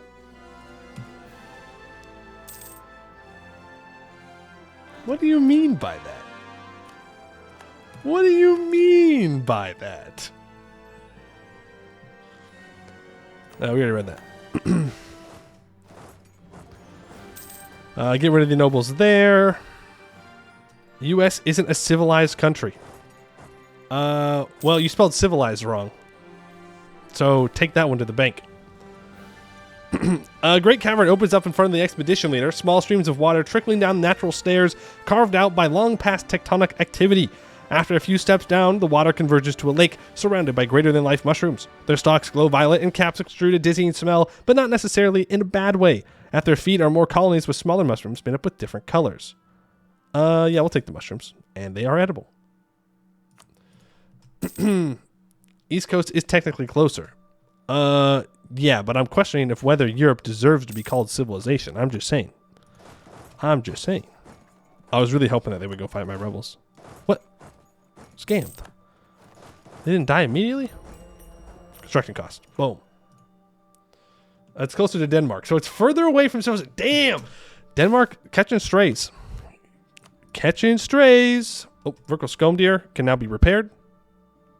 We have to wait a month tick and it should be cheaper. I don't know about cheaper, but we're repairing it now. Not wrong though. What are they doing over there in Denmark? Right? What does one do in a Denmark? You just sit there. Everyone knows the best US is Alaska. Hooray for Anchorage, boys. You know, I don't think anybody has ever said that. I think it might be the first time someone said that Alaska was the best part of the United States. You wrote it correctly in British English. You only prove my point more. Are you trying to say that the British, that anything to do with Britain is correct? Cringe. Imagine thinking such things. American English is best English. There you go. It's just the way it is. Doesn't mean it makes sense. Doesn't mean the language makes sense, but hey, it's there. Alaska is the best state if you don't want to meet many other Americans and you love meth.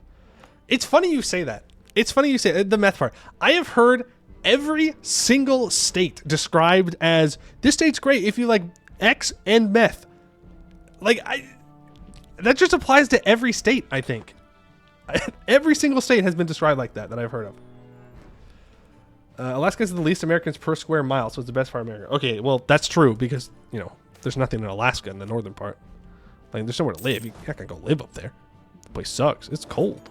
It's cold as hell. We're going to recall that. And I kind of want to connect my road here, so I'm going to do that. Move into there. We can start paying off debt. We can pay off our debts. We can save up to 500 ducats.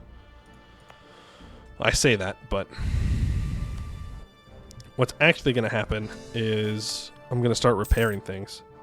A 402 air. No. I will not take a 402. Give me a good air game. Ooh, I'm so mad. Ooh, I'm so mad. Vocal Coatsnad, please marry me so I can get a higher chance of an air. Oh my goodness. Oh my goodness. Why will they not just give me a decent air? I don't understand. US and meth, a match made in every state. Work and pleasure. Room for frivolous and oftentimes scandalous. Look, if our queen is 189 years old and is having frivolous and scandalous lifestyles, good for her. Why are we hating on her? I don't care. It also gives me a cheaper level 3 advisor. But other than that, go queen, go. You're a dwarf. You make the air good, noob. You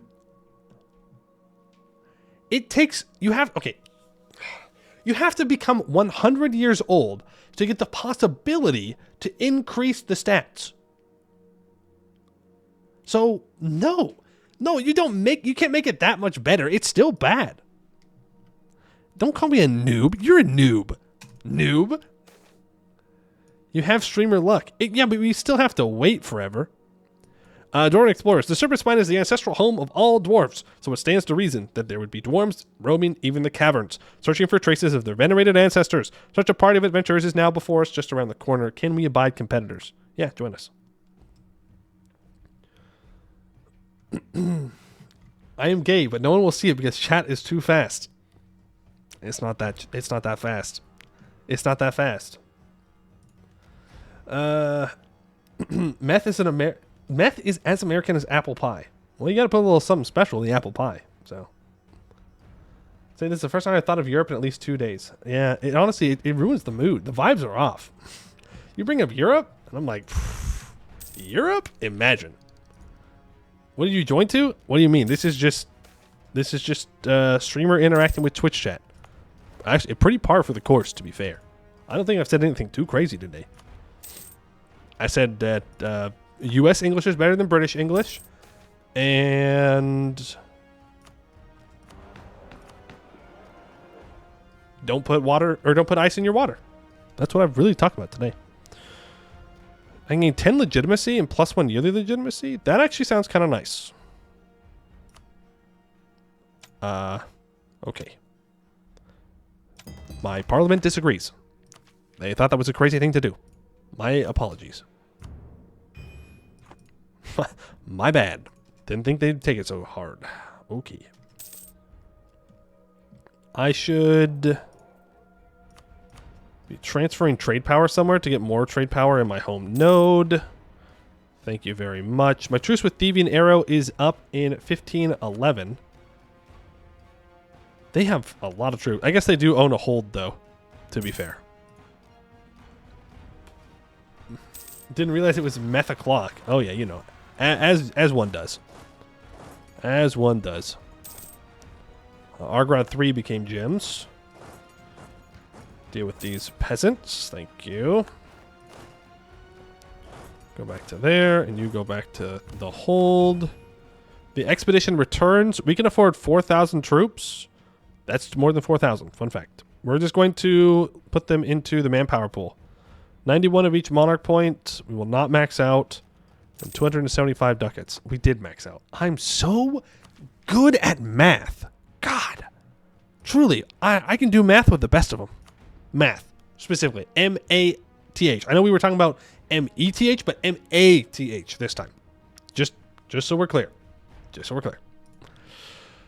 I think I'm just going to take Diplotech. Am I just going to take Diplotech? No. I got things I can develop. I've got a gold mine. I'm not taking Diplotech.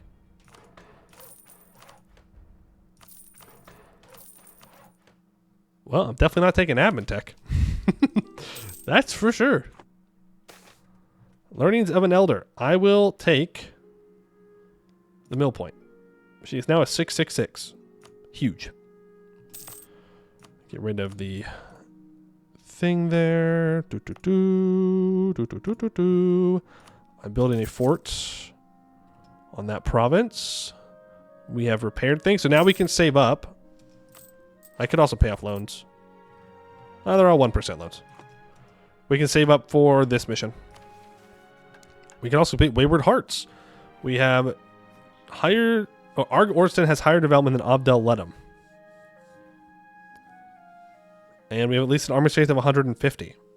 The Marble Gate of Shastundir, along with the Warding Gate of Verkelskomdir, both fell to monsters. The home of the Glass Lords, or Kalavar, also fell to monsters. Everyone, it seems, fell to monsters, except for us and the hold where love lives. Despite every expectation, Abdel-Ledum still stands. Where we have been continually hampered by greedy guilds and ignoble nobles, they claim to be bereft of civil conflict. Where we have closed our gates for 6,000 years, they have remained open and free. Where we are dwarven, they've been ruled by, unbelievably, a human.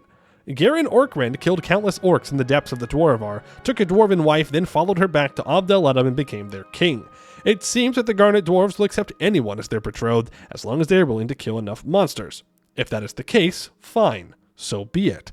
We shall promise to destroy every orc we find and to reforge an empire with Arg-Ôrdstun and Abdel-Ledum ruling it all. Will this appease them, do you think? Will they accept a marriage proposal from their rightful kin, or will they only wed murderous, cavern-wandering humans? Doesn't sound too bad. Do I need to... yes, thank you.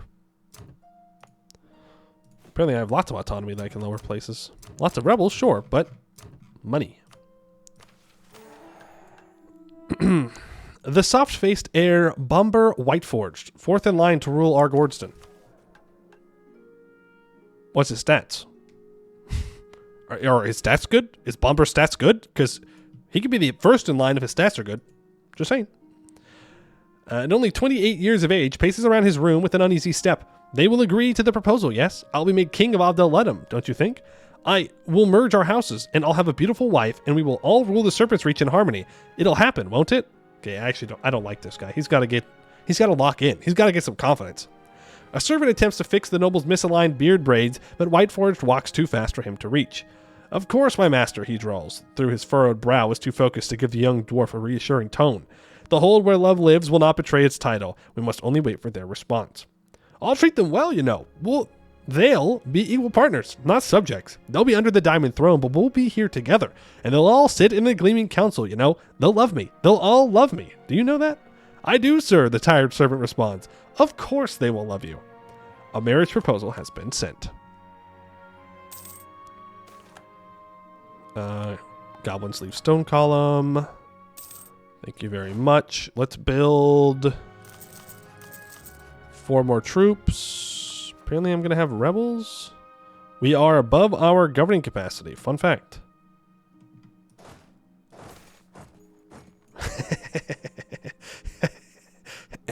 L. Happens to the best of us, man. Okay, it happens. L. Rejected matrimony. Bomber Whiteforged, fourth in line to rule Arg-Ôrdstun, the dwarf meant to lord over Abdel-Ledum, sobs into his beard as he enters the queen's chambers. They rejected me, he yells, petulant and devastated. They don't want me. Why? I wanted them to rule with us. It's okay, Artigen the 22nd says, patting her son lightly on the shoulder. It's all right. Not everyone loves us like we love them. What would you like us to do about it? Bomber sniffs, then looks up at the queen. Can we Can we destroy them, please? Can we make them regret ever denying the Diamond Dwarfs? Can we show them what it looks like when they deny our kindness? This guy deserves to get disinherited. Of course, my dear, Arnegryn 22nd responds. They will rule the day they dared reject my son. To war with the Garnets for rejecting my son, I mean for rejecting the Diamond Dwarves. Cringe moment. Hey, I'm just the messenger, okay? I didn't write the localization. I was just putting it into words the way it was written. I'm just saying. Toward the Garnets, yes. We get a subjugation of CB on Abdel-Ledum. I'm going to be honest. We're not going to subjugate him. If they had done better, we might have, but I don't think it's worth it. I think we just kill him. Magic syllabus needs updating. No. Not my problem. The lock was fine. You made it cringe. I am telling you, that is what the localization wanted me to do. Now that is an heir. Bomber, the not cringe.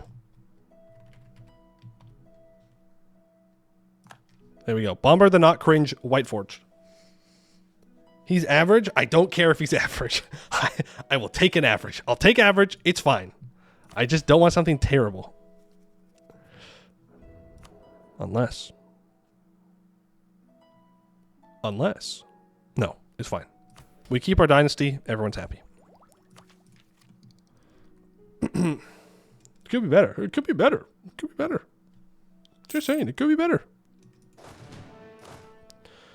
Let's go ahead and drill our main army here. We have wine in Arg-Ôrdstun 4. Look at that. Fancy. We could take Miltech. 1 year, it'll be ready to go. Istralor has been elected.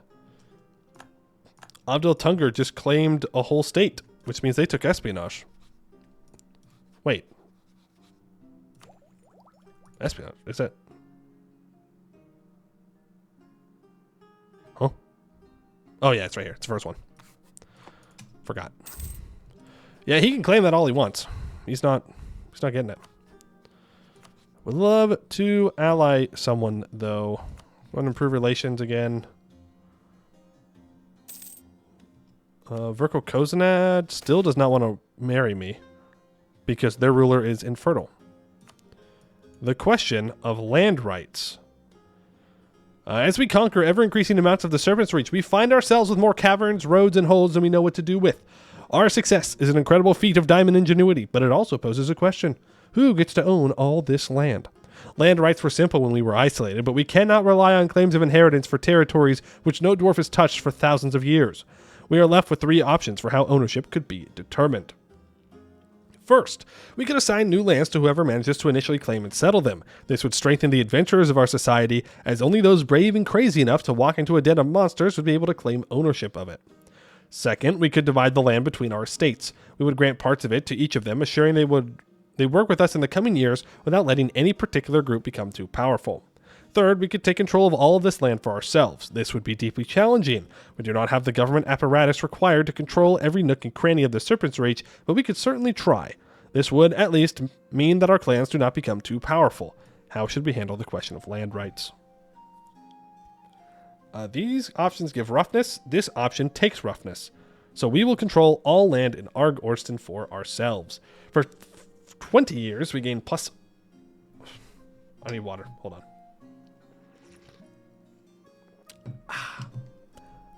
-3 roughness. We lose 150 admin points. We take a bunch of crown land. Everyone's mad. And we get -5% admin efficiency for 20 years. I don't care. It's fine. We're not conquering all that much in that period of time. I mean, really. It's 2 provinces from 2 nations. So, we will be fine. Goblins leave Glogan Cave. Yes, everybody's upset. There's 500 ducats.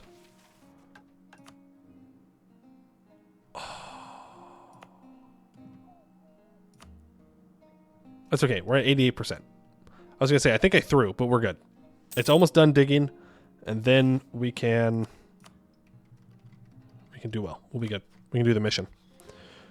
You're up to Eliza and to Jad. I will send a scornful insult to Eliza and pray that Varmhar flips friendly and wants to ally me. I would like an ally of some kind. Like 1. Be kind of nice. Would keep people off my back at the very least. We can upgrade to Pepper and Tortoise though, so that's good. I can get 50 admin points, or I can get 50 prestige. We get the admin points. That way I can take tech, because we are a little bit behind on admin tech. Not a big deal. It's just 2% production efficiency, so it's not like we're really missing out on much, but a little bit. Hello, Lockman for the matrimony event. Coming to say 10 out of 10. Great job bringing that out. I'm cackling. See, chat? See? I did it right. You're being haters. I did it correctly. Well, hello. Good to see you. I'm glad you enjoyed my rendition of it. Virkal has been repaired. The decrepit gate. We own all provinces in the Skomdir area, and we have gained 200. Or we're not going to gain money. We're going to lose money. We do not understand how Virkal fell. The Flint Dwarves held fast against both Orc and Fey for so long, and if we had expected anyone to survive the Orcish eternity, it would have been them. They were masters of weaponry. We have so many half-remembered tales of their legendary flintlocks, which we presume to be some type of cannon, of herbology and of magic. Their hold was even protected by the Warding Gate, a rune-inscribed and gem-encrusted barrier which separated our plane from the Feywild. What went wrong? Something broke the Warding Gate, but we do not know what. We must therefore send our mages and runecrafters to this reclaimed hold and set them to the task of repairing it. Perhaps, if we can understand why Virkal fell, we can avoid its fate in the future. Perhaps, if we understand why the gate broke, we can ensure it never does so again. We can only hope that the Flint Hold survives the next time invaders try to bypass its wards. He's a good actor. He acts like he hates the cube after all. I do. That's not a joke. I'm not acting. Lose 250 crowns, Mage Tower for 0% of the cost, 100% of the time, and we gain some permanent claims on land over here to the east. And now we need Mage Loyalty of 55 and Influence of 45. Ugh. Okay. Yep, I need to own all of this. That's okay. I need to save money, and I need to do Diplo development in Arg-Ôrdstun and Shaztundir, but they are both repairing right now. So we just keep chilling. Force limit has not increased. And they have not flip friendly. Real Rebellion hater. That's right. That's right. I am. And I stand by that.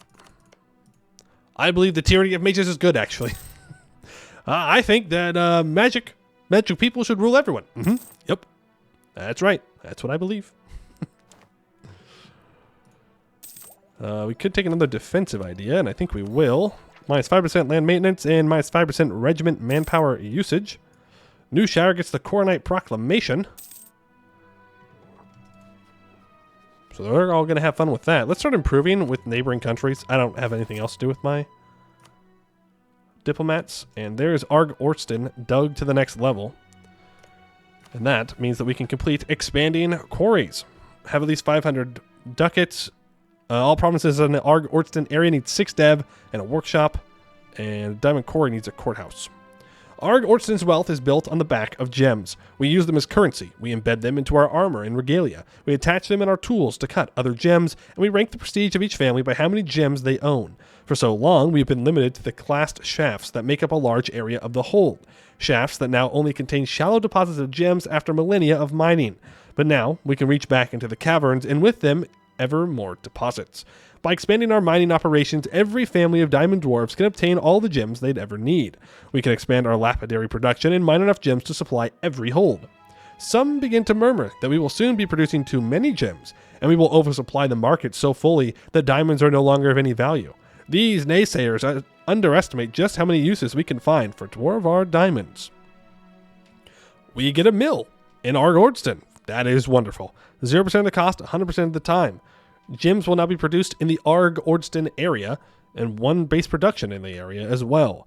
And the area gets minus 30% local dev cost and 0.5 local goods produced. Well, good news. It's all gems already anyways. But getting a mill in our capital is massive. And now Arg-Ôrdstun needs 2 manufactories and base production of 20. So we just need this to be done, and we can complete Thick Skin. Down the Agrod we need to work on, and these are still repairing. If I seized land here, I could get up to 50. Well, I'm going to do this. Yeah, I can build a workshop there. Oof, that's very far away. Shattered windows, broken. Yeah, don't worry. We're working on that, okay? Don't you worry. We're working on the orcs and all that. We'll get there one day. Good night, peoples. All right, Tavarna. See you later. Thanks for hanging out. All right, you get back to that colony. We can start to... How far along is this colony? Pretty far along. 100 crowns? Yeah, it's fine.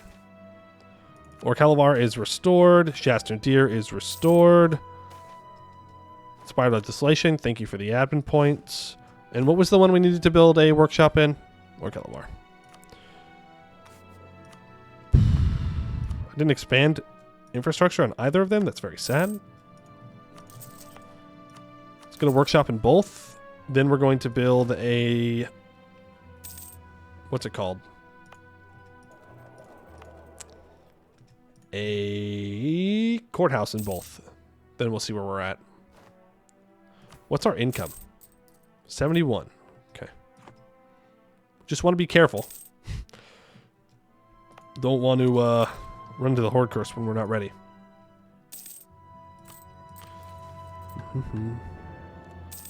False scarcity. If the event Serpent Spine Diamonds has not happened, prevents it from happening. If it has happened, we get money and prestige. Well, there you go. We can bring it back. Redemption. An Imperial Reform has been passed. Wow, he's at his 4th Imperial Reform. He must have gotten elected immediately. That's pretty good. Let's go with a courthouse and a courthouse. Thank you. Military Reform. Mill points, Diplo points, or both. I will take the mill points because that will allow me to get another of our defensive ideas. Minus 10% fort maintenance and 25% fort defense also completes a national idea. The Aegis of the Serpent's Reach. Faceted so masterfully that the massive gem's very center seems to draw in and pulsate with light. The Aegis was the crown jewel of Arg-Ôrdstun. It is said to have strange mental effects on those who gaze for too long into its depths.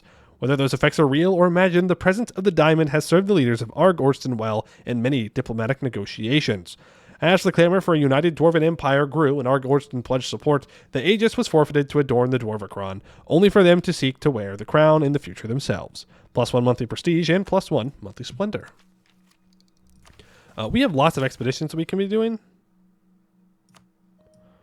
Arg-Rod 6? Yeah, after this colony is done, we'll probably send the mercs to Arg-Rod 6, and we'll do that one. So let's lock it in. We can raise the morale once. I don't think we need to raise the organization. Supplies can be admin. And then we'll just send them. Dun, dun, dun. Beautiful Cavern Profits. Thank you for the money. What did I say I was going to do after building these? I don't remember. But I'm upgrading these centers of trade. We're at 51% control right now. I mean, it's a losing game, though. It is just a losing game to try and keep the Serpent's Reach trade. It really is. We can take a tier 5 military doctrine. So we have bottomless bags for reinforced speed, supply limit, and reinforced cost reductions. Land attrition and reduced morale damage taken by reserves for that. War games gives us army drill gain, less drill loss, and leader cost reductions. Adventurer contracts make mercenaries cheaper and more condottieri. Specialized troops gives more special unit force limit. Fodder gives cheaper cav cost. And mage shields gives more cheaper fort maintenance, more fort defense, more garrison size, and more max hostile attrition.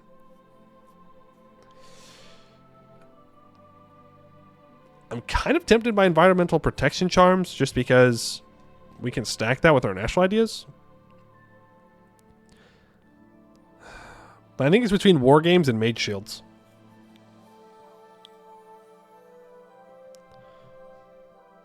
I mean, army drill gain modifier is so good.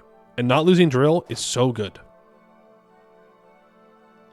I know the defensiveness is great. We took defensive. Yeah, but it's max hostile attrition. Max hostile attrition. Which right now our attrition for enemies is where is attrition under? I guess it's just a provincial thing. Yeah, we're going to get some from defensive, right? We're going to get +1 from defensive. And then we're going to get an extra +1, but that doesn't really mean anything. We'll take it. Whatever. Whatever, we'll do it. Is dwarves. Is dwarves. We'll do dwarf things. We'll just do dwarf things. Yes, I do need marketplaces. That is a good point. Thank you. There's only 1,000 natives right here. It's not bad.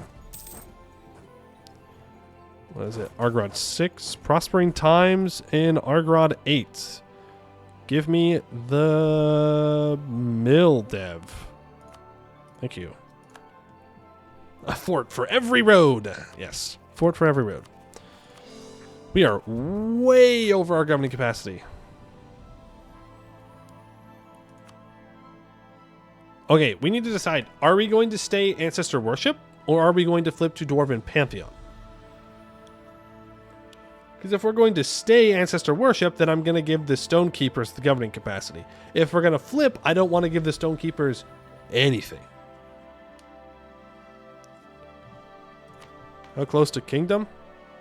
Oh. Well, that would solve the problem, too.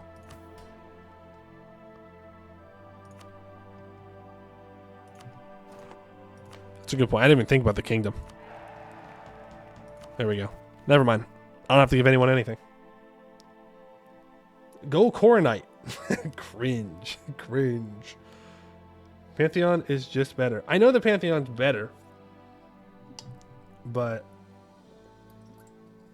how often do we stay Ancestor Worship? Gives more fort defense. Just saying. Ghost Sun Cult. Boo. Boo. Found the elf. We found the elf. Send 10,000 troops. Start the expedition. Pathetic merc company. And then I will build 10 more troops, and then they can deal with the colony. If you stay Ancestor Worship, you conquer most of the Western Serpent Spine. Yeah, that's what I'm saying. Like, if we're going to conquer most of the Western Serpent Spine, then we might as well stay Ancestor Worship, because we're not going to do it for any other run. Looking at you, Abdel Tunger. If you think I'm saying Ancestor Worship for our Abdel Tunger run, you are wrong. Unless I absolutely have to for the mission tree, no way. Can you rely on the AI being able to take and hold sacred sites? Yes, but if we go and take them, then we're good, right? So if we go take them, then maybe we're in a good spot. I think we do. I think we stay Ancestor Worship. We never stay, because most of the time you don't want to stay, but this time, I think we're good too. Good city management, 50 admin points. Thank you. I can take tech. Now, I need to do some development. Oof. Orcish ferocity. A few things are able to stop the rampage of a battling orc. We are not among them. The horde overwhelmed us. Greater strength, greater numbers, greater ferocity than most enemies we had to face before. Our soldiers fell to their axes, clubs, and blades, a slaughter beyond comprehension. Our soldiers... routed and demoralized, most soldiers had to take their destiny into their own hands, fleeing from the battlefield until the leader gave the command to retreat. L. Yes, I need 12 Diplo points on these two holds, but I need to develop institution as well. But for now, you're not disloyal, and you're not disloyal, and that's good enough for me. 2 to 12, and you to 12 as well. The marketplace should be being built, and once that's done, we will be able to complete this. Upgrade Center Trade in Orc Hellvar and Shaston Gear to level 2. If already level 2, gain 200 gold each. Oh. One random province in both North Altar area and South Altar area not producing mithril or gold will now produce gems instead. Ooh, so we don't want to complete this mission until after we've colonized in here. We also need noble loyalty of 55 or greater. And I will get some development. And okay. We can complete Cutting Edge though. The event Fasting has happened. We've unlocked the formation of the Gromdal Lapidary Guild idea. And Arg-Ôrdstun has 2 manufactories, a level 3 center of trade, and 20 Diplo dev. The dwarves of the surface have forgotten how to properly facet a gem.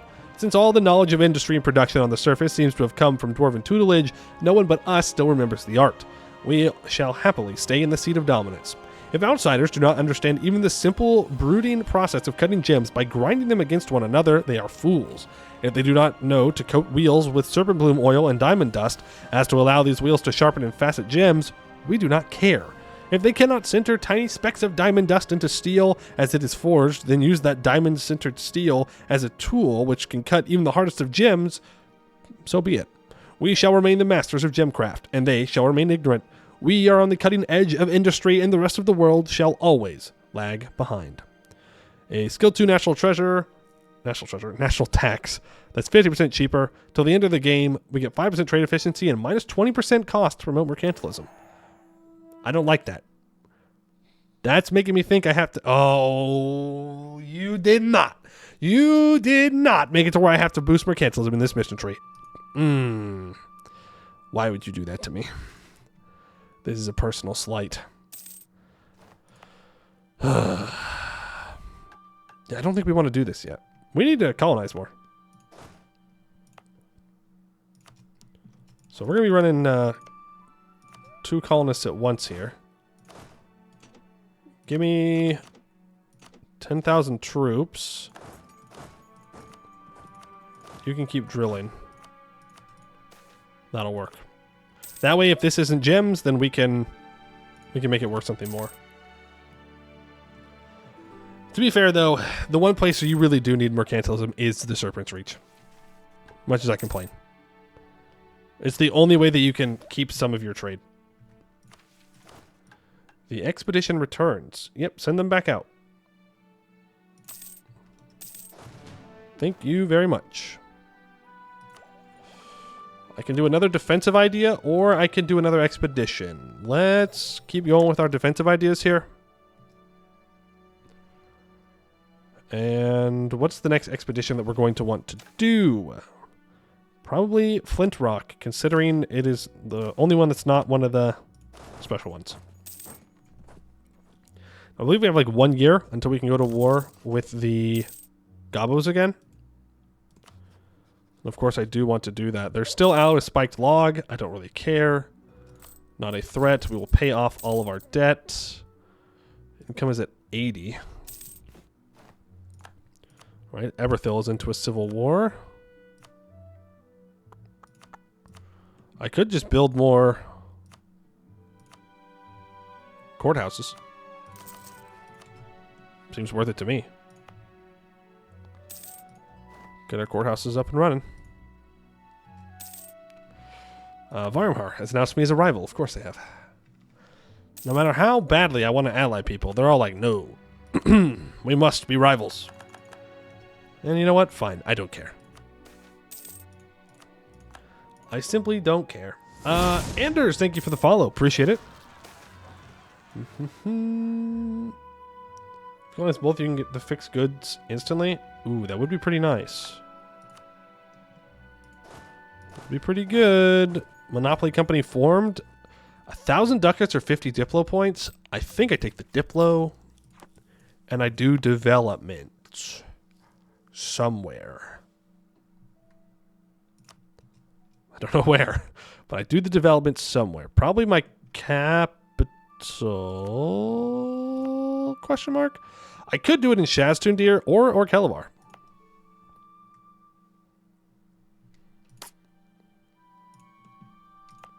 No.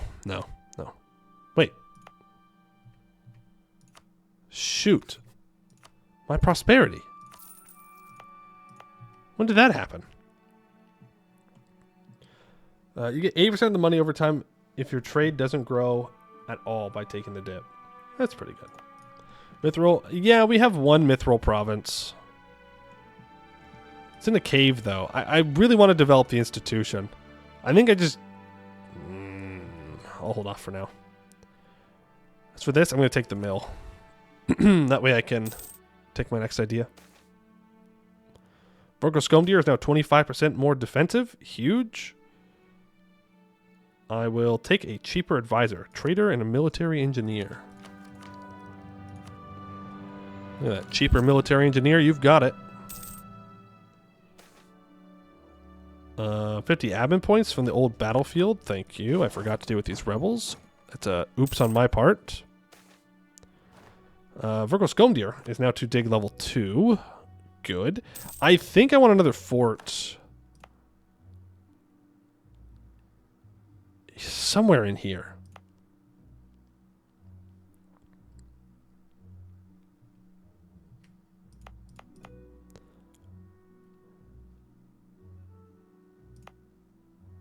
Like, I want a fort here so that way this devastation goes away.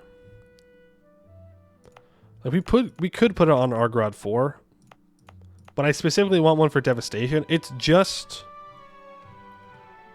these 3 provinces in here that I want to be covered, so I think I build one in Greater Mines.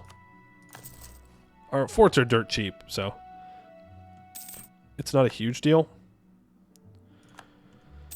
Yeah. Yeah, I think it's just for the best. Doesn't hurt. Cavern forts are also better than road forts. True. True. Defensively, yeah, for sure. But this is more for economic purposes of keeping my prosperity going than anything else. You need to drill. I need to not seize land. Marble galleries turns into gems. That's good.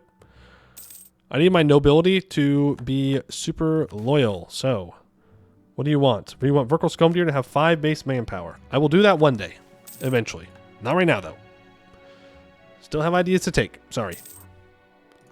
There's our truce with Thieving Arrow up. Let's go ahead and stop drilling. We can go say hello to Thieving Arrow. And there's the defensive ideas completed. 33% garrison size, +1 attrition for enemies, +1 max hostile attrition. Our policy gives +1 attrition for enemies and 25% garrison size. So our garrisons are massive at this point. Maximum garrison of 5,340. Sheesh, that is pretty good. Huh. Yeah, that'd do it.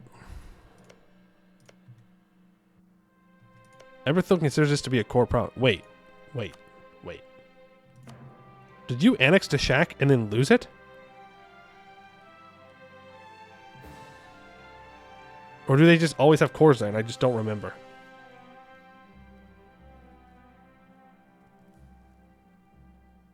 Okay, they're here. They're colonizing. Yeah. Still looking at Deshak here. No, they did annex Deshak, and then they got bodied by Busalar. Oof. Embarrassing. Embarrassing. Goals. Our goal is just to check out the Arg-Ôrdstun mission tree. We can see one Dwarven monument from what I know. We have one in our country, I should say.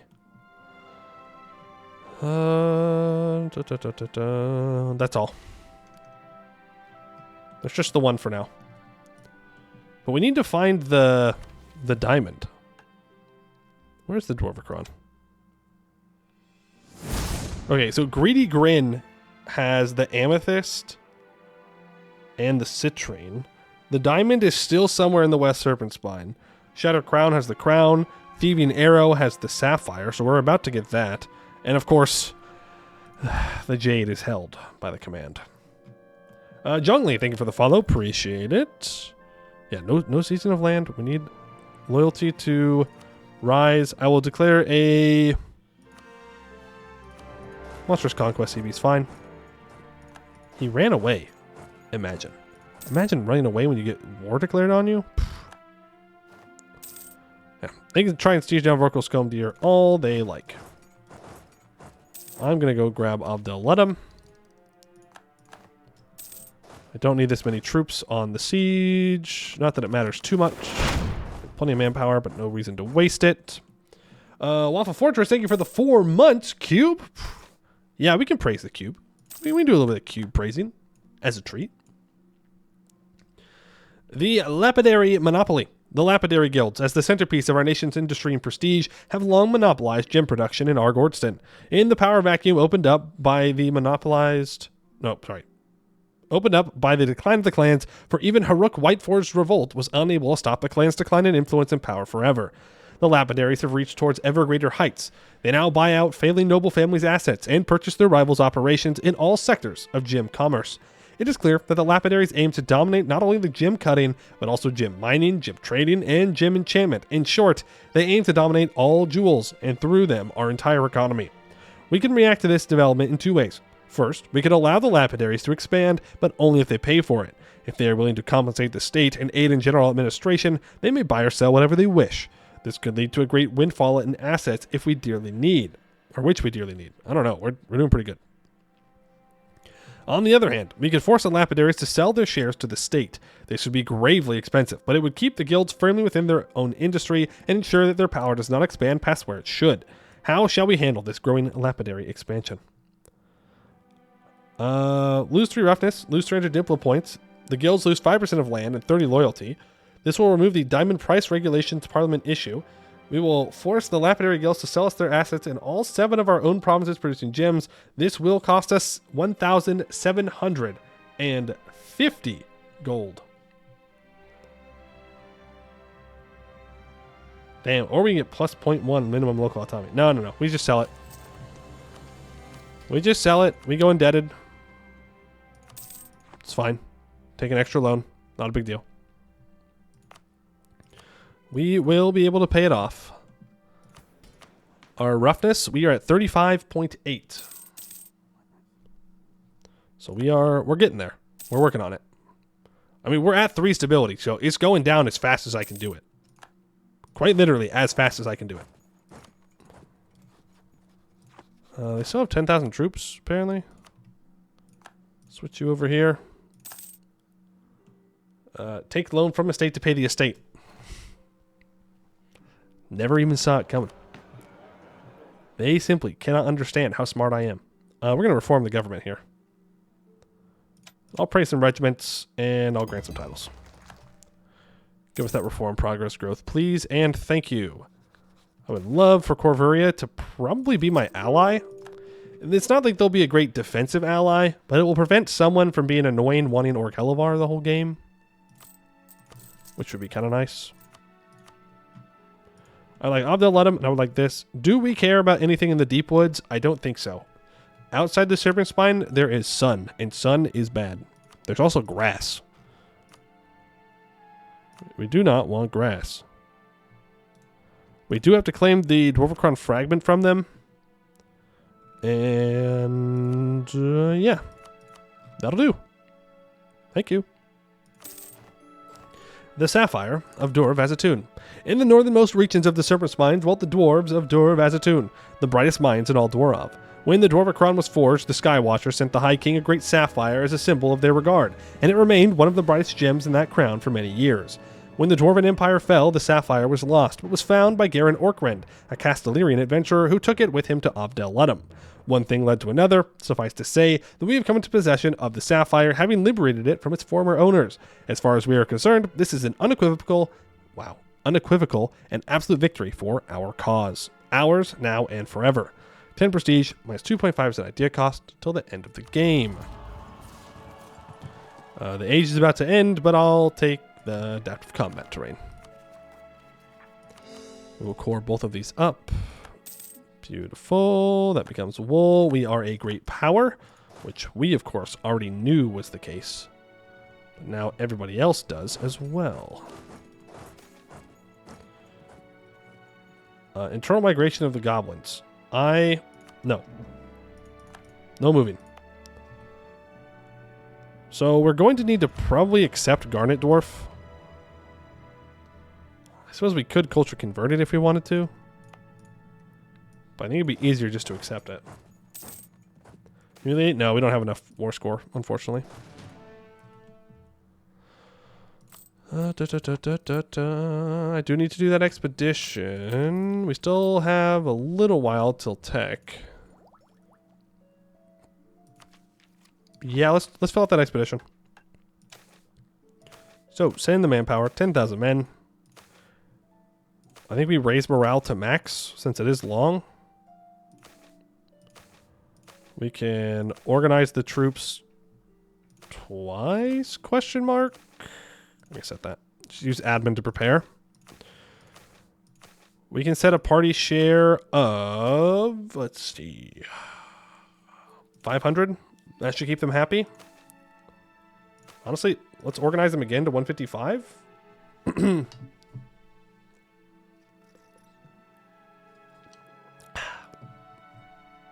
Is that good? Am I missing anything?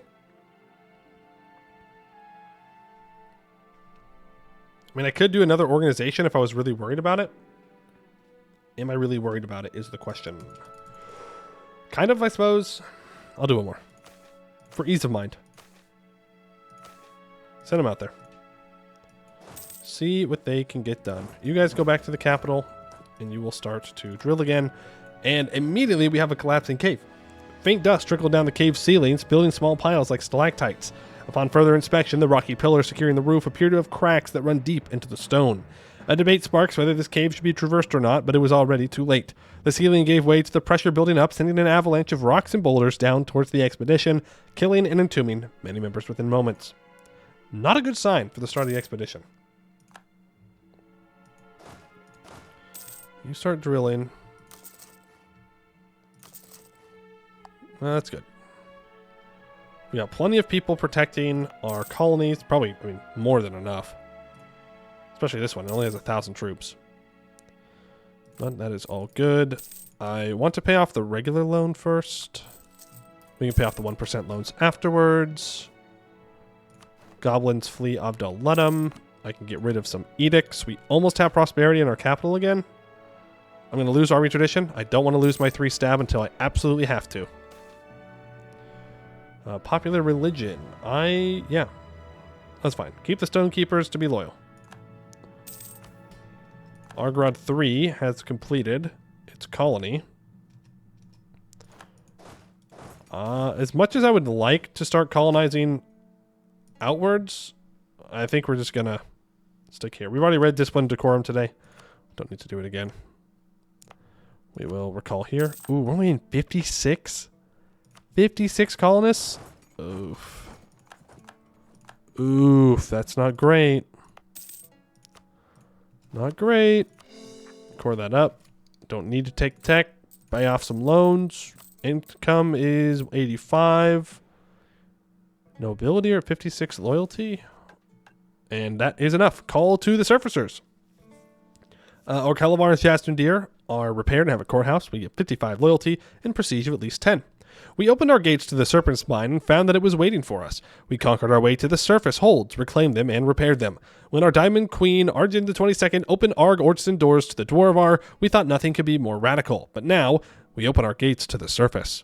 Our emissaries leave on missions, and they find dwarves aplenty. Admittedly, this has not been easy. There are so many humans, which are very common nowadays, goblins, which we know all too well, and elves, which have apparently lost just as much as we have in the years since Alt-Dwarov. Even worse, our explorers must brave the blinding sun, the heat of deserts, the horrific openness of the sky, and the concerning depths of the ocean. This is all worth it, though, for the dwarves who hear our name are filled with awe and trepidation. They understand what our resurgence means for the Dwarvar. After 6,000 years of hibernation, the Diamond Dwarves have returned to the world. Now it is time for the dwarves of the world to return to us. We discover Bahar, Ordia, and Dostanor, and the borders. Every country with a capital in those areas will discover us as well. We gain 1 base manpower in Orkelavar and Shastundir, and Abdel Tunger gets light in the tunnels. And we get throwing shade. As explorers, ambassadors, and scouts stream out beyond the confines of the Serpent's Reach, they bring back treasure troves of information, and for once, good news. It has become a sad reality for us to expect a decrepit husk whenever we approach an ancient hold, but in the dwarf hold of Abdel Tunger is an exception. It stands triumphant and tall, near the sea in the shadow of the Serpent's Spine. Needless to say, we were at first overjoyed at the prospect of reuniting with our long-lost cousins. They had much to learn from our wisdom, and surely the wealth they have acquired by sea trade would be of great help in our reclamation efforts. We sent ambassadors in the finest garments, carrying gemstones of unmatched excellence to trade with and impress all who drew near. But it appears that the sun has not just burned the skin of our kin, it has also melted their brains. They have expelled our ambassadors and barred them from further entrance. They block exit out of the city for those of their youth that wish to join us, and they even had the gall to make clear that they do not think they owe us any help. The entire matter is outrageous, and clearly they have forgotten that their rightful place is just like that of their hold, in our shadow. The audacity. Add Abdel Tunger as a historic rival. They don't like us very much, despite the fact that I could dunk on them right now. Maybe I want to do that. How many forts do they have?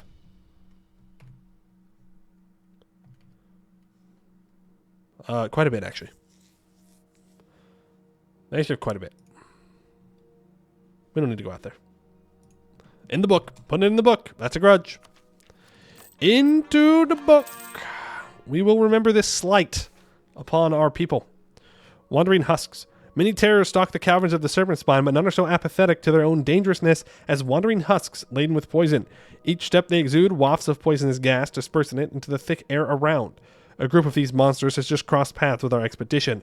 We cannot easily get rid of them. A concerted charge would just rile these foes up even more, their poison taking countless casualties. We don't have enough inno. Deadly explosion. Not only is the husk gas poisonous, it is also easily flammable, as we found out the hard way. A single, carelessly dropped torch rolling towards one of the husks was enough to cause a great explosion, triggering even more husks to explode. The shockwave and subsequent inferno luckily caused more injuries than casualties, but not all were so lucky. I said avoid them. Marble calories, okay, it's fine. Well, if full scarcity happens, it's not a huge deal, to be honest with you. But I need to complete the luxurious trio. Tellum has an opinion modifier of at least 100. Ain't no way I have to ally Tellum. I don't. I just need to improve with them and send them a gift. And then I need a bunch of people in these areas to like me. Corvuria feels threatened, but will not ally me. Dude. What do you want? What do you want from me? I don't understand. You're threatened by me, but you don't want to ally me. That'd be a really good way to not die to me. Just saying. Gorbarad will not join. Yeah, I don't blame them. Let's go take out Abdelatim. No reason to let them sit around there and live. How much would it be? Oh, it has separatism. Right. Start building a... What is that? Oh, it's damaged. All right, build the fort first, and then we will deal with everything else. Cities demand old rights. The cities can deal with it.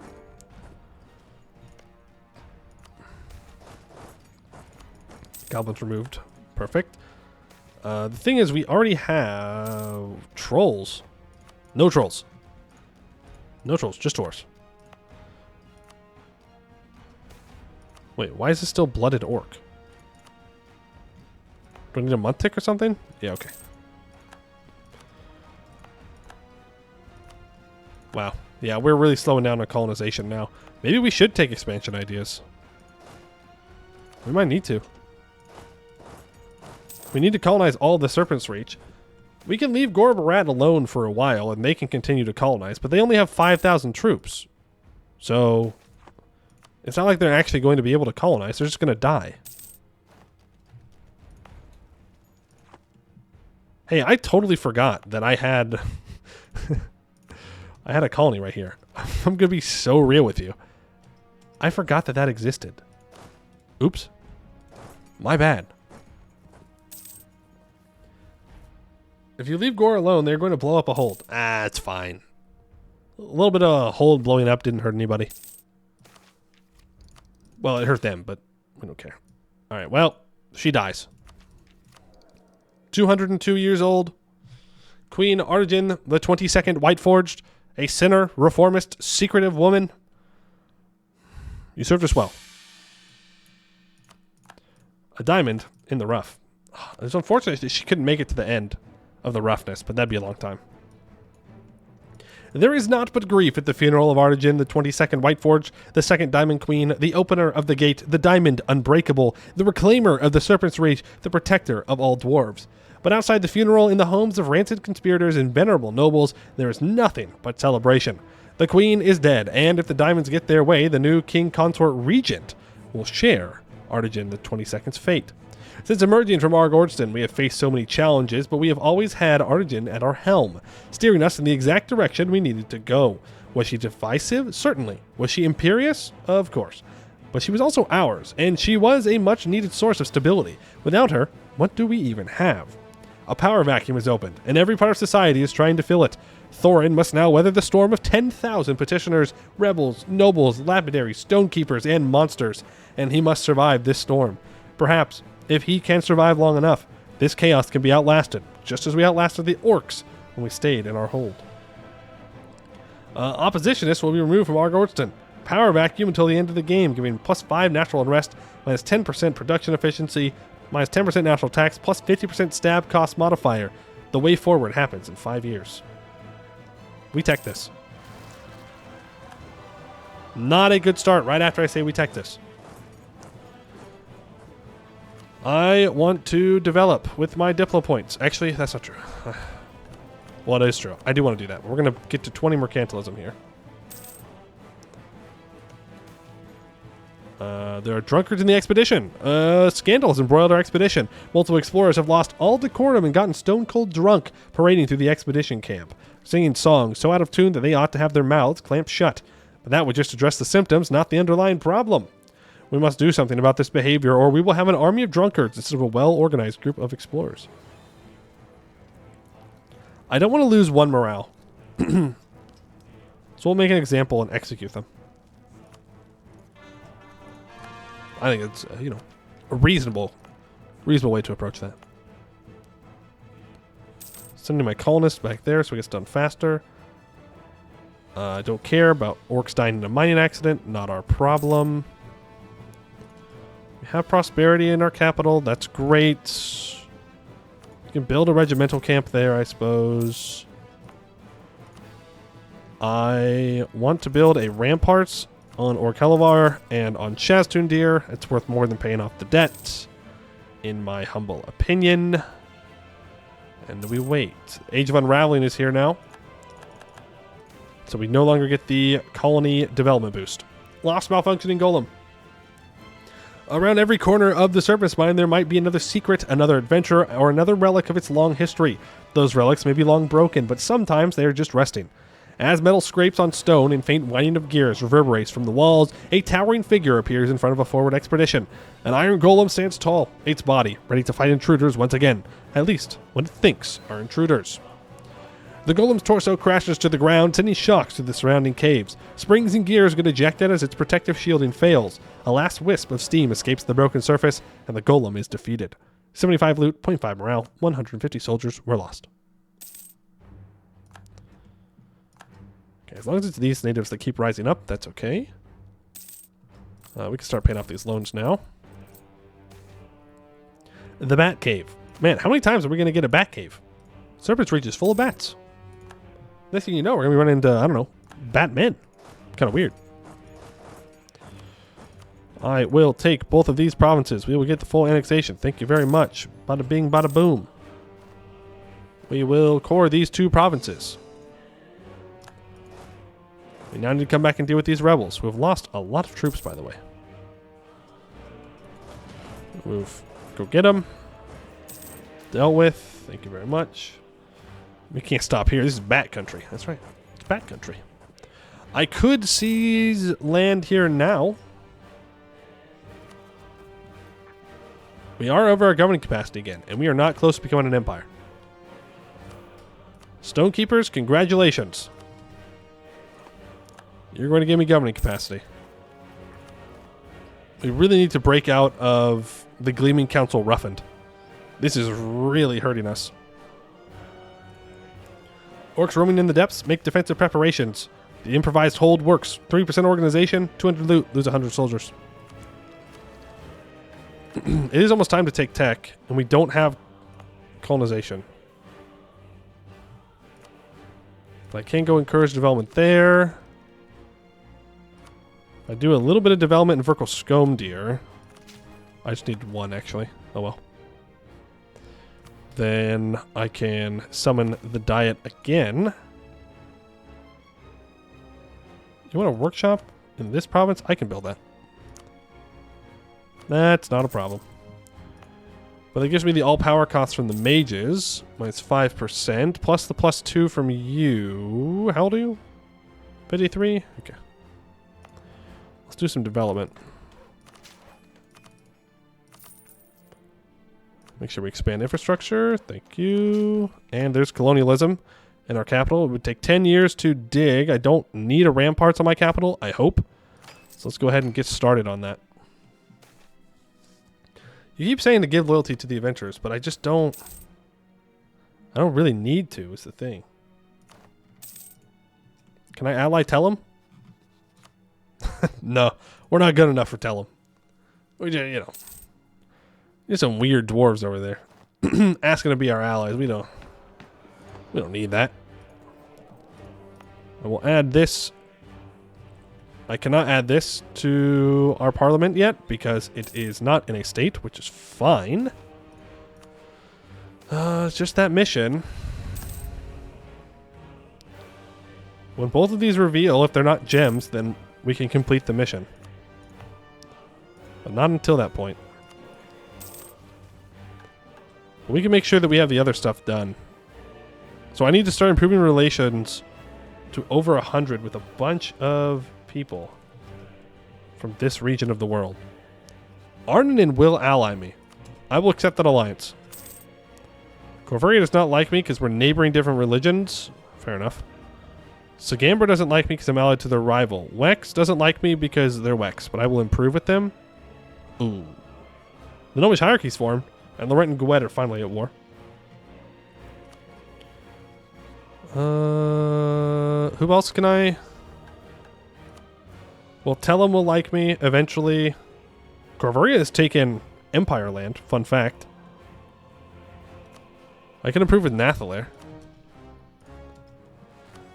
I can improve with Tornanen, who I could ally if I need to, and Celeonde, I'll also improve with you.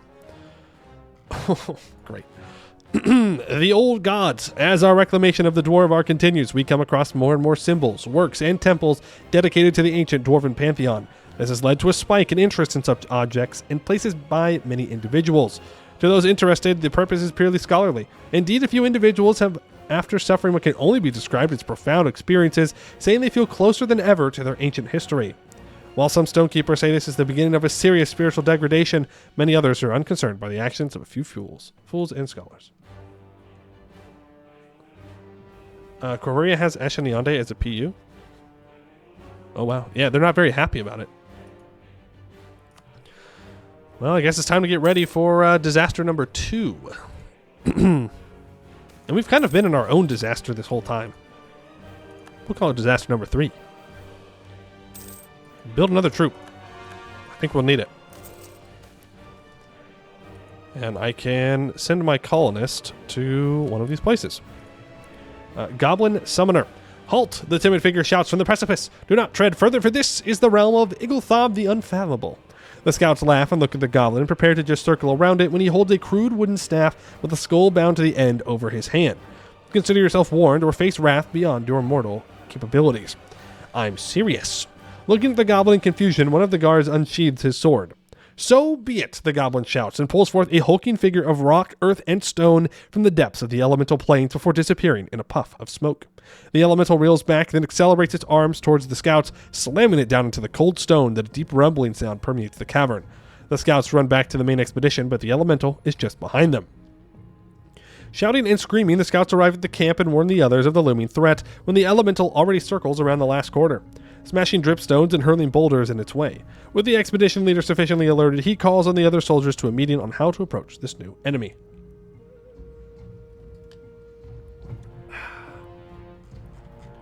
Well, that's a pretty easy decision. Find and kill a mage. In the frenzy of battle, the general managed to divert some troops to start a distraction further down the hallway, banging their shields and swords. This distraction worked as suddenly the sorcerer appeared on an alcove above us, watching what made the sudden sound. Our archers took the shot and managed to pierce its robes and green skin, sending him flying over the precipice. As his body shattered upon the rocky floor, the elemental vanished, its boulders thundering to the floor, sending shockwaves through the cave. After inspecting the damages and losses, some explorers went over to the sorcerer's corpse to check for anything that might be valuable. Between mangled wands, ugly rations, and weird powdered fumes in vials, they also found some books, which, upon further inspection, seemed to be some long-forgotten scholarly work on conjuration. The mages rejoiced and immediately went to transcribe the text into contemporary works. 250 loot. Harry, thank you for the follow. Appreciate it. Any achievements we can go for? Is there one for getting all ancestor worship holy sites or something? I don't think so. I don't know. I'm not too worried about it. I can't think of any off the top of my head that we could go for. I can core that up. Yeah. All right. Well, it's time for the wars of religion for us. Let me state this up. Full state it up. We do need to add this to an assembly seat. I need to go accept Garnet Dwarf culture. And then I need to repair it. Very good. Cotton imports. All right. Why is it not going up yet? We are trading mithril. Huge. Well, we do have 3 mithril provinces, which all have workshops, right? Yes. Stones to be kept. What began with a handful of scholars and a smattering of voices has grown into a consistent murmur. As our reclamation continues, many stonekeepers are up in arms as one of their own has officially broken ranks and begun to delve into studies involving the old pantheon, after discovering a partially legible tome concerning the gods of their relation with our people. Damn, I bet he's got like, I don't know, 95 points he wants to talk about. They abandoned us. Cease this now. That's right. That's right. The gods, where were the gods when we had to be trapped inside our hold? Well, we got more gems. The good news is we're rolling really well when it comes to gems. The bad news is I'm not necessarily wanting them. An apparition appears. A creaky, rattling voice echoes through the cave as ghastly spirits appear in front of the expedition. Restless dwarven spirits, damned to spend their existence in unlife. The question remains, what are we to do? We ask them where the loot is, obviously. They'll give us the money.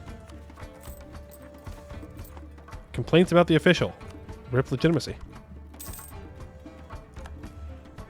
Ooh, we are back up to 10. We are back up to 3 stability, folks. 3 stability. Mushroom guards. Many unusual creatures roam the caves of the Serpent Spine, and our farmers seem to have encountered some of these.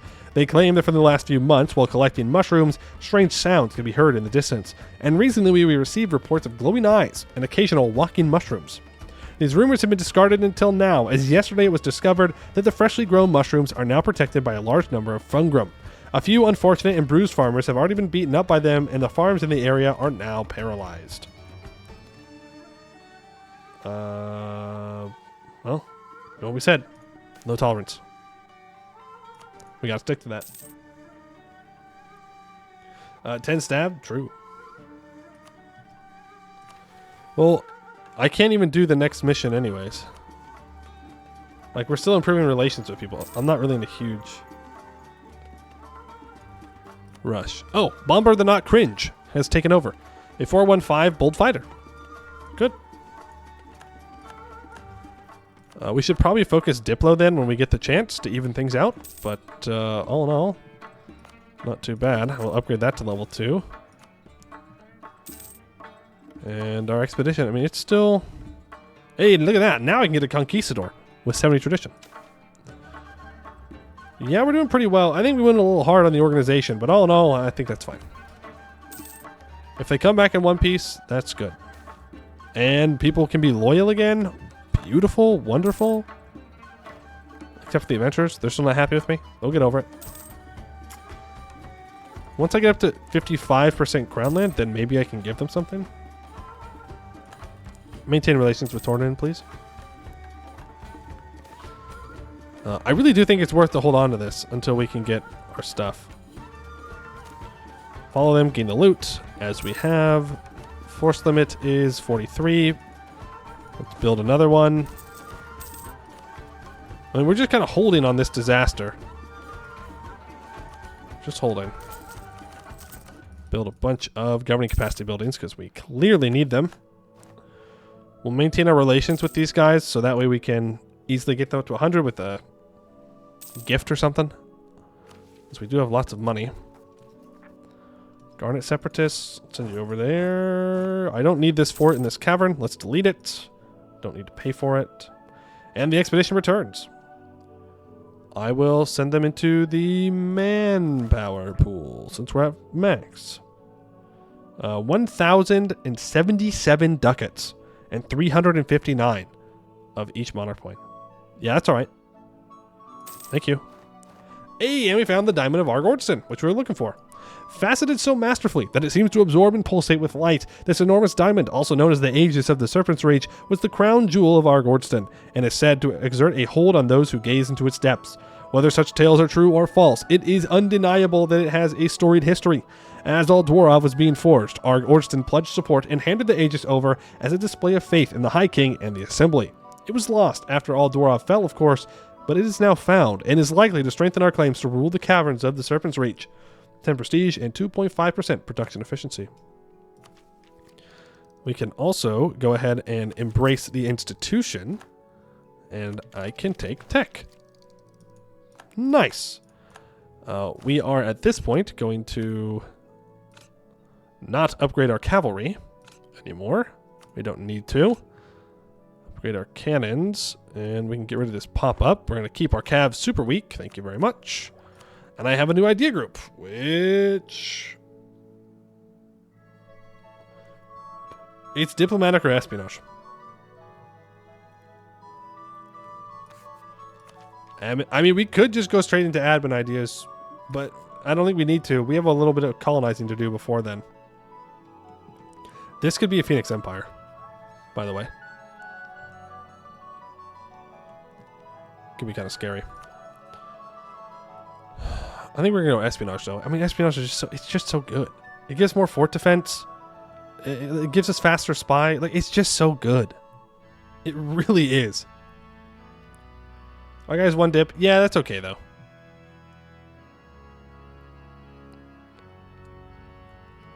I mean, diplomatic... okay, if I take diplomatic, it's so I can get minus 20% province war score cost. So, that's probably not worth it.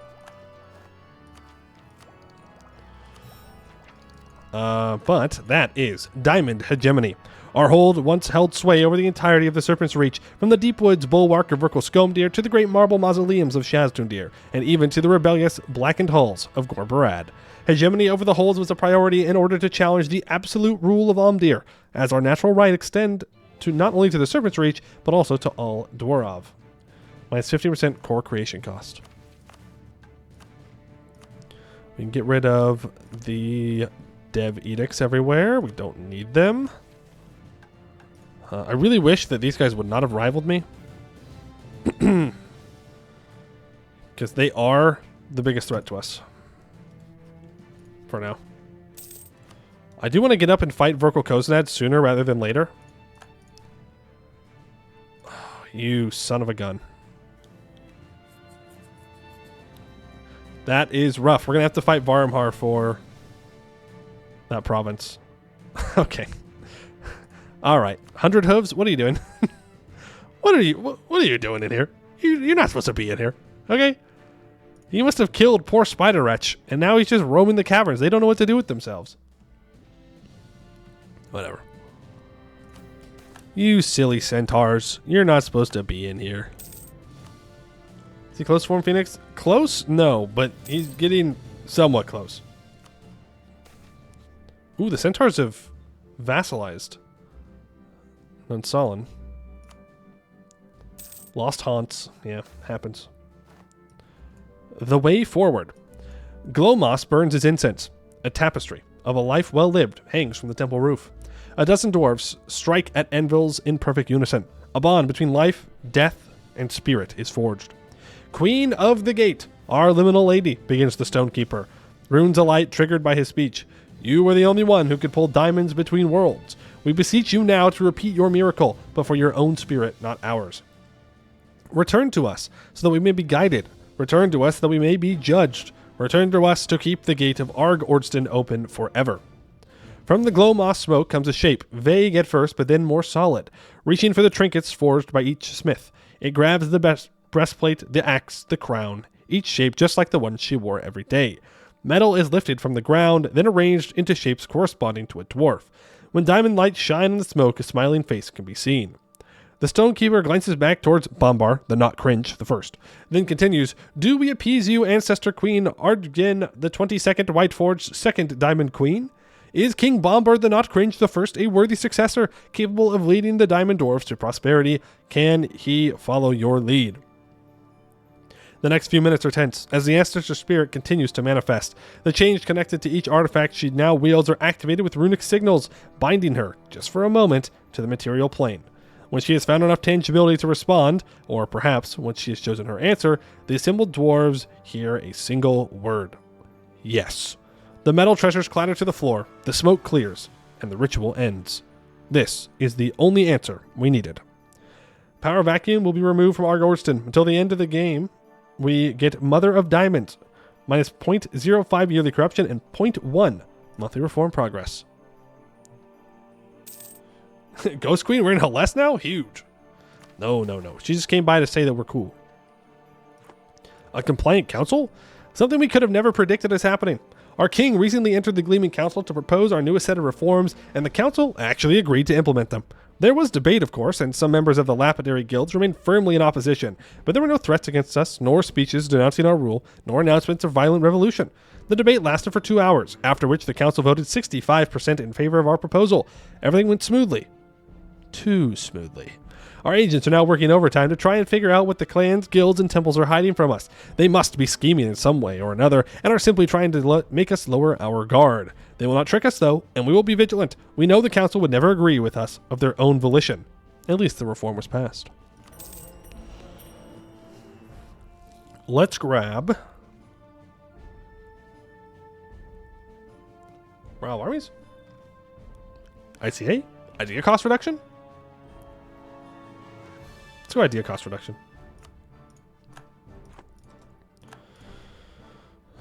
Well, I was kind of expecting this disaster to fire, but we're just kind of chilling. Is everybody else having their religious disaster time? No. They're also just chilling. A thin made the event, if you're really 666, she says no and kills them. I don't know, it feels kind of dramatic. Just saying, it just feels kind of dramatic. We also need more gem provinces. With 5 Diplo Dev. I mean, I can do that, though. They also need workshops.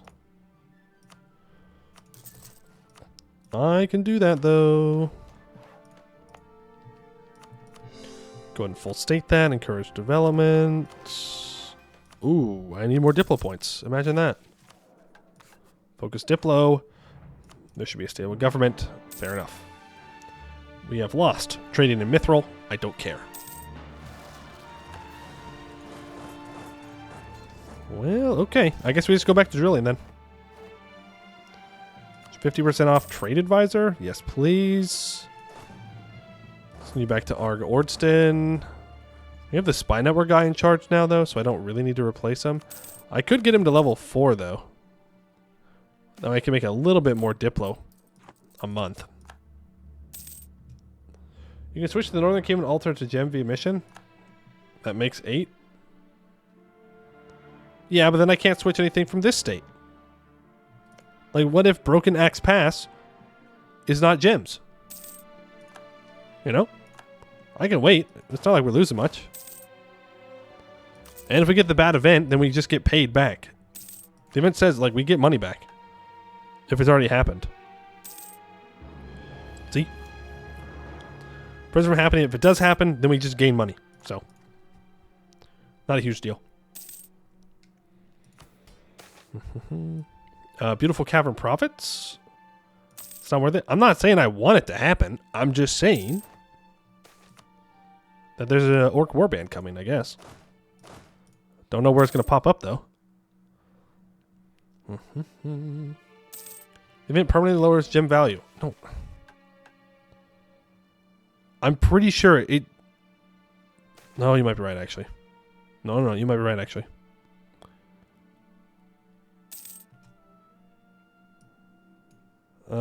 Stand your ground.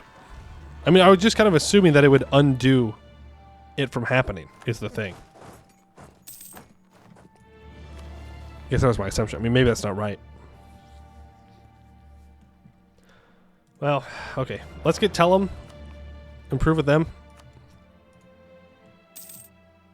Doesn't undo it, but does stop it? Okay, well, shoot. Then I suppose we should get that done. I have too few seats in the assembly. All of my holds... Nope, just kidding. Shenanigans deer is not added. Core that up. So, alright. Well, let's do the luxurious trio. I wonder if it will change this to gems. Let's find out. Since we've reestablished production at Orkellevar and Shenanigans deer, we can now produce gems, glass, and more with vigor, and our new surface trading partners are baffled by how high quality our products are. Crystalline glassware and finely faceted diamonds are shipped out of the serpent spine, and they are exchanged for surface novelties we find entirely enticing. These human kingdoms, strange as they are, have such an abundance of delicious fruits, delicate woodcrafts, and bountiful sources of meat and grain. We rarely even need to brave the surface ourselves to obtain these goods. For the most part, their traders simply come to us. We get 200 gold each for each of the centers of trade, and one random province in both North Altar and South Altar area not producing mithril gold will now produce gems instead. It does in fact switch them over to gems, so I get what I want. Always come out on top. I'll send you there, and now I need Tellum to have a good opinion of me. The warband arrives in Stone Column. That's very far away. Walk over there. I need to... I can temporarily ally you. I can send Tellum a gift. Yeah, we have to get 25 relations from this gift. Alright, and that completes the mission? Question mark? No, I can just complete the... Crown Jewel. I forgot about that. Because we got the Diamond Gem. Before Arg-Ôrdstun, in times which even our oldest records barely remember, we constructed a gem that would be known as the Aegis of the Serpent's Reach. It was constructed rather than found, because it was perfectly faceted. It was a great diamond, larger than a fist, cut in so many directions that it compelled the very minds of those who witnessed it. It was the perfect representation of our power, and also of our follies, for we offered it to the High King of Arg-Ôrdstun when we joined the Empire. He accepted this gift, choosing it as the keystone of the legendary Dwarficron. We were made to be the centerpiece of his empire, but in doing so, lost control over that which we held dearest. For centuries, our stonekeepers have debated whether the Aegis was real or an allegory. Could we possibly have faceted such a perfect stone before learning of Dwarvic industrial methods? Could a diamond compel those who simply look at it simply by being so well cut? Can a diamond that large even exist? All these debates have now been definitively answered, as the Aegis has finally been found. For a new age, we reforge our own diamond crown, which was lost so long ago that it cannot even be remembered. For the first time since the fall of Arg-Ôrdstun, no, for the first time since the founding of Arg-Ôrdstun, the Aegis is back in the Serpent's Reach. Gain 20 legitimacy, prestige, lose 5 roughness. Definitely not the Arg-Ôrdstun. Definitely not the Arg-Ôrdstun. Different. Legally speaking, completely different. Distinct. Verkal Skomdir needs 10 military development. It costs 93 points to develop. Just click the buttons and don't think about it too much. Alright, Mage Influence, and I need to colonize Argrad 11. So that will be that's where one of our next colonies is going to go.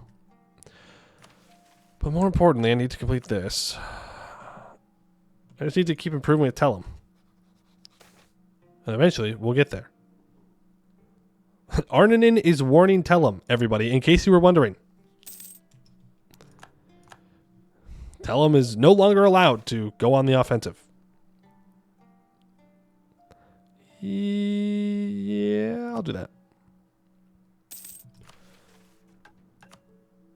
Tellum has improved relations of at least 100. What? Is it 99? Yeah, it's 99. Assassination of a noble. Hold on to that thought. All right, herald our return. We have been forced to learn so many things in recent years. Halflings and gnomes both exist and are not just short humans and are distinct from each other. You are supposed to pretend that surface wine does not taste like swill. Some dwarves have abandoned not only the old gods, but also their ancestors, and worship human gods alongside a dwarf named Balgar. Surface dwarves really love this Balgar, and do not like it when we say we do not know who he is. You are not supposed to look at the sun, even for a second. Humans are dangerous when desperate. Elves have fully forgotten that they destroyed us and are rather apologetic about it when reminded. Humans do not like the taste of serpent bloom. Their language is surprisingly similar to ours. All of these things we have learned and mastered, so that when we might make more contact with the surface, we grow in stature so that the nations of Bulwar and Canor might understand our rightful role in the world. Tellum must be contained. They know. They know. We gain 10 power projection. Western Canor. Arg-Ôrdstun gets a new challenger for 15 years. Give me +1 Diplo rep, plus 20% trade steering, minus 0.05 monthly roughness. Now I just need to do a little bit more development. Ooh. Yeah, it's going to have to be this province. This is going to have to be the province that we get up to be good. Inno for 20 prestige. Yeah, I'll do that. That's fine. I'm going to fully buy down this corruption. We don't need to be paying for it. Old Battlefield will give me some admin points. We can contest the orcs now. Oh, it always hurts. Always hurts to fight the orcs. Never a good time. There's no debate in the assembly. I think these are actually all bad. We're going to wait a month. Invite half-elves? No. No half-elves allowed. I don't like any of these options either. General Hat von Hattington has finally died. Almost made it 100 years. Was close. Start debate. Oh, it's the same things. It's not changing. All right, well. Admin, Diplo, admin, titles. Thank you. There we go. That is up to 5 Diplo development now, and so that means it should be good to go. With that, and that completes the mission. False scarcity. Awesome. We have the loyalty, we have mercantilism. I don't know if... Well, we have 8 own provinces. I don't know if we have the gem market. Whatever it is, doesn't matter. We have built more gem mines than we could ever imagine. Our diamonds alone have already been shipped from Anbennar, which we understand to be a great western continent, to Raj, the counterpart to Anbennar in the east. But we also now dig into veins of rubies, sapphires, agates, garnets, and more. Gems have become so common in our holds that they have become a problem. Exactly as some skeptics suggested. The price of gems is spiraling. We have become too successful at extraction, and our economy enters a crisis. Thankfully, by working with the lapidaries and deftly managing our exports, we have come to a new method of trade. Within the borders of Arg-Ôrdstun, gems shall be sold for next to nothing, but no gem shall leave our borders without being exposed to massive tariffs. Both our government and the lapidaries will take a cut of these profits, and they will ensure that our gems stay scarce and invaluable on the global market. This system has caused the rise of smugglers, no doubt sponsored by those greedy surface traders trying to undermine us. They constantly attempt to unjustly sell our goods at fair market value to rise against us. It has, too, created an internal currency crisis as gems become cheaper than ever within our halls. This is of no mind. Smugglers shall be slaughtered on sight, and the economy shall surely be fixed with time. This can all be dealt with one step at a time. Gain 75 admin and Diplo points. We gain plus 25% local trade value or trade power modifier, minus 0.05 monthly roughness for 30 years. And if the event Serpent Spine Diamonds has not happened, it prevents it from happening. And we gained money. Wait a second. Wait a second. I wasn't supposed to get money. Because the event hasn't happened yet. Stonks. That's what we get. We killed the smugglers and we took their money. It's that easy. We can buy down this inflation, I suppose. And... what else do I need to do now? We need to colonize everything in the Abdel Ludum area. Everything in the Arg-Ôrdstun area. Oh, then we need to... oh, okay. It's going to be a while until we can... okay. Fair enough, I guess. You start drilling, but give me 10,000 troops. We're going to go... we're going to start colonizing. Out in this direction now. Old and new. Long ago, during the time of all Dwarf, our ancestors worshipped the ancient pantheon, which consisted of many gods. However, when all Dwarf fell, our ancestors believed that the gods had abandoned them and subsequently gave up their faith. But as we continue to reclaim our ancestral home, there are those who wish to revive the old faith despite the objections of the Stonekeepers. They propose that perhaps it was our ancestors who abandoned the gods instead. The Stonekeepers demand that we authorize the burning of these individuals who are considered heretics for such blasphemy. We cannot avoid taking a side any longer. Action must be taken. Well, I think they'll burn well. Goodbye. Gorbarad wants to be my ally. Ooh. No, I don't think so, Gorbarad. I just don't think so.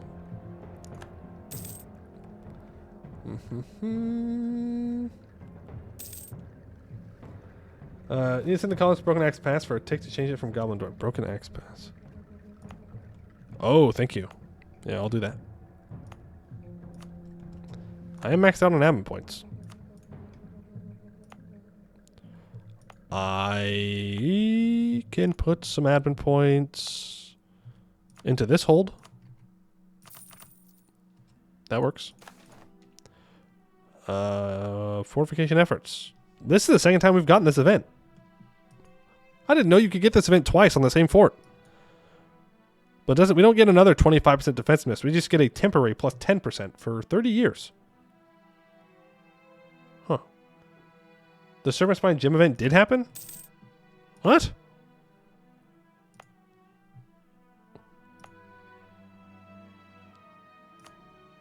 Did it? Did we just not see it? Yeah, Gyms at Value 3. I guess it did happen. When? Would we have not seen it? It must have been... It must have been before we saw all this. Rip. Oh well. I mean, we're still making lots of money. I don't really care. Pre-event, it's 5. Huh. Well, rippy dippy. I would save scum it, but we have no idea when it happened. So, afraid we can't. No, I'm not giving the lapidaries. I'm not spending 500 ducats on them. Sorry. Not going to happen. You said Scum Deer can be expanded? Yeah, there we go. I could get these up to level 3 as well. Centers of Trade.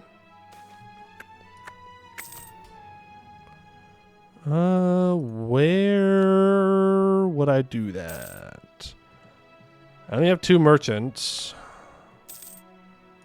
What am I most likely to develop again? Probably Scum Deer. Get that up to 3. Alright. Arg-Ôrdstun 11 under attack. Not a big deal. We're drilling. Force them is increased by 3. Build 3 more troops. I can... What else can I do? Don't need that anywhere. I suppose I can build a temple there. It's fine. Build some manpower buildings. And then force limit. Increase force limit buildings. That way we can be big and strong and scary. It's unfortunate that Avdel Ledum didn't do well. And that Orc-Halavar also did not do well. Holy cow. It seems like we were not being crazy when we were thinking that people were trying to scheme. For thousands of years, the Lapidaries have monopolized the gem trade. As we have expanded through the Serpent's Reach, though, we refuse to allow them to dominate every bejeweled production throughout our nation. For daring to deny them full control, they now repay us by launching into a full-blown revolt.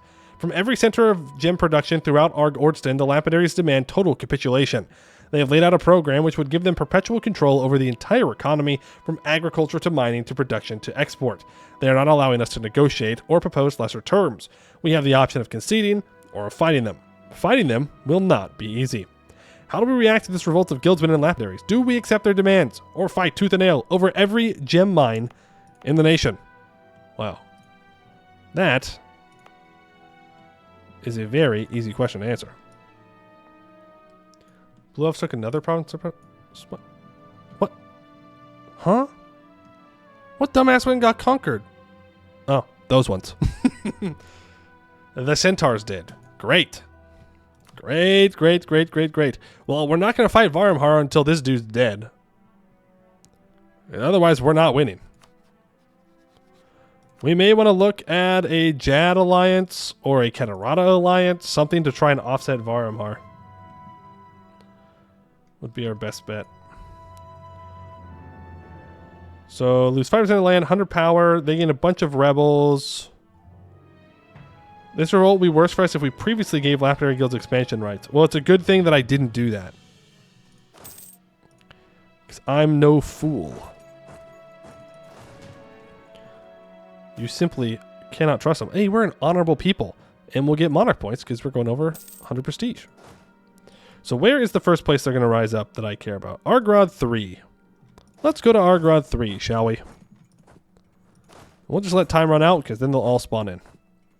How many rebel units? Quite a few. Oh, they're going to spawn in Broken Axe Pass. We might just have to accept that we're going to lose this colony. Well, no, they're rebels. They're rebels. They won't destroy it. Alright. Destroy them all. Yeah, the military laborers can go there. That's fine. There's the first set of rebels down. We're going to have to let them occupy things and make sure that we are getting our reinforcements. I don't really want to contest these rebels. So we're going to let them move into us. Same thing with these ones. And actually, same thing with those ones. They'll move on to forts, and then we'll get them.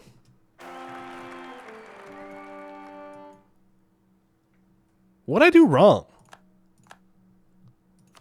I don't get it. I don't get it.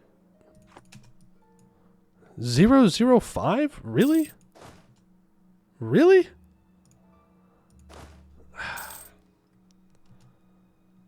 Actual just dog water heirs. No, I'm not blowing up my hold. Thank you very much. Oh, I maxed out on admin points. Oops. Do a little bit of development. Okay, start building a spy network on Varumhar because they are building a spy network on me. And I'm also going to counter espionage them, I think. We're going to lose this colony, is what it is. We'll just fight them in the caves. We have to. We have to, we have to, we have to. It's going to suck, but it is what it is. You go on siege. You're going to go fight these noble rebels, and then we'll reconvene to fight these pretenders that have 20,000 cavalry. I don't know where these dwarves are getting 20,000 cavalry from, but I guarantee you it is not from us. That is being imported from the outside of the world. Because we do not have that many horses, or goats, or whatever it is dwarves ride. Rams. Luckily the cav have not been upgraded, so they're all pretty weak. They made a deal with the centaurs. No. Centaurs have betrayed us. I don't know how it's a betrayal. We didn't ally them, but I think you're right. Yes, we'll go for a beautiful hold. Ooh, delete this workshop actually. Build me a ramparts. Shift, consolidate, move in. Reinforce. Oh, rip manpower, man. There we go, though. I mean, it solved the problem. Can't say we didn't get results. Go back to colonizing Arg-Ôrdstun 11, and you go back to drilling. I want to get through roughness before we end off for the day. I think that'll be a good cutoff point. So that's why we're still rocking and rolling. They're just riding other dwarves. Interesting. I don't like that. I don't like that visual. Feels bad. I will build more troops though. I'll go to 3 cannons. Why not? Right now we're only rocking 2 colonies. That's not really good enough. Making 47 ducats a month. We can rock 4. 3, not 4. 4 would probably be a bit too many.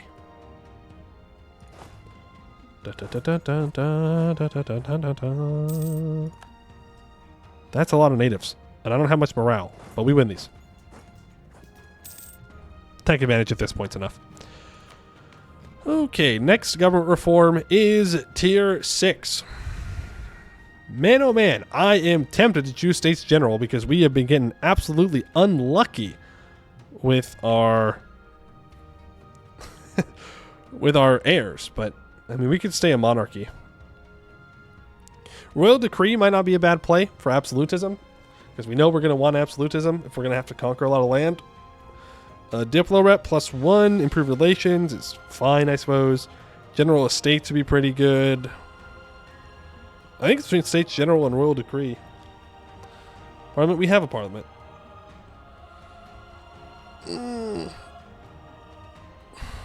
We'll go Royal Decree. Why not? Parliament, we have... Oh, you're talking about Assembly of Holds. Right.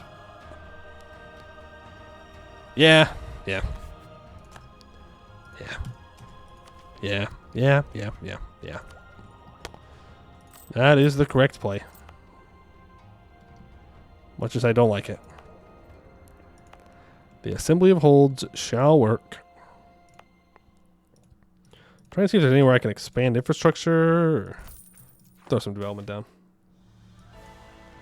The final cuts. As all lapidaries know, cutting gemstones into fine pieces of art is a laborious task. This process is monumentally more difficult for the hardest gemstone, and there is no stone harder to cut than a diamond. Despite this, we slowly, carefully, facet the diamond of our nation. With the lapidary revolt over, and with the revolt of the clans long in the past, our government has finally started to sparkle with the sheen of a well-cut gem. Our glow begins to resemble the Arg-Ôrdstun which once ruled the Serpent's Reach. Shine bright like a diamond. Gain 20 prestige. All excess prestige becomes monarch points. I kind of wish that dropped our roughness a little bit, but that's okay. We will survive. Oh, we are at 63% crown land. I don't necessarily want to give that up. Look, the adventurers are at 50 loyalty now. I don't want to give it up. I can probably start getting rid of some stuff, though. No, it's 1526. We're fine. Build a spy network. Counter espionage him. Golden Age for culture. Awesome. And get rid of edicts. So we are chilling. Wait, did we just straight up not have a disaster?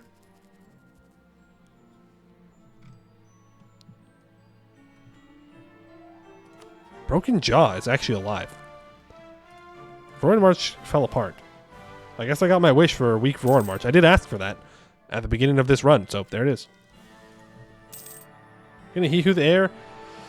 Yeah. I am. Yeah, I'll just do it right now. I was gonna wait a while, but if I wait, he'll die. He'll die, and I'll just go with a 233 or a 005. General Eve the Lost has died. Rippy dippy. And now I gotta scroll all the way back down to 5 hours ago. Supreme Overlord. If you're still here, don't worry. You get to be a general now, as you asked. Congratulations. Oh, you're cracked. You're cracked. 5-6. And Crown Snow, you're next. We do have 70 army tradition. All these rebels are good for the army tradition. Boom, and that is a 3-6-2-3. We are so back. Time to drill you and die in 2 months. Time to die in 2 months. We're about to max out on admin points again. We're 81% of the way through our... you know what I can do? I can state this up. We're over our governing capacity, right? Yeah. It's okay, though. Encourage development. Develop away the devastation. And keep building up prosperity. You don't have prosperity because of this one province here. Build a fort. Build a fort. Build a fort. That will do it. Are all your hearts at the dev to passively dig? That one's not. That one's not. And that one is also not. No. The Dwarven Pantheon. Well, I guess that's what I get for asking if I'm going to have a disaster. Another nation has abandoned ancestor worship and turned to the Pantheon. This has led to discontent, as some are now demanding that we also take up worship of the Pantheon. Others demand that we stay loyal to the one true path that our ancestors walked and not bother revering gods who had abandoned our race before. Of course, where the king walks, we shall follow. Who converted? Show me, game. Who exactly has converted? It was Abdel Tunger? You think we care what Abdel Tunger does? I guess Hehodivar also formed. Okay, there's two. There's two of them. There's two of them. There's two of them. Rubyhold starts Dwarven Pantheon now. So they didn't convert. And, okay, never mind. Alright, I was being dramatic. My bad. My bad. My bad. This will be our final chance to convert to the Dwarven Pantheon. Nope. We remain loyal to the ancestors.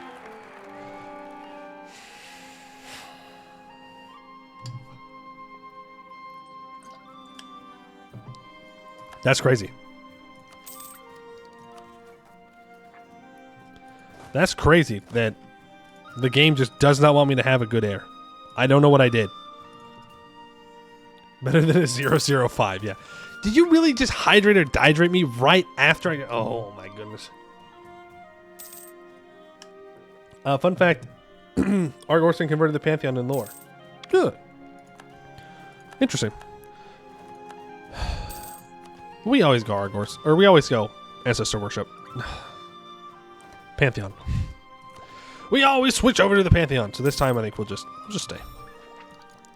There's some spy network construction. Siege ability increases.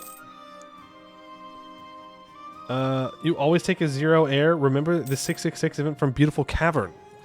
True, true, true. That could happen. That could happen. Well, I'll tell you what. If we get another 0 heir, then I'll think about it. Is the... Ooh, we are definitely taking war score cost. Is the requirement that we have 1 0 stat or multiple 0 stats? We're also at 93 income, by the way. If you know, you know. We're getting close to the bad times.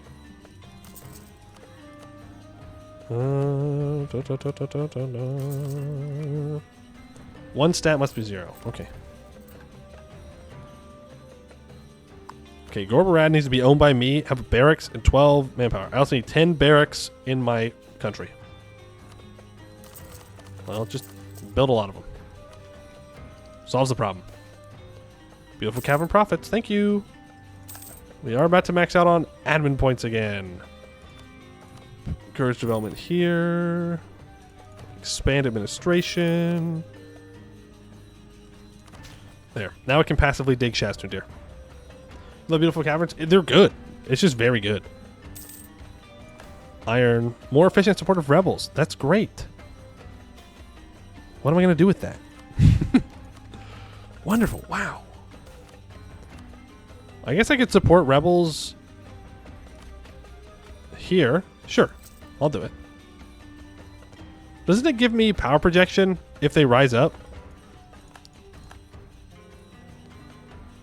Yeah, I'll do that. That's a bunch of development for a little bit of money. You can start drilling again. Ooh, Bombard the Not Cringe the First is a free thinker. Why am I losing 68 ducats a month? That's just a bug. I'm not actually losing that money per month. It's just a... Okay. Throwing away 100 ducats? Nuh-uh. Nuh-uh. If they rise up, I get power projection. No, you cannot have her name. You cannot have her name with those stats. Maybe we get a better heir this time.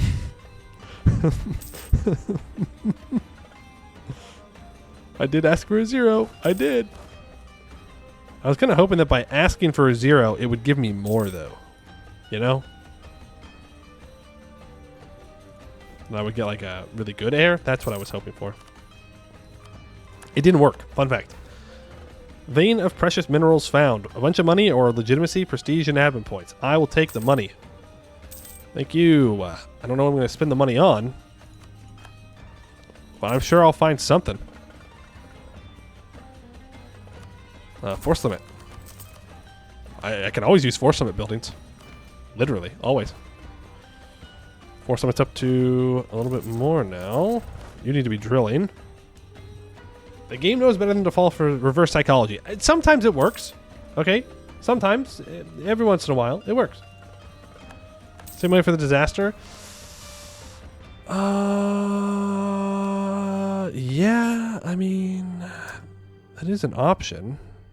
Why do I have so much autonomy here? I'm going to throw this bad boy onto centralization. Ooh, we have... Ooh, okay. Maybe I need to give my adventurers more influence. Arg-Ôrdstun has been dug to the next level. Wonderful. I could give them courtiers of adventure.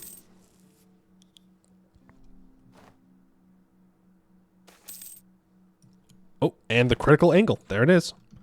That means 0 roughness. Look at that. Beautiful.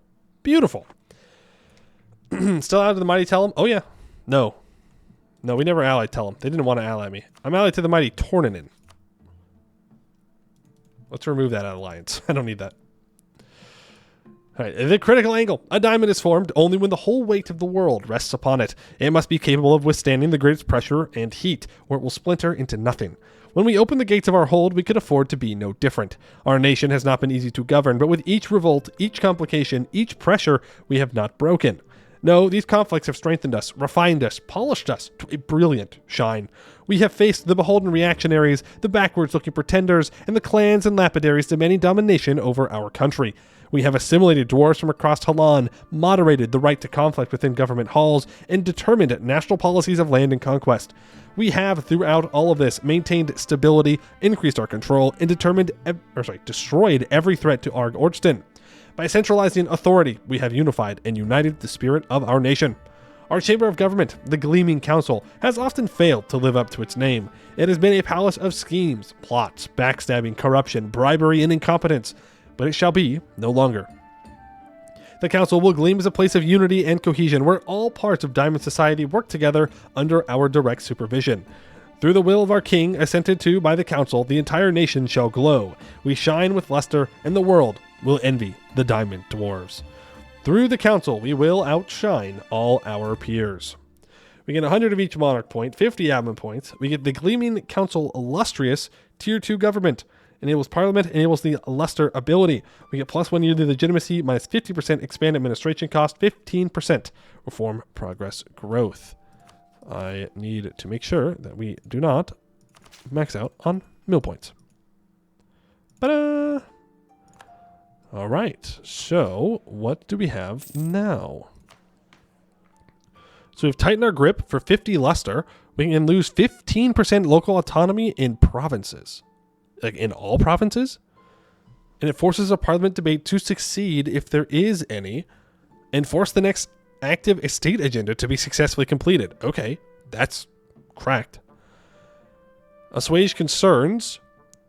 Uprising progress of all rebels changes by minus 30. We gain 1 stability, 10 loyalty to all estates. Okay. And diamonds are unbreakable. Lose 3 war exhaustion. For 10 years, we gain 15% fort defense, 25% max effect of absolutism. Okay. That's going to be cracked when we have absolutism. And +1 monthly luster. Right now, we gain 0.55 each month. Ooh, and at max luster, we get +20% domestic trade power, +2 diplo rep, and +2 yearly absolutism. Okay. That's good. That's really good. I think you had to experience the nerfed version of the Lapidary Revolt. When it was first implemented properly, I had the joy of finding the original version of the event. It was 1494. You had 400,000 rebels. Yeah, that might be a bit too much. That might be a bit too many rebels. I mean, like, maybe a little bit too much. World Conquest is going? No World Conquest. But it will help us in expanding into this region of the world. Looking at the fact that Shattered Crown is not going to get conquered by anybody, I just need to get a border with Verkokozenad, and we can be off to the races. We can just start going up the roads here and grabbing everything and beeline it to Almdir, which would be pretty sweet. I mean, no one inside the Serpent Spine in this region of the world specifically can stop us right now. Well, he doesn't count. This guy doesn't. Oh, he's allied everybody. What in the world? This guy doesn't count. He's outside. He's just. It's going to be a pain to fight for. Minus 90. Unknown. I mean, we might. Oh, Ketarata is dead. Jad's trying to take the stewardship of the Sorrow. Well, let's start improving with Jad. That will help us out. Free stab is so good. If we're getting free stab, then I'm just going to go to the adventurers, and I'm going to give them the... Where was it? Courtiers of Adventure.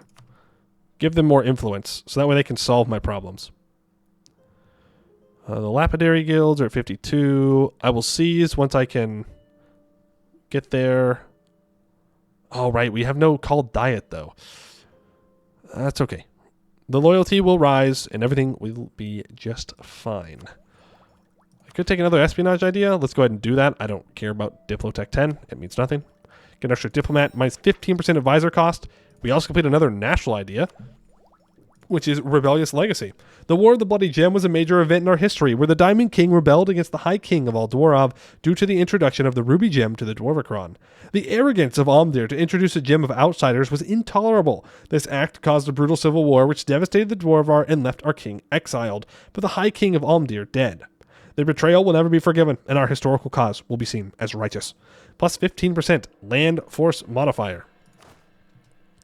That brings us up to a land force limit of 79. Let's build another, 21,000 troops. Why not? Looks like, what? Yeah, it was north after that, but yeah, Russia was fire revolt in every single gem province, which can get to, what levels of rebels? Yeah, 400,000, that seems a bit much. Seems a bit much. Get rid of you. Cabinet of Curiosities. 200 crowns for 1 inno. Sure. We increase goblin tolerance. We're going to have to fix that. We're going to have to fix that. Not allowed. We do need more manpower. I mean, I guess we're playing dwarves, so that's not that crazy of a statement.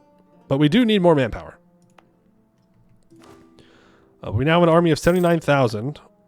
Bladebreaker is going to attack Broken Jaw. Alright, and I can take military tech and admin tech. That unlocks new... Oh yeah. Get those mithril manufactories built, and it will not take us too long to reach 150 income. So, do I not have a disaster for the religion? Do we just chill? Is that what happens here? We just chill, no disaster, no problems, and we just stay.